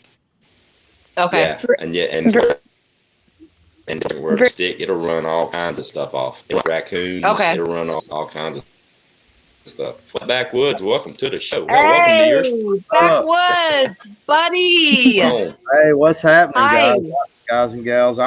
I'm sorry, Ghost. I really apologize for tonight, man. Are you kidding me? It was hanging out with beautiful women all night long. I can't even compare to these women over here. So I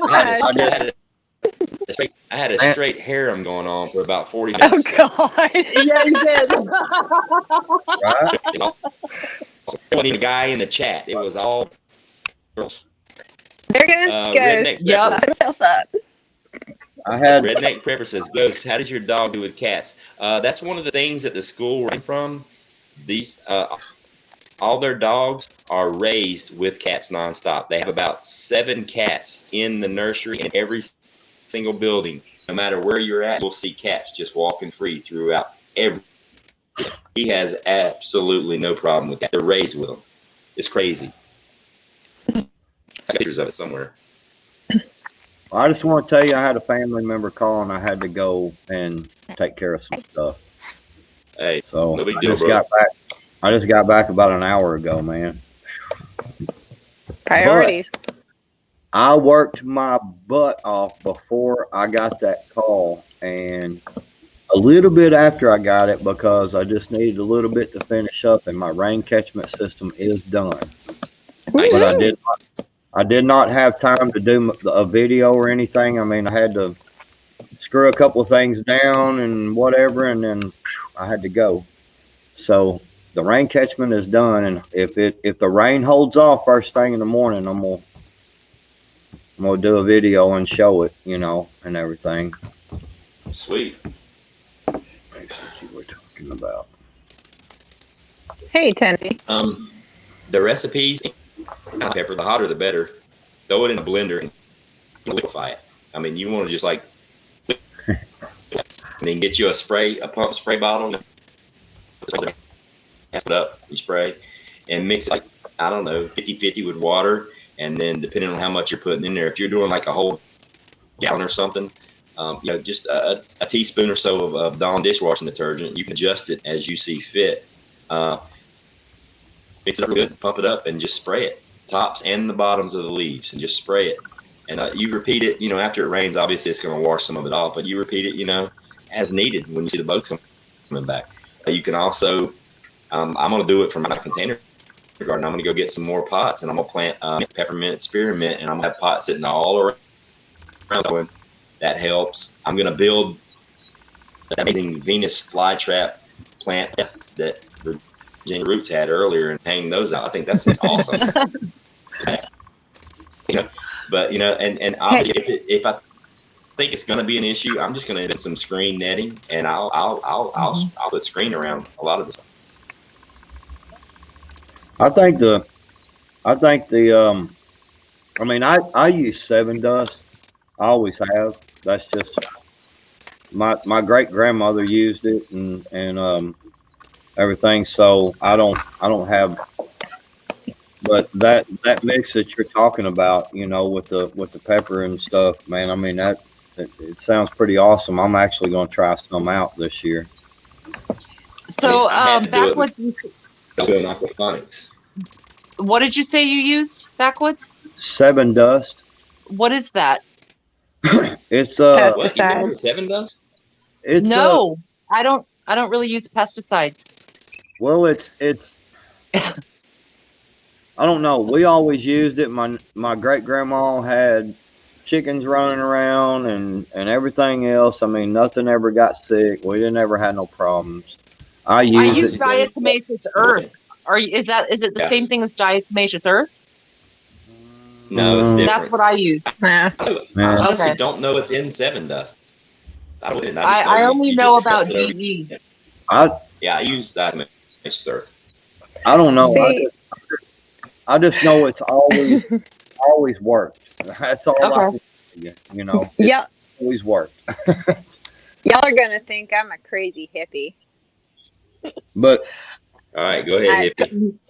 Go ahead. I use bugs. Use what? Bugs. Like. Oh yeah. Okay, so Hutch and I were talking about this because, 7 dust is effective, but especially if you have bees or you're wanting other pollinators, there's Dr. McBug or whatever, an entomologist. Basically, I leave things messy around it, and I try to attract as many predators as I can. Like, I don't have issues with tomato hornworms ever because there's these parasitic horn wasps or parasitic wasps, right? And I've got pictures of it. It's so freaking cool. But whenever I find a tomato hornworm, my first one, I'll put it right on top of my trellis and I just leave him. I bring the dinner bell. And within about a week, I'll find those same hornworms. Now, granted, I plant a lot of plants. So if you don't have a whole lot of plants, then use your black light and get rid of them and all that stuff. But your parasitic wasp will come and they'll lay their larva inside of the actual caterpillar. And they suck the thing dry as it's growing. It is the coolest thing, and then they create more of them. It's like it's gorgeous, but it doesn't always work. Like my peaches, I never get peaches because of the freaking moths. But okay, so real quick, there's like everybody's like freaking out over 7 dust. I'm just going to tell you first off, yes, never use it indoors. I mean that I don't know why you would even think about using it indoors. All I'm telling you is my neighbor across the street tried to grow a garden. Same year I did. Aphids ate his stuff alive and bugs, and he had all kinds of crap going on. I kept 7 dust on mine. Never had a problem. Never once had anything eating my stuff up. Everybody can do. All I'm saying is everybody do what y'all feel is necessary. I'm just telling you what I do because of what my great grandmother did. What my grandmother did. You know what I'm saying? We always just sprinkled some 7 dust. We never had no problems. I've never gotten sick. I've always ate my fruit. Never. I don't knock people using pesticides or herbicides or fertilizers and stuff like that. Because here's the deal. The only reason that we have the food in our system that we do right now is because of those. I mean, it's a hard and dirty fact. Yeah, it has issues. I go a different route with my whole Right. thing, but I do have a problem when people want to knock it when people are trying to survive. Like in a survival situation, you use whatever the hell you have at hand because that's food. Right. Like you got to survive.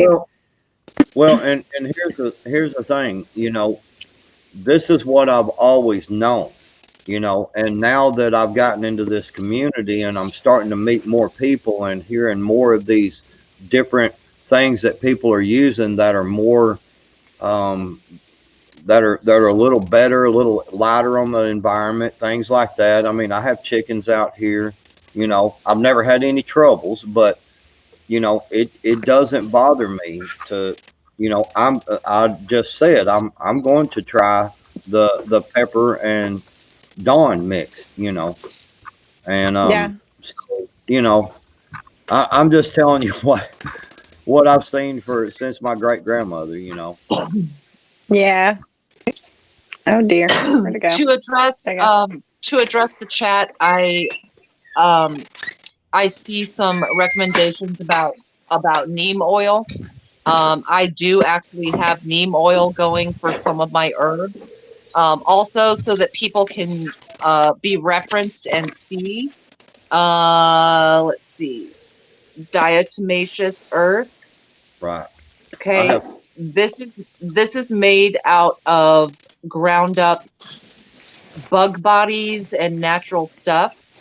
And this is actually used in chicken feed. It's used to keep pests off of chickens.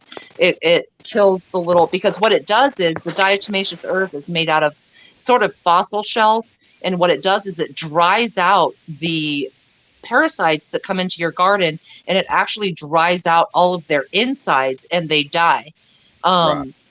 And I also wanted to address the aphids. I go to my local greenhouse and I purchase ladybugs. They come in a pack of 10, 15, 20, whatever you want. They actually keep them in a little fridge and they're kind of hibernating until you buy them. And I put ladybugs out in my garden because I don't have enough naturally. And it eats all of the aphids off of my roses, off of my fruits and vegetables, off of my other stuff. So I agree with Milkmaid as far as if you can balance out your natural bugs that are in your yard that actually help the entire ecosystem of your garden, I would go with that. As well as, if you need to do the neem oil or if you need to do other pesticides, obviously do it for your area. But again, I would say the diatomaceous earth, food grade diatomaceous earth, is one of the best things to work on your garden. It's okay for chickens. It's okay for a bunch of stuff. It's an anti-caking agent, but it also keeps those pests will die if they eat it. But I do want to clarify for sure. Milkmaid is right. If you have like some bugs or some different things in your yard that balance it out, do it. Like when the dandelions, when those break down in your yard, if you have a bunch of dandelions, what the ecosystem is doing is actually creating more nitrogen in your soil.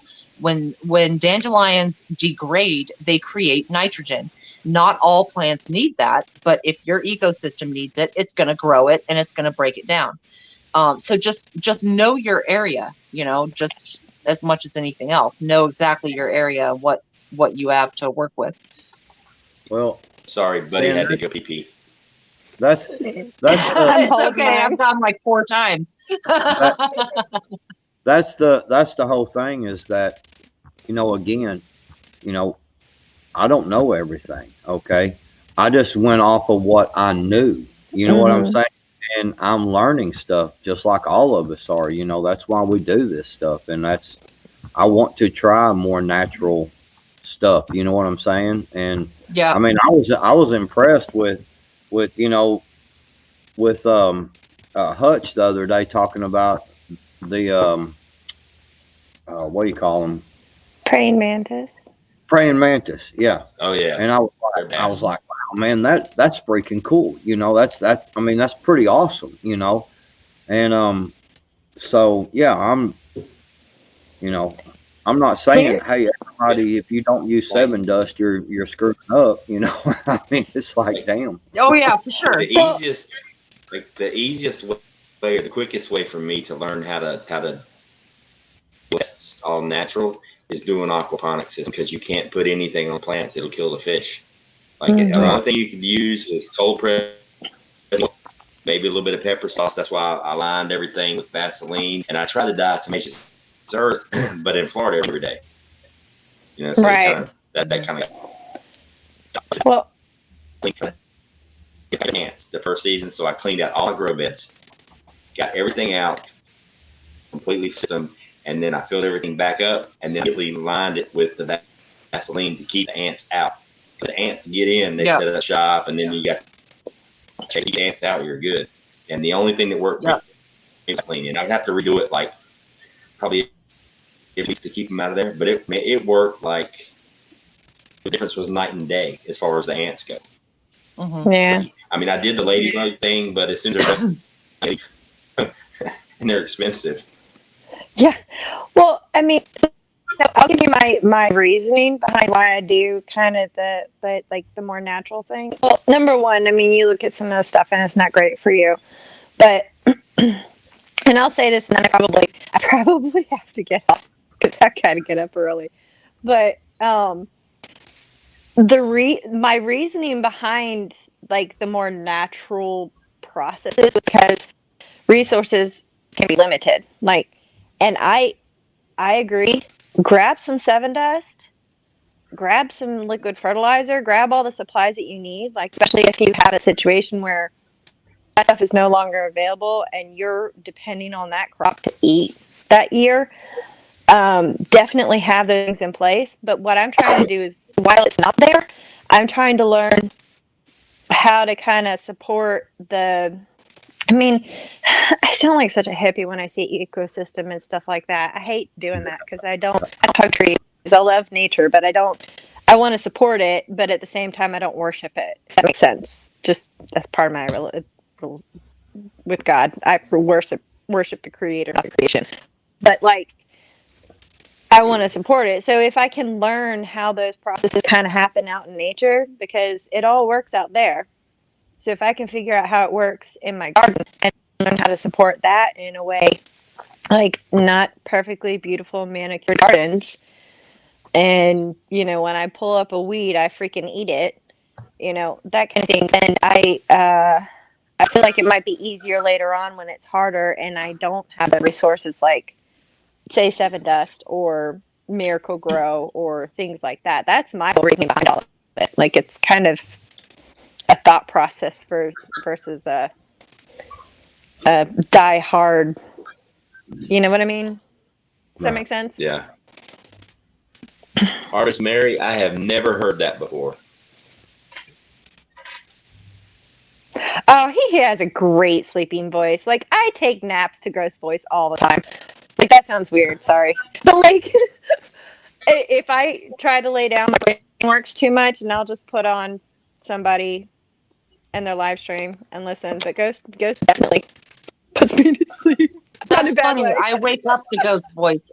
I don't go to sleep to his voice because he's usually where I'm at when I'm going to sleep. But I wake up to it. God.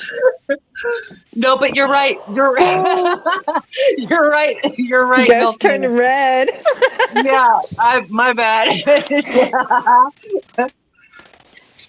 No, you're right, Milkmaid, about the pesticides and learning the natural things. I completely agree. Another thing with ants and certain flies is also vinegar. A lot of the expensive fly traps you buy for your fruit flies and whatever, all it is apple cider vinegar and water. That's it. And you can also get ants around your house and your area with vinegar. If you go around and swipe it all out, soak it down, that'll get rid of them. And it's a little bit more natural than something chemical. I've heard of people using various oils and herb oils to do that also. And I do recommend that first. I wanted to also address Moose Man.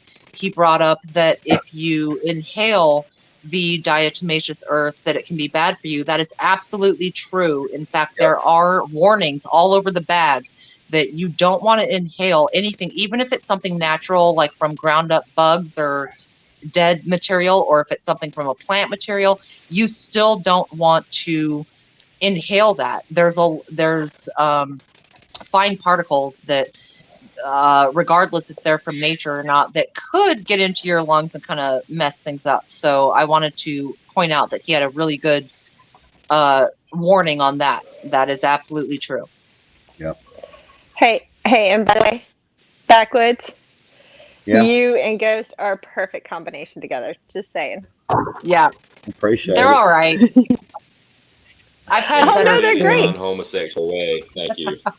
Oh, yeah. Completely. I've had way better spoons. Every They're the compliment I sports. tell you is totally platonic. I promise you. Yeah. Yeah. We can't start embarrassing. We can't embarrass the milkmaid. They'll never come on again. We just got to acknowledge the lovely spork spoon combo. You can't embarrass me. Oh, God. I may get quiet, but Oh, Yeah. and nice Good thing catches, by the way. They're dark complected. It kind of hide the blushing. So. There you go. No, I was going to say, Backwoods caught some serious fish the other day. Holy crap. Yes. Yep. I've caught one fish in my entire life, I'm embarrassed to say. I fell asleep every other time. I like to fish. That's I used to tournament fish. I won lots of money doing it. Yeah. Good So- on you. Well, you cast that thing like I was like, holy crap, he put it right where he wanted it. I'm lucky if I don't get it in my ear. Well, it's funny because I do that little funny cast, where I just whip the thing around real, but I don't know. I've just always been able to cast like that, It's weird. I've never seen that before. Like, I've always seen, like, where somebody just kind of goes over and you did the little wiggly thing and then threw it out, and I was like, whoa. Yeah, for sure. That my Very grandpa cool. used to take me fishing for rainbow trout in Oregon, around Klamath Falls and Crater Lake and all of that. And so anytime I see someone doing that, just really cool, sitting out there by the side, relaxing, fishing, that's what I'm talking about. That's life. I caught my rainbow trout. I was really young, and it was probably only 6 or 8 inches. Realistically, because I was a kid, it was probably only like 4 inches. But I thought it was the best thing in the world. So, I mean, that's beautiful. Yeah. Hey, y'all, I gotta go to bed. Yeah, all right. Milkmaid, you're leaving me with the boys? Oh, no. Oh, you can handle them. For real. Good night, Yeah. Later. Good Thanks, night, Lydia. Mate. Sorry, look, I Good night, crashed, and I sister. apologize. I apologize for all the coffee, and I thought I had managed to mute the mic, so sorry. Not a problem. Girl. It's awesome to hang out with you again. I hope to again soon.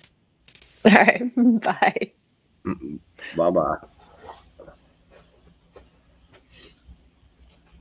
Well, now what?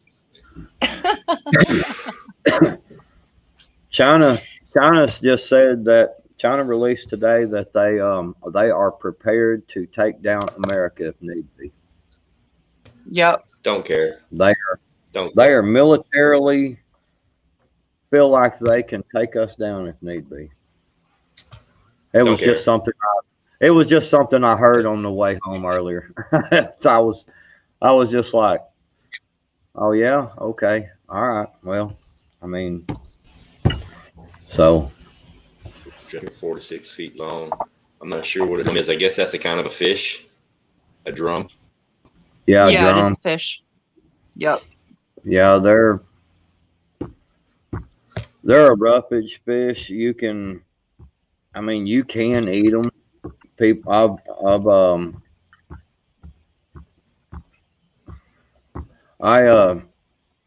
I've actually had some drum before. They're okay as long as you eat them just immediately after they come out of the grease and they're like so hot, But If they cool down a little bit, man, they're horrible. I don't think we have to spin our wheels wasting time on like too many of those outside threads. I think that the biggest thing is going to happen in our own backyard, Dorothy. You click those heels 3 times and there you are back at home, and that's what's really going to affect us. The only change that we can make is right here in our localities, in our own places, and that's what will spread. I think a lot of the fear of the outside, I trust me, I feel it. I have reasons to pay attention to that. But I think if it makes it where we are no longer productive and thinking at one with peace and just your own self, you're kind of losing the point of the mental preps of being completely ready in your mind. There's a million different scenarios that could go down and completely obliterate everybody's security.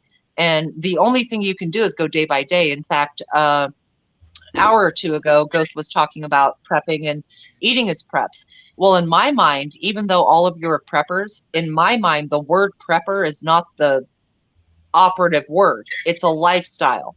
It's that you can your food, you can your meat, you make your own broth, you grow your own vegetables and herbs if you can, and then you eat those and you rotate them.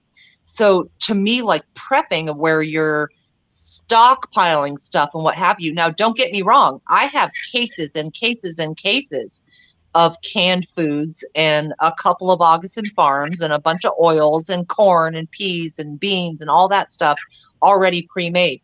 But as far as prepping or homesteading or being a farmer or doing something for your family constantly, in my mind, prepping is a short-term word. It's not. It's kind of like you're reacting to something that's really strong, but you're not actually getting that mindset of, hey, this is a lifestyle. I like to can. I'm going to can my food. I can my leftovers sometimes. I've done water bathing of that. Your fruit trees, like I have, stuff like that. It's a lifestyle and a mindset. It is not a short-term solution to a long-term problem. Right. Sorry to get preachy. I got a kind of off the wall question. Is that a 400EX behind you? Yeah. It's. Can you see now? That's a 400. It's a 400. I mean, there's some 4-wheelers and dirt bikes and things going on. This is a. Yeah, it is. That is a. Honda, I don't know if you can see. Yeah. It's a Honda 400EX. I could just see the back tire fender and the seat, and I owned one for a long time. I used to race, so. Yep. Oh yeah, Mama knows. Yeah, I have some family members that raced. I loved riding, man. No, it is a lot of fun. I'm too scared. My grandfather was in the Honda Goldwing Club forever, and so he would go out on the Honda Goldwings. It wasn't the Harleys, but those Goldwings are huge and they're awesome. And I only ever had like little dirt bike or whatever. I'm very clumsy, so it doesn't work out great. But yeah, there's activity around here. Like I said, I had one and raced for a long time and kept tuning on it and doing stuff to it to make it faster. You know, it was never fast enough. And then one day when we were clocked at like 83 miles an hour through the woods, when we were, you know, there was like hardly any room to go down through there. You know, I kind of stopped, and my buddy told me how fast we was going from his GPS, and I was like, yeah. Boy, it got how fast was it? What was the top speed? 83. Oh shit! Yeah. Wow. We did a lot of we tuned we did a lot of stuff to them. It was fast. That's crazy. I come down this hill one time. We had this trail where we had this ramp, and soon as you get through, you know, when you hit the ground, you had to make a 180 back up the hill, and when I hit and I spun it around and set back on it, you know, to get it to dig.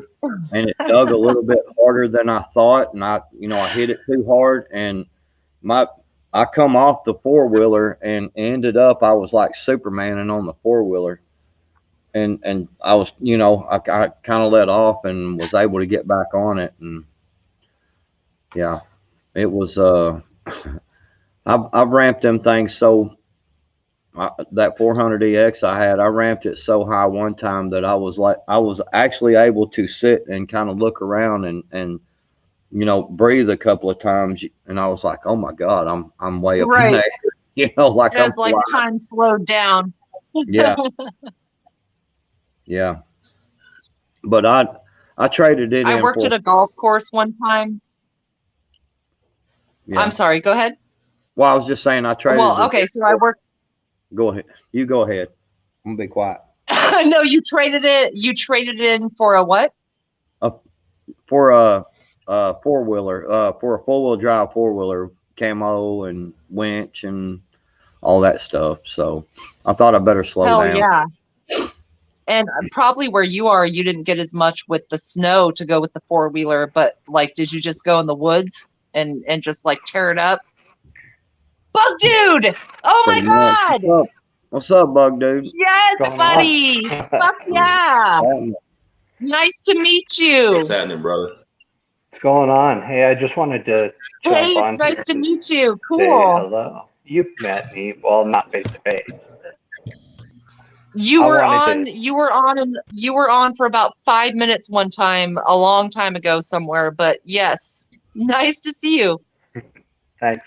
Hey, I just kind of wanted to back something you were saying earlier about not just stacking food,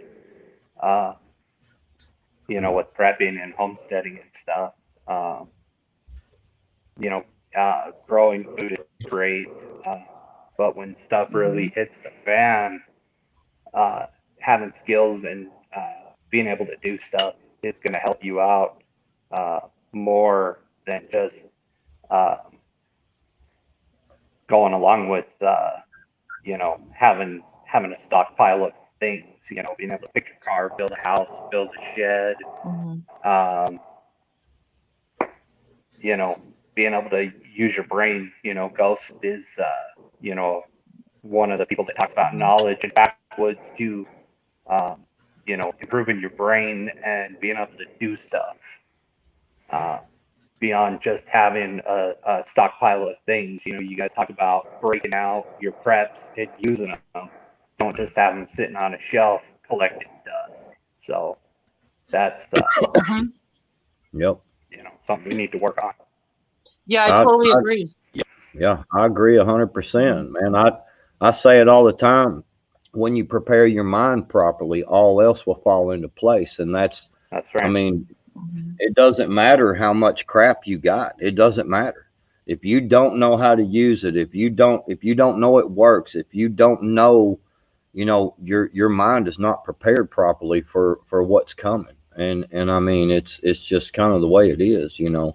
I can sit and have, a $2,000 worth of, all kinds of gear and stuff, but if I don't know it works, I'm not prepared properly because, once I get out there and start having to use it in a bad situation and it starts breaking on me and I'm like, what the, that's going to cause more panic, because you're like, everything I got's breaking, it's not working. This shit's not working, and so you start to get that mindset, it's real easy for your mind to take a step back and your confidence level drops.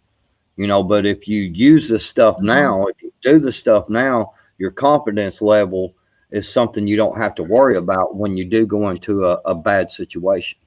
And that's one of the things, yes, absolutely.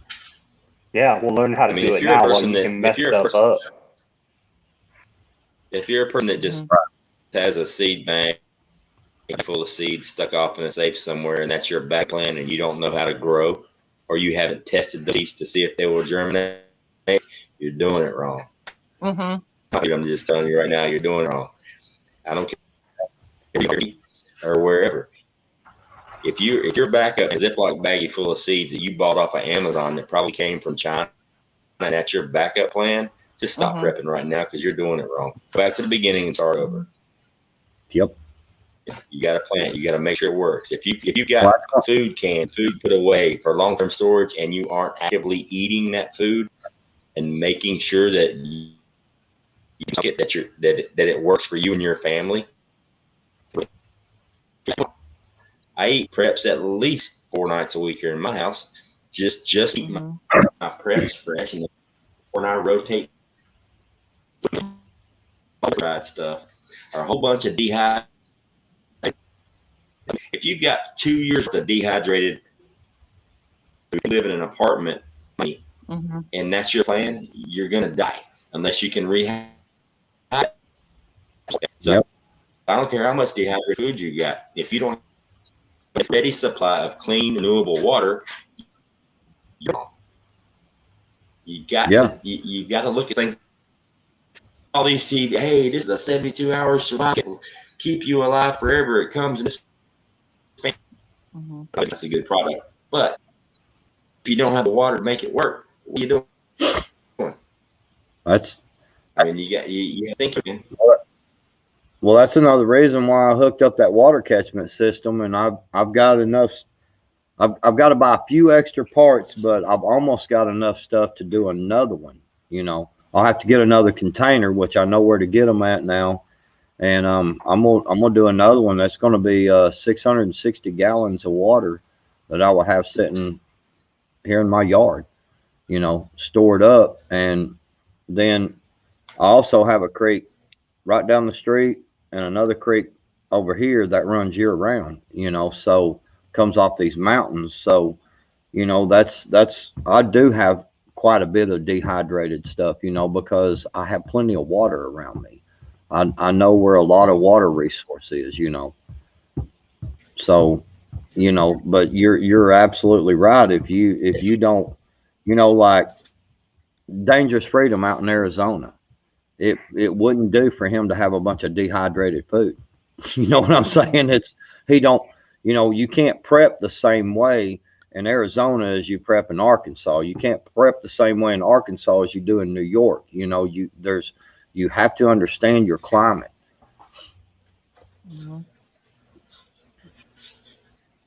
I think to address some tips in chat about saving your own seeds, I started doing that last year. I've gardened for a long time, many years. I've tried different things. Last year was the first time I started to try and save seeds from food. I recommend, personally, my experience is gourds like zucchini, cucumber, watermelon, any squash, anything in that gourd family. Those seeds are so easy to preserve.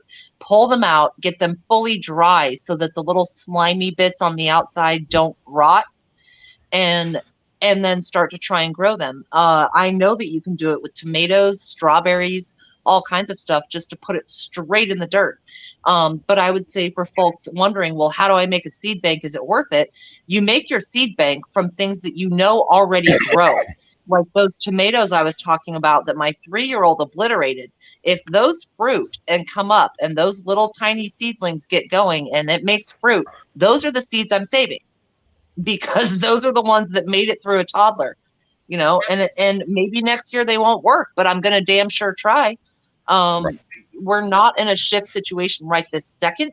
So it's like, all right, let's everybody, wherever you are, figure it out. You have a lot of sand and desert, figure it out. You have a lot of clay, figure it out. You don't have a lot of sun, figure it out. That's kind of where I'm at, is be efficient and learn what you can do where you're at.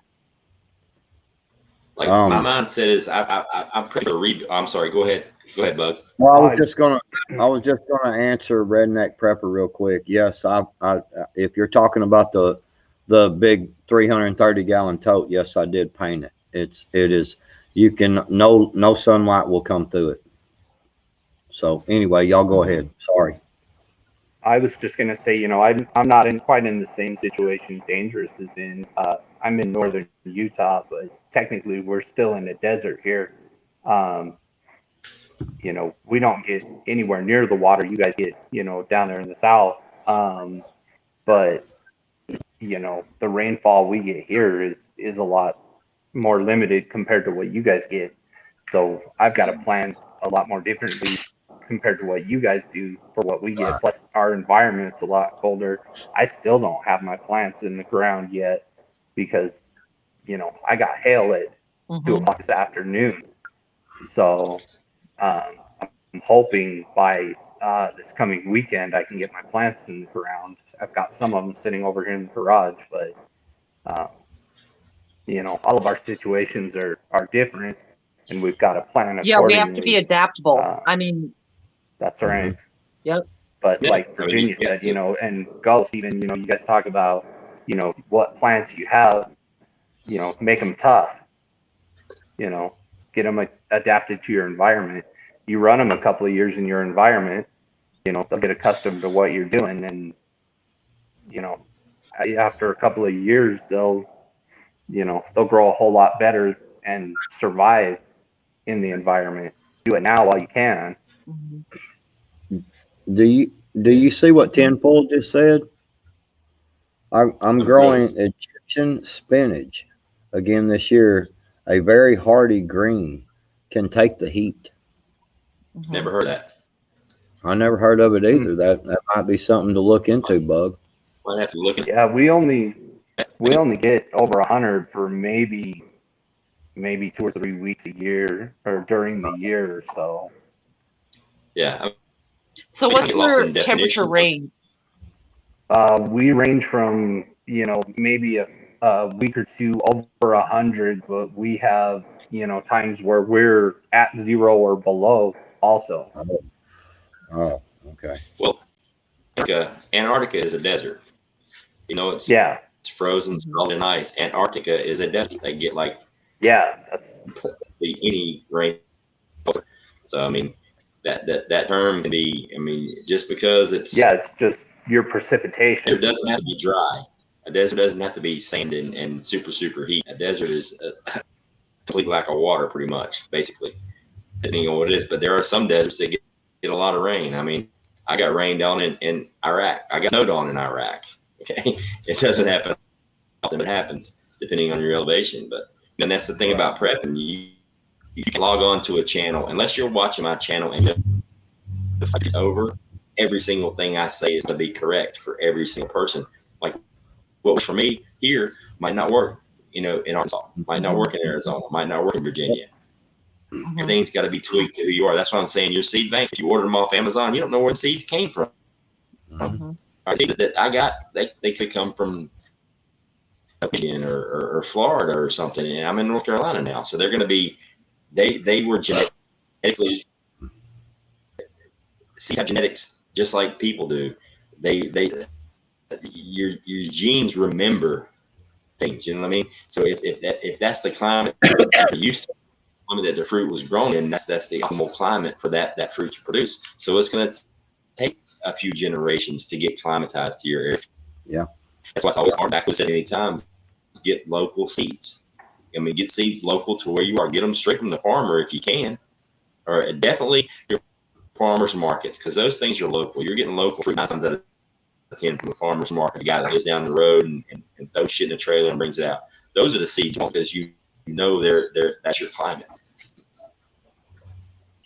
I was going to say farmers markets are a great spot. They have a lot of resources that are local. You'll have all of the vegetables in my area. Some people grow zucchini that are about 3 feet long, and you wouldn't think so because it's so cold here.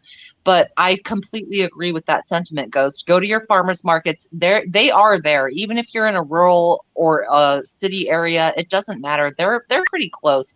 I would bet any of you could find one within 30 minutes at any given time, and go and buy stuff there. Oh, for sure.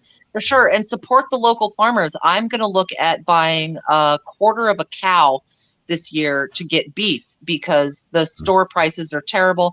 You can get it. It's a few bucks a pound, and you have to buy a quarter of a cow is about 250 pounds. And so it's going to cost you $1,000. But if you can it, put it away, portion it, freeze it, whatever. A lot of folks I know in the chats and on these shows do deer, and they hunt and what have you. I don't have that right where I'm at, but what I can do is buy from local butchers and farmers that do it. And that's what I intend to do. And that's how we can support each other. I see a lot in a lot of different channels about, okay, we know there's something wrong. What do we do? Well, what you do is you start local. You start local with voting. You start local with what you buy. You start local with where you go for eggs and vegetables and what have you. It is hard. It's a little bit more expensive. But for me, that's the solution. Where I'm at, May to September, we have a farmer's market, and I can get almost anything. And from that, save some seeds, dry them out, try and grow them. That's the plan right now. But I do think that the solution to everything that we're dealing with, big and small, is local. Well, that's why I want to do the pressure canner, because I've got all that deer meat in the freezer, you know, so I want to get it out and get it canned up, you know. I mean, because I'm scared to death, man. We get a power outage, and I know it's freaking coming. I know that is next on their list. They are going to cut power. You watch and see.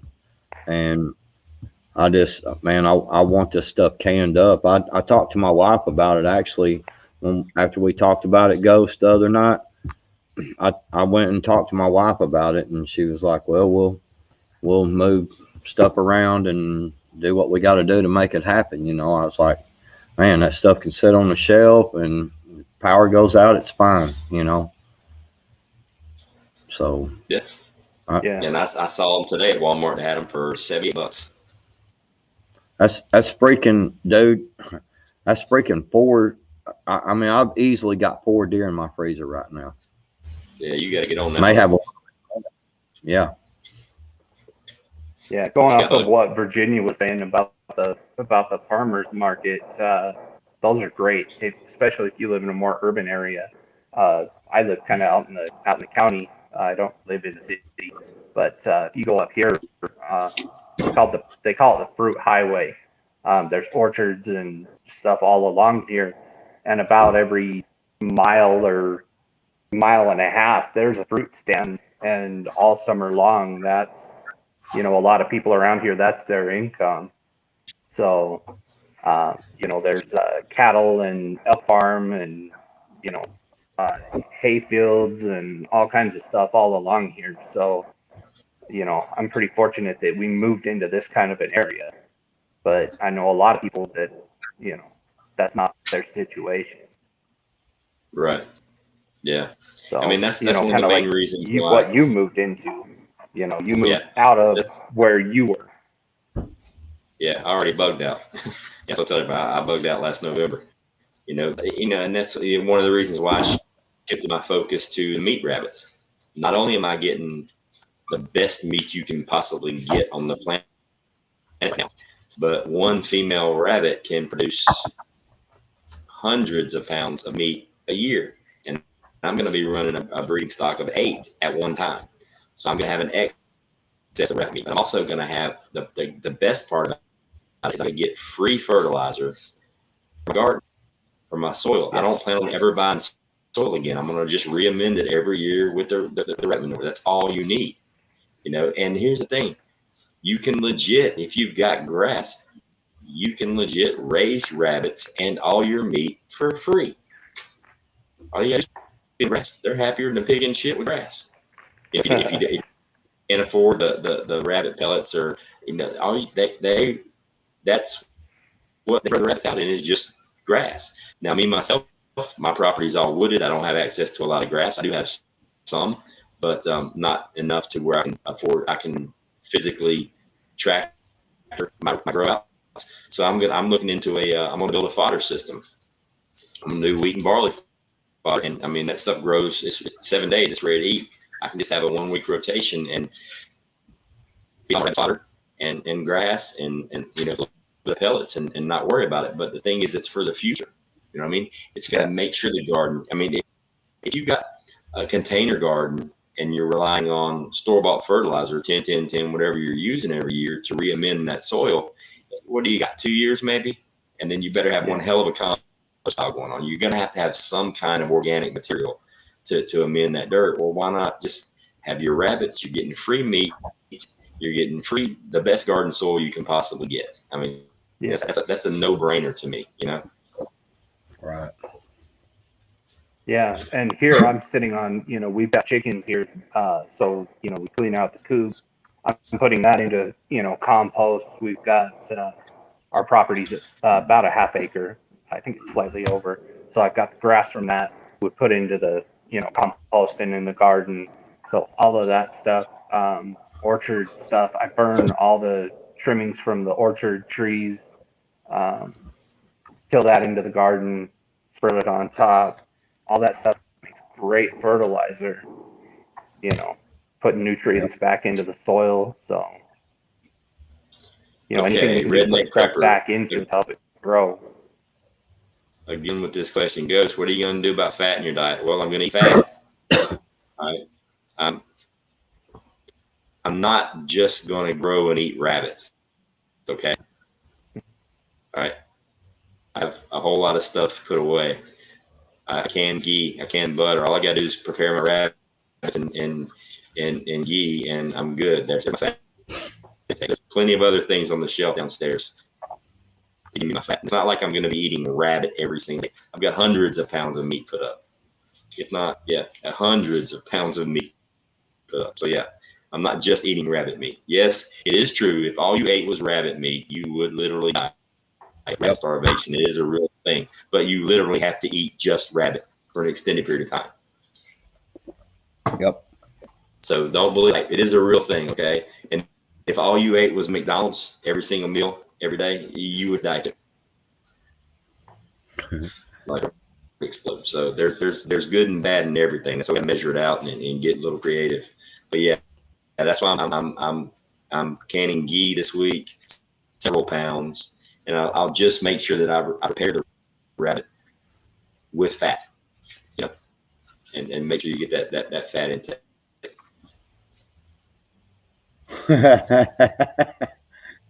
What's that? How about groundhog? I've got some really fat ones around here. Never had it.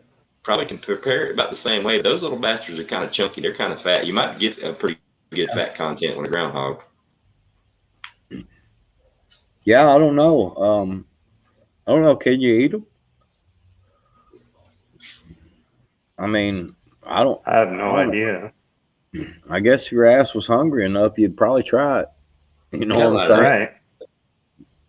I'd eat the hell out of it. I mean, hell, it looks like a groundhog to me looks like it's a member of the rabbit, squirrel family, varmint.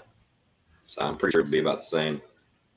Groundhogs don't taste bad and they are greasy, Emily L says. You eating groundhog? You got your fat intake. Yeah, redneck prepper. Cook right if you need anything. Do what? Redneck prepper says cooked right, you can eat anything. Oh yeah. Yeah, they're vegan type. Emily says she has ate groundhog. Okay. Carolina girls. I'm not faulting her for it. Hell no, I'll eat the hell out of a groundhog. Especially that one on that movie Groundhog Day. That was a fat bastard. That was like a meat right there, bro. That was a big ass. That was some meat. Dude, I'm gonna tell you right now, we got some big ass groundhogs around here. They sit up there, look around and shit, and I'm like, yeah, keep sitting there. You'll get shot. Yep. Yeah, I don't know. Oh yeah, soft shell turtle. Oh son, dude. Now I will tell you, some soft shell turtle is some good shit, boy. That's some good food right there. Never had turtle. I had gator. I love gator. That's good. I find another home. Them's Arky women. Yeah, there's I've been seeing a lot of rabbits. You know, they kind of, it seems like stuff goes in cycles. You know, like a 7-year cycle, and it's like you seem like I know, like we'll kill the hell out of deer for 2 or 3 years, and then it'll kind of fade off a little bit, and then it'll start to pick back up. And I know rabbits are that way too, man. I've been seeing a lot of freaking rabbits lately.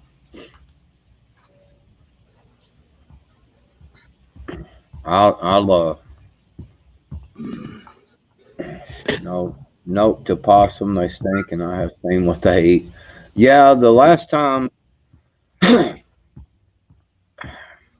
when I seen a possum crawl out of a dead animal's ass, I knew right then I probably, I mean, I don't know. I think I might starve to death before I'd eat one.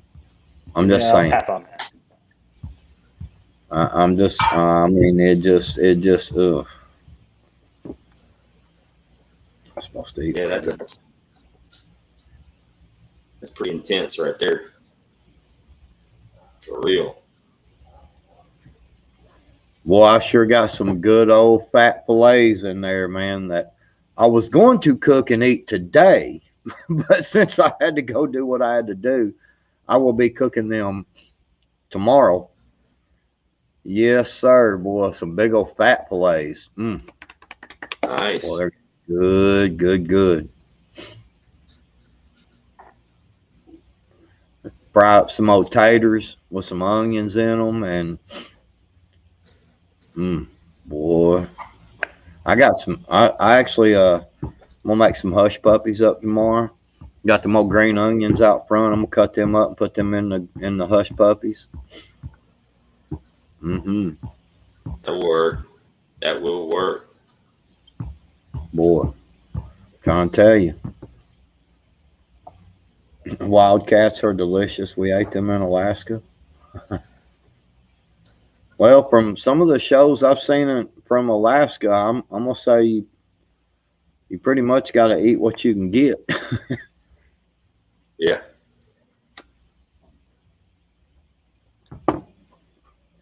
I never really cared much for squirrel, but there's a ton of squirrels, man. Our squirrels out here ain't got enough to eat, so I wouldn't even try. Oh man, we got some fat squirrels out here. Yeah, Monty. Yeah, yeah. I'm gonna find out how good they are tomorrow.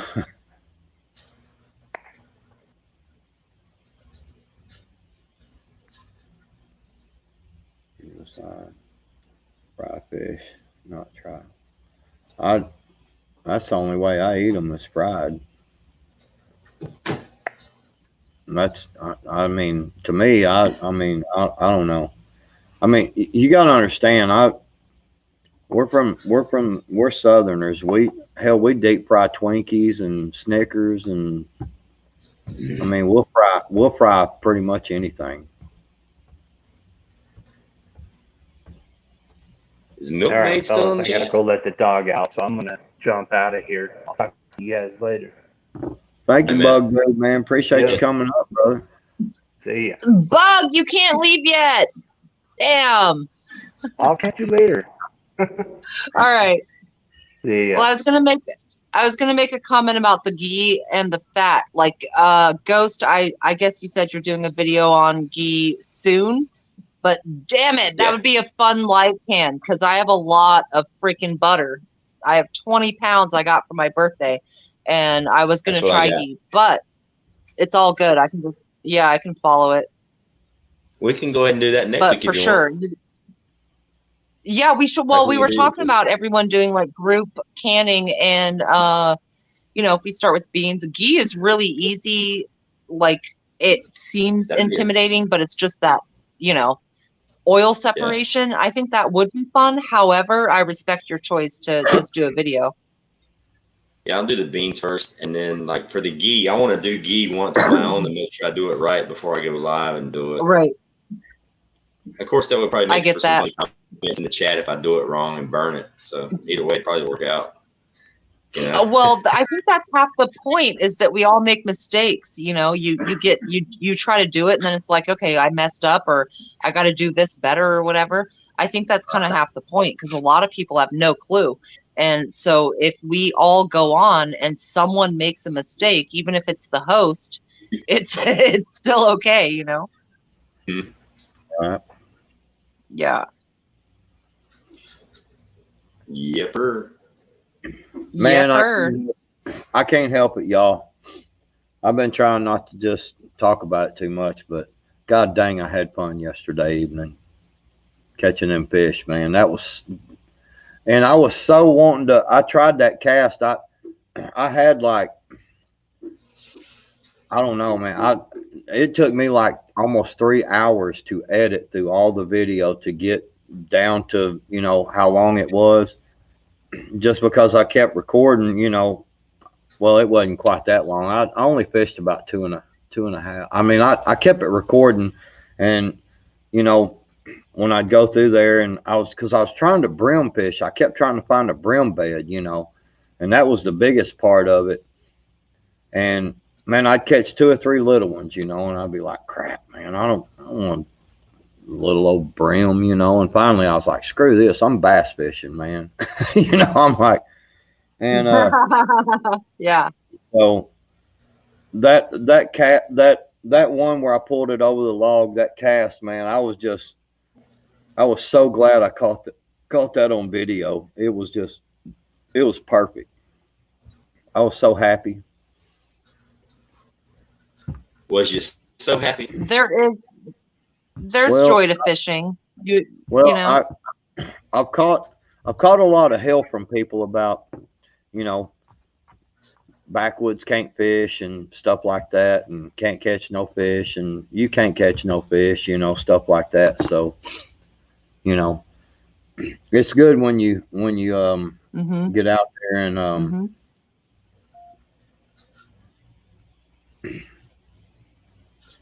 you know, I don't know, it's just good when you can get out there and. No, it is. What was your inspiration? Just to go out and get into nature, and you know what I mean? Like, I think a lot of people in the chat would love that idea of, look, you were inspired to go do that. It made you relaxed. It gave you joy. I think there's a lot of times that we miss out on those chances to find a little bit of happiness and a little bit of joy in this world. And you went and took a couple hours, 3-4 hours, and you did that for yourself. That's a good thing. Yeah, well, it just, I tried to go fishing like several times, and it just always seemed like something come up, you know, just like today, you know, something came up, and it was just like something always comes up. And I was like, you know what? I'm going fishing. I don't care if the end of the world happens while I'm on the lake. It's just is what it is. And I'm going fishing. Yeah. I love to fish. And there is nothing better than some good old fresh fish. Yeah. But there's a truth to that, to, like, you know, we can all sit around, we have choices to make, right? One of those choices is that we're scared of freaking everything. Another one of those choices is you say, all right, there's stuff to be worried about, but let me go out and fish. That's where we're at. And that is you acting out what your advice was in your video 3 days ago. Live your life, know what's right, live that blessing of being alive. And if that means fishing, if it means sitting here for a minute and talking about potatoes and pots, whatever it is, do it. Because you don't know if you're going to wake up dead. I don't know. You don't know. We all could. So do it. Rock it. Well, and own it. Stuart asked, how do y'all prepare bass? Well, I want to show y'all something. Here's because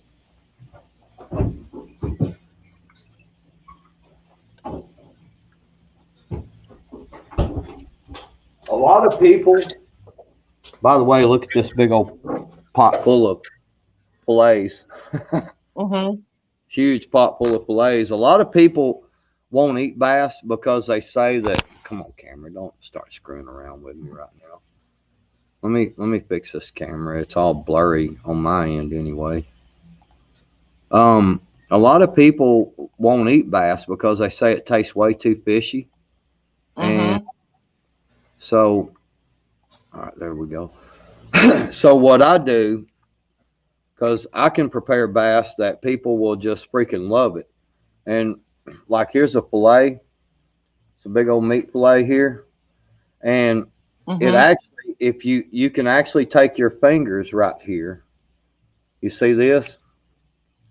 And it comes apart because the way it's designed, you know, the way it's done or whatever. And I'll sit there and fillet these pieces down like that.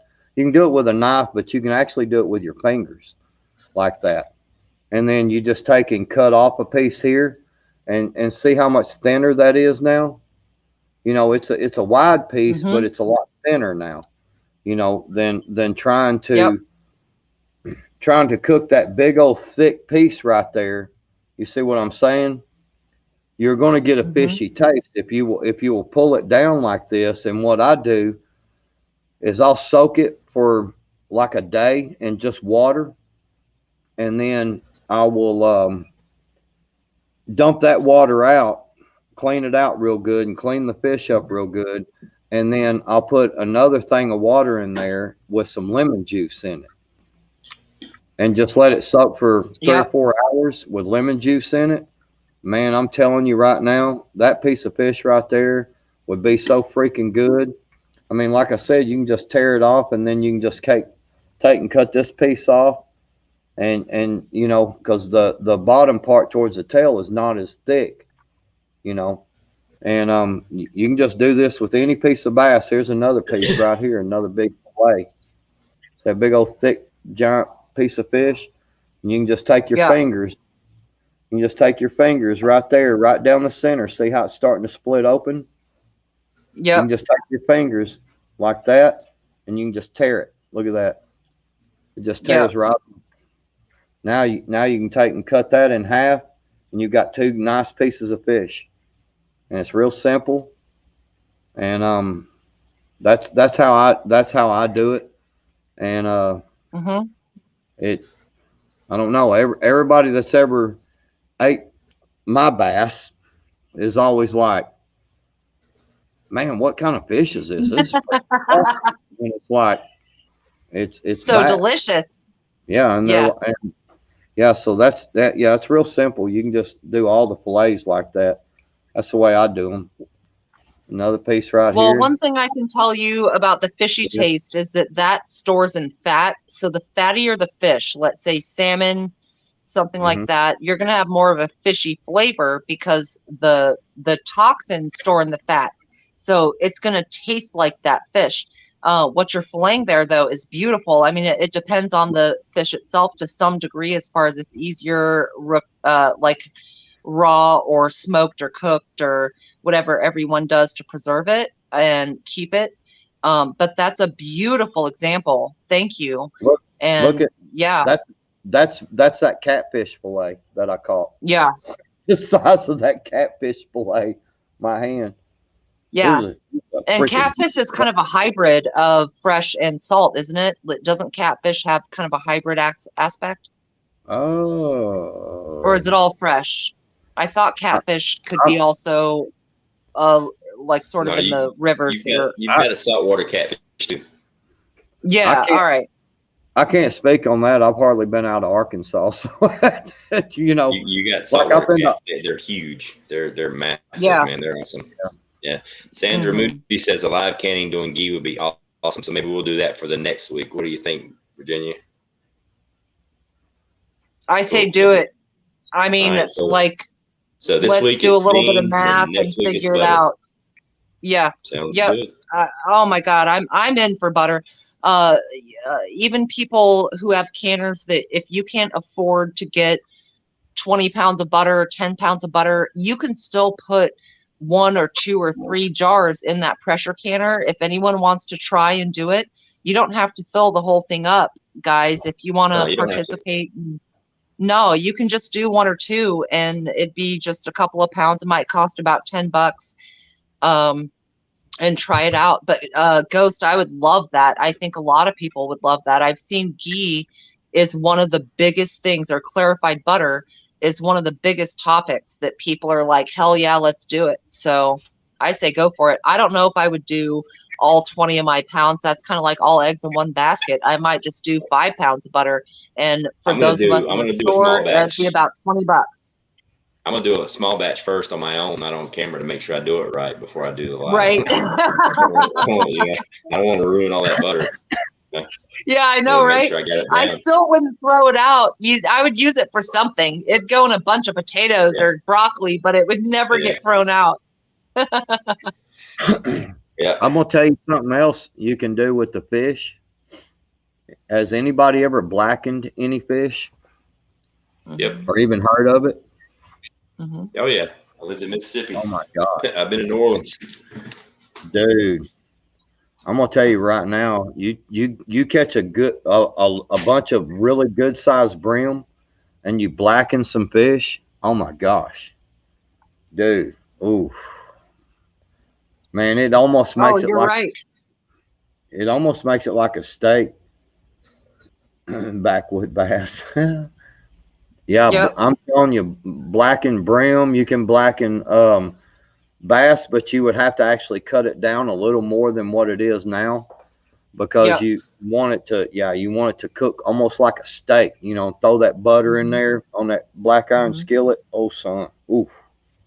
Oh, for sure. And a lot of people don't realize that when you talk about blackened fish or blackened chicken or whatever, it's actually a spice blend. It's not that you're burning it.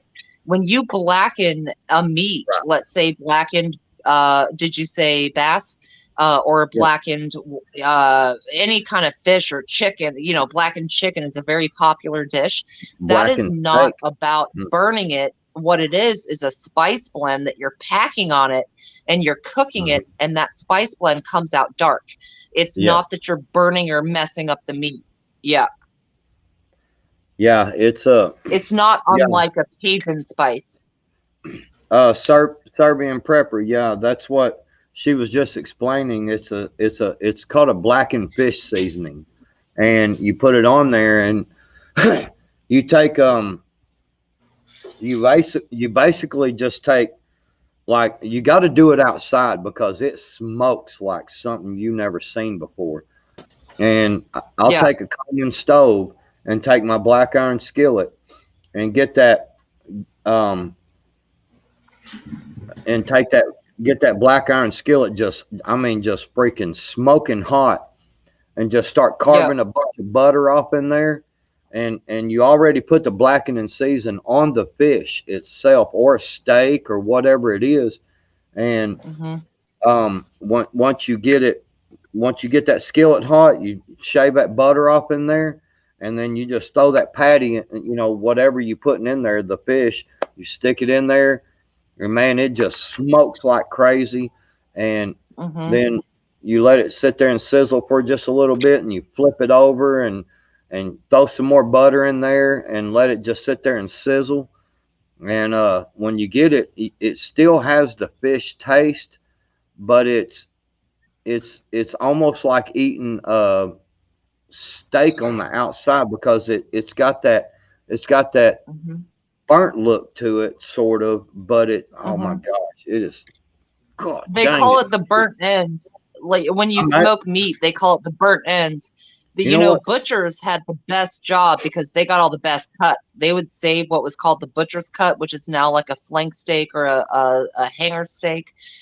They would save the burnt ends and make that out of sandwiches. And you know, people make gourmet restaurants now out of those cuts. It's absolutely the throwaways. You got to know what to do. You got to know how to handle your meat, boys. Hey, we're 5 hours in. I'm gonna go there. Know how to handle your meat. That's it. I guarantee you. And you know what? I think I'm gonna blacken some of this tomorrow. I've got a common stove. I've got plenty of black iron skillets. I think I'm gonna blacken some of this tomorrow. God dang, man, that stove. Yeah, chicken is great blackened too. Anything that needs a lot of flavor, blacken it. And blackening, like I said, it's not burning, it's spices. I might just do that, Sandra. I might just go ahead and make a video of it too. Man, god dang, it's so good. Yeah, it is. It is. Excellent. Yep, people in the chat are saying, yeah, the burnt ends. That was the whole thing. If you go to a legit barbecue, whether South or Missouri in the middle or whatever, the burnt ends are the sore dick spot, which means you can't beat it. Oh man, I'm telling you. I'm so I actually do baby back ribs that way. And you know, a lot of people are all like, no, you got to boil them and you got to do that. And I'm like, no, you don't do that to baby back ribs, man. I've got this rub that I put on them. You stick them jokers straight on the grill, and you fire them jokers up hard right at first to get that char kind of like on them, and then you turn the fire down and let them cook for a little bit. Man, them things will shrink up. There'll be this much bone sticking out of both sides, and you go to try to pick it up, and it'll just fall. Oh my gosh. That is how you seal in the flavor, actually, with any kind of meat, is you sear the outside. I know we're outside of prepping and going into cooking, but if you sear the outside of any meat, whether it's a steak or you're making bone broth or blackened chicken or whatever, that's what you do. You got to seal in all the juices, all of those liquids that come out of the fat and the sinew and the flavor and the muscle. That's what you want to make it a juicy piece of meat. And yeah, you do. You sear off the outside. You might pop it in the oven. You might tent it with tinfoil or whatever, and let it all suck back up. It'll take about 10 minutes if you're making a good steak with a lot of fat, like a ribeye. But that's a legit point. That's a legit point. Sear it off. Get that dark burn. Cauterize the muscle. Hey, let me tell you something. Since you went there, I'm gonna go there. Resting your meat is very important. Resting your meat is very important, especially if you're doing a big old fat steak. You pull that sucker off the grill or whatever you're doing with it. You put it on that plate and you cover it up with foil and you just let it sit there for about 10 minutes. And you can pull that foil off there, and there'll be juice that deep and all around the plate, man. That's the only way to do it right there. The bigger it is, the longer you let it rest. If you pull off meat off of anything and then cut it right away, you see all those juices just go all over the plate and the serving platter. You just fucked up, because that's where the flavor is. That needs to suck back into the muscle. I mean, there's certain things that can rest for an hour, hour and a half, and still be hot when you cut it in the middle, like prime rib. You get like a 15-pound, 20-pound prime rib. You cover it in salt. You put it in there for 4, 5, 6 hours, whatever it takes, with some time. That is going to be hot forever. Yeah. Oh my gosh, man! I can. Ooh. I know, right? I'm blackening I love steak tomorrow. Oh, me too. Man, my father-in-law. I'm telling you right now, my father-in-law has been in the Air Force and the Marines. And he's been over in Germany. He's been everywhere, and they were going to come over one time, and they always would come over. We'd go over there, and they'd be like, "Let's go steakhouse. Let's go steakhouse." I mean, this sucker eats steak 2 or 3 times a week, right? And I would just be like, "No, man, all these steakhouses suck," And he's like, "Oh no, it's good steak." And I was like, "Man, this ain't good steak. Y'all don't, dude." I was like, "I'll tell you what." I said, let me when y'all come over next weekend, I'm gonna fix us a steak. I'm gonna get a real steak. When he took and cut into that steak, and he looked at it, and he goes, "This is about the most perfect looking steak I've ever seen." And he said, "I'm gonna try this and see."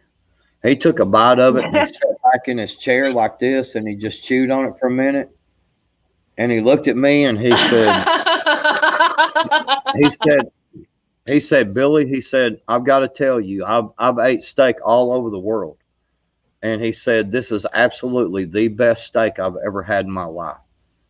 And he goes, You damn straight. You've got this down. And I said, man, to me, a good steak, man, you go to these places, man, and it's like shoe leather. It's like they run it, you know, it's not good. And my steaks do not bleed, but they will be red. They will be red in the middle. You know what I'm saying? What? Yeah, that's not blood though. People are ignorant. They think, like, my mom is like that, and she thinks that's bleeding, that it's bleeding meat. She's like, it's actively bleeding. I'm like, no, it's not. Those juices are pinkish red. That is not active bleeding or blood. That is just some of the liquid coming out of the muscle, but you got to let it cook a little bit. You got to let it soak back in. It is all good. I completely agree with you. I'll be right back. I got to talk to a man about a horse. In other words, I have to pee. Wait, what? Wait.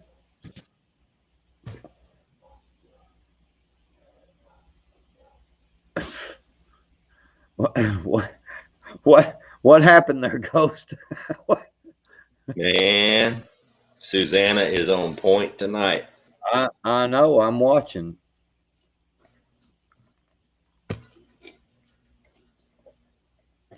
I've never, I'm going to tell you, you know, what's really funny, because the only thing that I've ever boiled, that I ever boil is stew meat. That's the only thing. And I don't boil it too long, but I've never done, I don't know. Anything else, I've never boiled any kind of meat. I've just never got that. I'm like, I don't understand why, you know, that, I mean, this guy that I was talking to, and we were talking about doing baby backs, and like, he like legitimately like freaked out because I didn't boil the ribs first. And I was like, I don't understand, dude. I'm freaking out because you're boiling them. Why would you do that? I mean, it don't even make no sense. People are different. What are you gonna do? I don't know, man. I don't know, but to me, that burn in that she was talking about, I do the steaks the same way. When you cut into one of my steaks, it's like the whole outer shell is got that burnt crisp to it. You know what I'm saying? Mm-hmm. And it'll be red in the middle.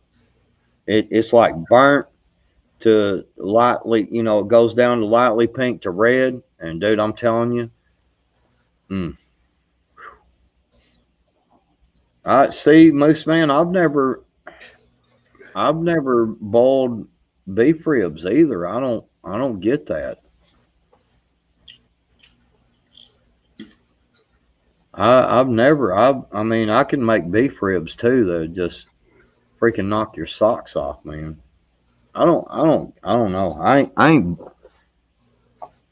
I'm gonna tell you, there's something wrong about boiling your meat. Okay, you should never boil your meat.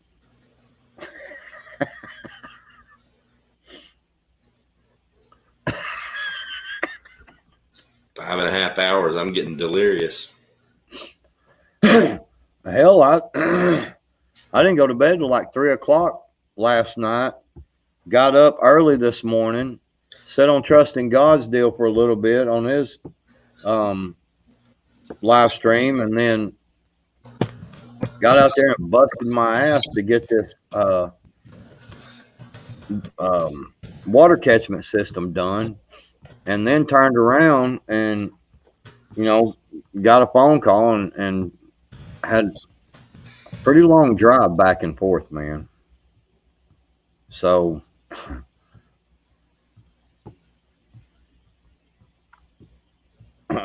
I'm reading it right now. I'm speechless. What?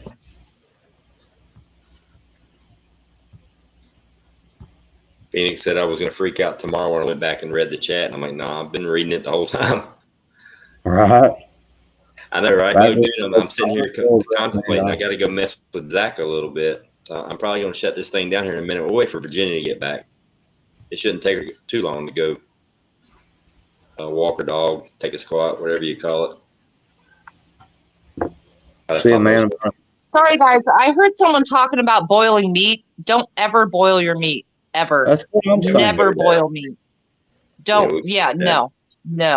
That is a no-go. 100%. I'm glad we went full circle from planting in pots to meat handling. I feel like we've covered the spectrum. Moose, I've grilled beef ribs many times, and in case you didn't know, Moose or Virginia or anybody else in the chat, and I've never been ashamed to say this, I don't have any teeth. Okay, no top teeth whatsoever. I have no teeth. No teeth. Yeah. This is it. So That's you have all to cook your meat down. Yes, and let me tell you, it was because of the dope that I did for many years. Didn't take care of my teeth. I didn't, all I was doing, and I'm just telling you right now, I can cook beef ribs on the grill without boiling them, and I can sit there and eat them no problem. I'm just telling you. Right. Oh, well, ribs for sure. Yeah. Yeah. So it is what it is. No, I totally understand about that. Actually, that's a good point with teeth. I have a lot of family members and friends, and myself too. A lot of people, that's a big issue with teeth problems and chewing and all of that. And it kind of seems off topic, but it's not. Dental health is one of the biggest preps that you can do. There's a spirochete that travels from your teeth to your heart that causes heart disease. There are various bacteria. All of the major things that cause that a lot of them come from dental health. There's a reason that dentists and what have you were the big thing. It was dentist surgeons and what have you. They had the tools to do all of that. So even though it's kind of a little bit funny talking about boiling meat, when to bring it back to prepping, take care of your mouth, take care of your mind, grow a garden, do all of that, but take care of your mouth. All right, Backwoods, what is it? You got something. Fucking bug dude. Backwoods and prepping, you're not supposed to use teeth on meat. Oh, bug. Damn. He would never say that in person. I'd kick his ass. Well, here's the thing. Here's the thing about that, bug dude. When you're a real man, teeth don't bother you. Just saying. Yeah. All right, well, boys and girls, it's been 5 hours and 41 minutes. I want to go say nice things to Zach. I got to go mess with Zach. Yeah, I'm going to say hi to Zach too. I'm on my way to Dangerous, guys. My day doesn't feel complete unless I go mess with Zach for a little while. I love it when I go in there and I just start giving him hell, and everybody in the chat's, how dare you talk to Zach that way? And then somebody's like, you shut up and leave them two alone. This is what they do. And they're like, oh, I'm sorry. Well, it's like Bug Dude. It seems like me and him's going to have a Zach and Ghost relationship going on. That's all good, we man. Love Zach. I can handle it. Bug Dude, I love you, brother. I can handle it. Well, ladies and gentlemen, and everybody in the chat, I appreciate you guys hanging out with us for almost 6 hours. Like, holy shit, that's 1/4 of an entire day. That's a lot. That was kind of awesome. I mean, we've been all over the place a little bit, but we got a whole lot of good gardening stuff talked about, which was awesome. I made it through another night with Susanna. I didn't lose my shit. She's awesome. She didn't make me completely freeze up and curl into a fetal position. I thought I was going to go fetal there for a few minutes and just curl up and cry, but I made it through, so it's all good. I love you, Susanna. Wait, my question. Huh? What was your question? Rip Curl says, wait, my question. Shit, what question? How long ago was it? What happens when a green onion flower tip pops?